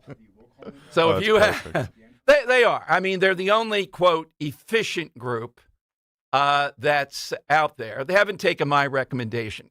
Get a beach chair, put it right next to our on-the-street media parking lot, tow them out of there, ticket them out of there, round the clock it goes. You didn't drive in today, did you? No, I walked. It is so tight that Dan had his smaller car today. That's why I was able to get in there pretty easily. Well, we always talk about how Thursday's weirdly just like hard. the most packed day. So it's if he had the bigger SUV, I would have gotten in there no matter what. It was one of those spaces, but man, there would have been a lot of bumping and all that. Oh, yeah, I'm sure. And we're waiting to hear from the parallel parking guy for an update. You can just send him an email. Say, is there any update on this? I still think a wrestling belt ought to be one of the prizes for who parallel parks. They've had thousands of people interested in it because of how difficult it is in Philadelphia. Okay, let's go to Let's go to Bo in Levittown on Talk Radio 1210. Hey, Bo, good afternoon. Hey, Dom. First of all, I used to have a house. I enjoyed it, but I sold it for tuition. So I did have a second home. Yeah. Off of New Jersey and Poplar there, where you know what I'm talking about. Yeah, Old Wildwood, yeah. Yeah, so it was a lot of fun, but like you said, with the kids and then relatives, and you feel obligated to buy them groceries for $200 when they stayed and things like that. Oh yeah, well, talk about it now. How was that? Did you have a big chart that you had to put out? You're a math guy, right? So you get this week. That was a constant jockeying of that. You always had to have a calendar and fill it in for people. Yeah. I mean, I miss it to a certain extent, but we just go down there now and stay a week at a friend's place or whatever, or, you know what I do. So I have a lot of friends that have second homes in a lot of places, Florida and the Poconos and things like that. So now wait a minute. There's a bone of contention there. What percentage of the audience are Pocono people? Guess who is? Linda Kearns. And the Poconos and me, I just don't get the allure. When we have a beach, why do I want a mountain? You know, there's some nice spots up there. I had a property, a rental property, and it had access to 5 different lakes. It had its own little ski resort. It backed up to the Appalachian Trail. It was really nice. It was a gated community too.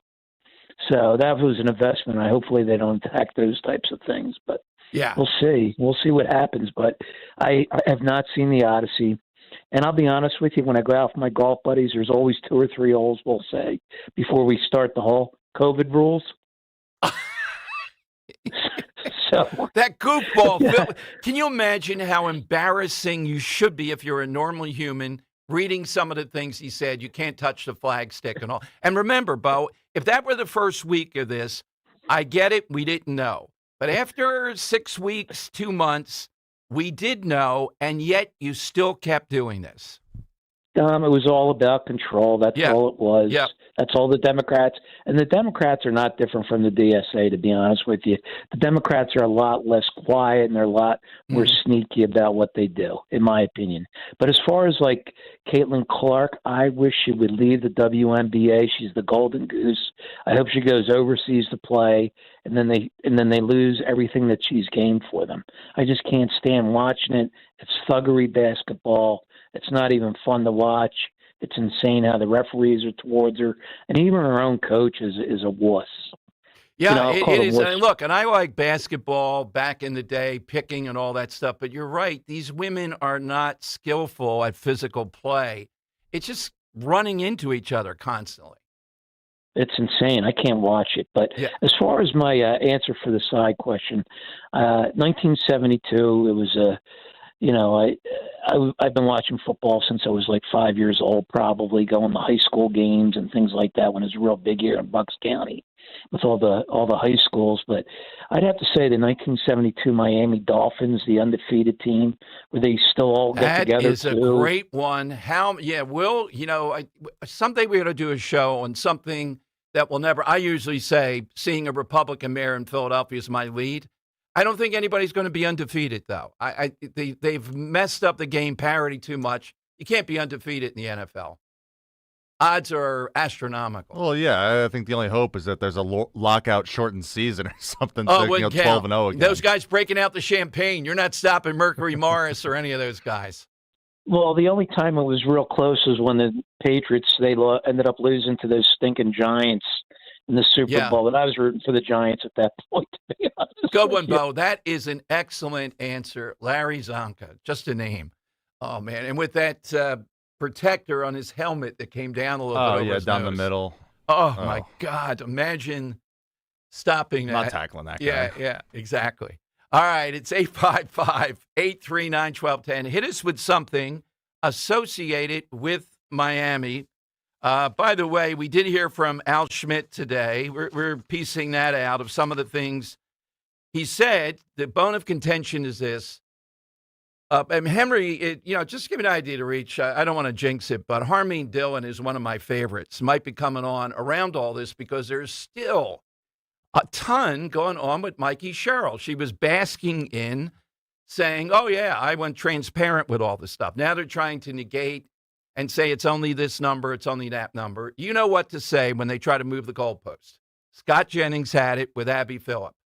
What is your tolerance point, Abby? How many votes that are cheating, illegal, non-citizens or otherwise, how many are you willing to tolerate? That seems to be their position. But when you say tolerate it, it gets them crazy, because that's exactly what this is about. And all we're trying to do is make it in our minds that these are airtight as we can make it. And with mail-in ballot, I did ask Al Schmidt today, and he did sort of. He made the argument about if you want to vote in person. I don't know if that's going to be a thing again with a mail-in ballot. Remember, people wanted to do that to make sure it counted. He did say, well, they don't have the staff, and he referenced Elk County and all that. And I agree. I haven't been to Elk County. They probably don't. But Bucks County does. Is Bucks County going to do what they did in 2024? Remember the woman in the wheelchair? Remember the temperatures out there? Remember the battles that went on? And they would put up signs, we're closed, 1 o'clock in the afternoon. You can't vote anymore. The people in the suburbs, I come back to this all the time. Do they forget about this stuff when they vote? Do they just lose their minds? I see a story at Guy Chirac. It wasn't Guy. It was somebody else that writes with Broad and Liberty, talking about new information that reveals that the 24% tax increase in Delaware County from the completely controlled by Democrat progressives was nowhere near what it really was. That wouldn't cover it. How do you get hit with things like that in a place like Delaware County, and yet these people are still in power? Philadelphia, we get it. People moved away, all that stuff. Is Philadelphia, though, I'm telling you, I'm convinced if this state senator from South Philly runs, he is a stone-cold Mondani wannabe. Saval is his last name. He is a Democrat socialist, all the usual positions. If he runs, and I hear there's backing, money, they have a real shot at the mayor's office. Now, you know, I don't want that, but you can imagine what it would be like here in Philadelphia. If you think it's bad now, we have someone who, she's a liberal, the mayor, of course, but she's held off not so much going after President Trump as you would expect. But ICE apparently wants a detention center in Philadelphia or the Philadelphia area. I would say if they find something in Philadelphia they want, this will be hand-to-hand combat. That's what's going to happen here. All right, phone lines. Get in. It is the lightning round next. It's 855-839-1210. We want something associated with Miami, which was incorporated, Miami area around this period of time. Only 334 people. I don't think people have hit the Cuban part in quite as much. But 855-839-1210. In Philadelphia, Chase is proud to root for the home team because they're our team too. We cheer from the bleachers and on the sidelines. We cheer for gymnasts and quarterbacks. And with more than 80 local Chase branches and 5,000 nationwide, we are right beside you, Philadelphia. Neighborhood bankers, digital tools, national strength. Chase, make more of what's yours. JP Morgan Chase Bank, N.A. member FDIC. Finding great candidates to hire can be like, well, trying to find a needle in a haystack. Sure, you can post your job to some job board, but then all you can do is hope the right person comes along. Which is why you should try ZipRecruiter for free at ZipRecruiter.com/free. ZipRecruiter doesn't depend on candidates finding you. It finds them for you. Its powerful technology identifies people with the right experience and actively invites them to apply to your job. You get qualified candidates fast. So while other companies might deliver a lot of hay, ZipRecruiter finds you what you're looking for. The needle in the haystack. See why 4 out of 5 employers who post a job on ZipRecruiter get a quality candidate within the first day. ZipRecruiter, the smartest way to hire. And right now, you can try ZipRecruiter for free. That's right, free at ZipRecruiter.com/free. That's ZipRecruiter.com/free. ZipRecruiter.com/free. ZipRecruiter. Searching for a new path to wellness? Dr. Molly Fantasia explains how medical hydration therapy can help you reclaim your energy. Listen to Health Watch, Sunday mornings at 8 on Talk Radio 1210 WPHT. I've always wanted to learn French, but the app I tried didn't help. If you want to memorize words in another language, there's an app for that. But if you want to really learn another language, there's Babbel. Babbel was designed by over 200 language learning experts to be the most effective way to learn another language. With other language learning apps, I was just playing games. I wasn't really learning. Babbel's different. Every time I open the app, I can choose to work on my writing, speaking, or listening. And it saves my mistakes for me to review, so I'm constantly improving. Babbel feels like it was created intentionally by people who really know what you need to learn another language. Before Babbel, I thought I just wasn't good with languages. But now I'm speaking French. Tout ça, c'est grâce à Babbel. Want to really learn another language? Save up to 50% on your Babbel subscription when you sign up at Babbel.com. That's Babbel.com to save up to 50%. Babbel.com. The working families of La Una Labor's District Council of Pennsylvania, D.C., Maryland, and Virginia are proud contributors to all aspects of growth in this great city. The Labor's District Council provides safe, well-trained, productive workers who enable projects to be done on time and under budget. We appreciate our signatory contractors and their commitment to fairness and equality. Laborers, we're building a better future today. Brought to you by the Laborers District Council Licit Fund. Kia of CherryHill.com wants to save you money at the pump this month. With a brand new gas-sipping Kia. Get up to 53 miles per gallon on our huge selection of K4s, K5s, Seltos, Sportage hybrids, Sorrentos, and more. And with MSRP starting under $25,000, anyone can afford to start saving money at the pump today. Just minutes from all bridges. Or online 24/7 at KiaofCherryHill.com. Again, that's KiaofCherryHill.com. Talk Radio 1210 WPHT from the Piazza Auto Group Studios. Experience the power of one with 8 brands and 25 locations. The time has come for the final test. We usually call it the lightning round. All right, coming to you on the lightning round. Just saw on the Michelle Obama podcast, Dom Giordano show, Ketanji Brown on with Mrs. Obama, talking about the court has to do a better job of appearing to be impartial, because she certainly gives that off. Well, she knows how she's going to vote. Why not mail it in? Why not move to Miami and just say, you know what my vote is on this? That's all that you have to do. Why can't we pick them on the other side? It is a constant thing that I think about. All right, we're looking for somebody, something associated with Miami or surrounding area. There have been 2 so far that I've seen that I think really pop. Let's go to the Earl of Tacony on Talk Radio 1210. Hey, Earl. Hey, Dom. So it looks like the Moors are reinvading Spain. It is stunning, isn't it, to see what's been unleashed? Oh, my God. It was the Moops. The Moops. The Moops. Yes. But my answer is a little bit outside the box. First time I ever heard this song was on the 1980 Blues Brothers album, Made in America. But the song originated in 1966 with a very bizarre artist, blues artist by the name of Wayne Cochran. And the song is Going Back to Miami.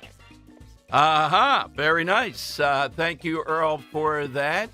Let's go to Michael in Wilmington on Talk Radio 1210. Michael, good afternoon. Hey, Dom, my good sir. Good afternoon to you. Good afternoon, Kirk and Henry. Good to talk to everybody. So, Dom, first thing that came to my mind here was Miami. When I think of, Miami being so glitzy and glammy, anytime I went down there are those classic cigarette boats, those go-fast, high-performance power boats, synonymous with Miami. They're fast and loud and always cruising by. The cigarette racing team, the Miami International Boat Show, and those really famous Apache powerboats. But more importantly, Dom, is anytime I used to see any of those boats cruising along the surf or the ocean, always had a beautiful girl in the boat as well. You had to look.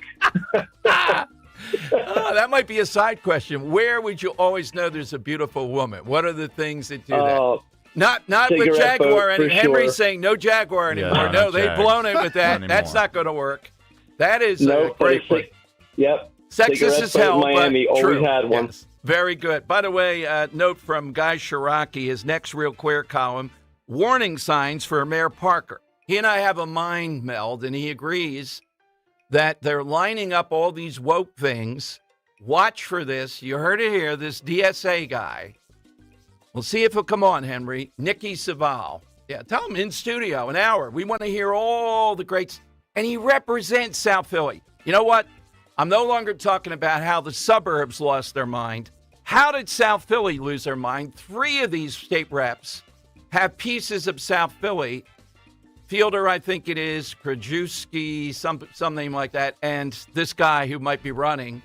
They all represent parts of South Philly. It's not the South Philly I know. Is somebody, zombies taking over at South Philly? Jody Della Barbara down there. Jody, what's happened in South Philly? And yet South Philly, in the farthest things, went for Trump big time in 2024. Drew in Upper Darby on Talk Radio 1210. Hey, Drew. Hey, Dom. Thanks a lot. Appreciate it. Hey, Dom, back in the early 1900s, they decided to build a railroad from Miami out to Key West. And everything was okay, but they realized it wasn't feasible because due to all the hurricanes and the arrival of tens of thousands more automobiles and also, so they abandoned it. So for over 100 years now, there's an abandoned railroad, like trestles with trees growing over it and weeds, and it's still standing. It goes right through the heart of Miami. Nicely played. Good stuff there, Chef Dave in Oak Lynn. Dave, what do you have today? Well, I can only think of the Jimmy Johnson Miami Hurricanes, who were called the Convicts. And when they played Notre Dame, it was the Convicts versus the Catholics. Yeah, I would say Notre Dame may not be able to be doing that as often as they would like. Yes, the U there, certainly the Convicts. Nicely played. I love this one. There's more good. We know it's a better film than Godfather 1. Mike in Hamilton. Mike, what's yours? Dom, I'm just a retired investor living on a pension. Yes. And I've been dying of the same heart condition for 20 years. Yes, and if I would give $20,000 if I could just blank. Yes. Right. Yeah. I'll know if I have a partner. Miami Monster. All right. Hyman Roth. Great name, too, the Hyman Roth part. Yes. Rick in Harleysville, Talk Radio 1210. What's yours, Rick? It's kind of a football-related one. First-time caller, Dom. Well, thank you, Rick, very much. Good to have you. Do you have a second home, Rick? Is that why you're able to call your valet tile? Yes. That would be no. Yeah. It's Howard Cosell's old saying about Miami's got the oranges, but Buffalo's got the juice. Nice. Obviously, O.J. Simpson. Yeah. Oh, man. Imagine O.J. having to play in Buffalo. Henry, you would be okay with that, though. Oh, got to make parody the league and all. Communist, socialism. Why not? The Jews should have been in Miami. Come on. Back then, he deserved Buffalo after what he did. Yeah, right, that's true. Yeah. I should have traded for him, though. Yeah, G in South Jersey. Hey, G, what's yours today? Jackie Gleason show from Miami, Florida. Every Saturday, everybody saw that. You weren't out. You were watching Jackie Gleason. All right. I think it was Miami Beach, which is a difference. You know, there's the hot spots, and then Miami Beach is a little bit throwback. Yeah. So that's Jackie Gleason. Yeah. Bruce in the Northeast. Hi, Bruce. Hey, how you doing? It was Jackie Gleason and Crazy Guggenheim. Remember him? Art Carney is the all-time second banana, yeah. Yeah, you know. My answer today is Scarface was primarily filmed and the surrounding was Miami, and he had that well-known phrase, say hello to my little friend. And I kind of had like a double meaning. He's admitting his shortcomings there, if you know what I mean. Thank you, Bruce. Wow. All right, Kirk, who did you like out of all this? Out of all them, I'm going with Mike from Hamilton with Hyman Roth. Oh, you like the Hyman Roth reference? I do. Yeah, that was I do. Yep. Yeah, and he brought a lot to the call. Yeah, and it was outside the box. I like that one too. I also liked Joe in Columbus, the Snowbirds, Zenos, the Miami Vice look, Michael Wilmington with the boats, and Rick in Harleysville with the nice quote there at the end. Yeah, I can go with that, with the original one. Let's take that, the Hyman Roth. Hyman Roth? All right. Yeah, I got to go home and see Godfather 2 again. Obviously, the superior film. We've ascertained that. Stone's better than Beatles. Godfather 2 is the film. That's right. You probably think they're not. And Henry's List, Goodfellas, not Hall of Fame. Just good. Just good. Not even really good. Not even Bryce Harper. It's good. It's about as good as it gets. Okay. All righty. We pick up tomorrow. We got great people coming on. Maybe the guy that's taking on the parking authority, and he's a big-time lawyer. If he does it, you'd want him in your quarter. All right, it's the afternoon show. Next, is it Tony today? Tony Bruno. Tony Bruno back this afternoon on the Fauci hunt, I'm sure. We'll have a lot more with Victoria Coates tomorrow. And also, we'll talk maybe with Ray Dininger, Michael Cord, and, of course, a great side question. Follow me on Twitter at DomShow1210, at DomShow1210. I have more coming up. I got a couple more thoughts of stuff left over from today, including Sean Duffy, Rolling Stone magazine, the full power. They want to go after Sean Duffy, special issue. He dares not only to stop federal funding for all those bike lanes, he commits the sin. He wants to take down existing bike lanes. You got to get him on the show. All right, coming up, Tony Bruno, Talk Radio 1210, WPHT. How about a summer Friday down in Cape May, huh? It's Rich Zioli. I want you to join me at my happy place, which will be your happy place, the Grand Hotel of Cape May, New Jersey, Friday, August 7th, 3 to 6 p.m. Old school PM drive show. It's going to be a blast. We'll have fun. We'll hang out. That's Friday, August 7th, 3 to 6 p.m. at the Grand Hotel of Cape May, New Jersey. You don't want to miss this, so spend a summer Friday with us. Hey, this is Larry Steinitz with Investor Schooling. How many times are you going to listen to my voice before you finally go to investorschooling.com? I can't believe you haven't signed up for a class yet. You're going to learn real estate investing. You're going to learn stock options trading. You're going to learn things about money that you didn't even know existed. Go to investorschooling.com right now. Oh my goodness. This Thursday, investorschooling.com, and take that free class. See you there. There's a moment when performance becomes unstoppable. Because once you've found your drive, ordinary just isn't enough. The versatile BMW X3 turns ambition into action. The X5 boasts unrivaled comfort and confidence. And the iconic 3 Series delivers pure exhilaration. Why settle when greatness is within reach? The BMW Ultimate Sales Event on now. Visit BMW of Westchester on Route 202 for a personalized test drive today. Tune in to the Crash Proof Retirement Show Saturdays at 11 a.m. to hear Joanne Small-Canella and Tracy Stillman. The Crash Proof Retirement Show, Saturday mornings at 11 on Talk Radio 1210 WPHT. See Joe Conklin, Ray Dininger, and Glenn Macnow count down the greatest moments in Philly sports at the Ocean City Music Pier Thursday, August 6th. Get tickets at joeconklin.com. JoeConklin.com!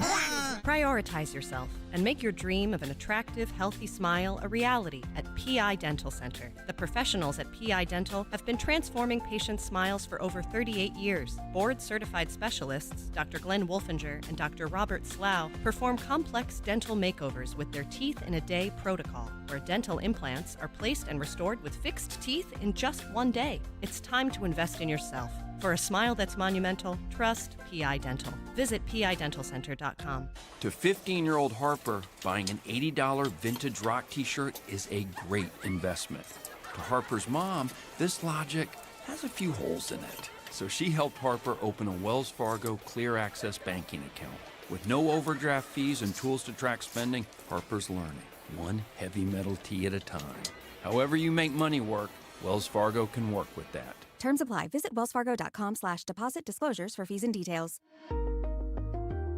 Just hearing the word IRS can make people break out in a cold sweat. No one wants to deal with the IRS, and now you don't have to. The good news is Legal Tax Defense has been successfully negotiating with the IRS for more than 15 years. It doesn't matter how much you owe, whether it's $5,000 or $5 million. You deserve the best in the business on your side, and that is Legal Tax Defense. Even if you're working with someone else and just want a second opinion, there is no cost or obligation to call. They can prevent levies, liens, wage garnishments, even file back tax returns. And the best news about Legal Tax Defense is they won't take your case unless they know they will reduce or eliminate your tax debt. Call Legal Tax Defense right now for a free no-risk consultation. 800-323-8922. 800-323-8922. You have nothing to lose but everything to gain. 800-323-8922. Now,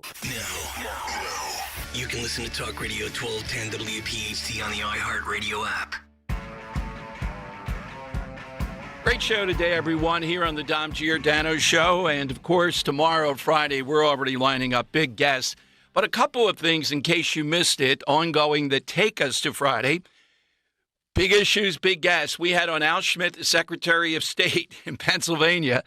And right before we had him on today, I got a 2-page letter from his office talking about this showdown, essentially, with the Department of Homeland Security. Homeland Security saying to Al Schmidt, remember, voter integrity, he's the guy polling the whole thing. He's a critical thing in Pennsylvania, the most key in the country, saying that, what's your methodology? Because Homeland Security has said they believe about 14,700 or so non-citizens are eligible to vote. Scott Presler thinks there might be more at Chester County alone. He's put 65 pages up around this. But I'm glad we had him on. That'll be up on podcast. He doesn't do too many interviews like this, so that's what we want to bring you. And we'll challenge without getting crazy around that. He didn't take the Fifth Amendment. That's all good. Watch, too, what I told you today from a couple of sources. Now, I've been talking about here in Philadelphia. We've just seen a shakeup of Sherelle Parker, her cabinet, and all this. We also know that ICE is looking for a detention center near the Philadelphia airport. Now, what's the definition of near? There are arguments it could be in Philadelphia. Oh, man. You know where this is going. Sherelle Parker has been relatively mild as far as pushing back on the Trump administration. But when it comes to this, there could be a lot. So I told you, I believe Larry Krasner wants to run, and the key thing is, can he run against her without giving up his job as DA? You know, think about that. There's an argument to be made here. I told you about that. He is an employee of Philadelphia, can argue, but Philadelphia is a county. And detectives that came to Philadelphia County, to his office from Philadelphia, are able to collect 2 pensions because of the county thing. Watch for that.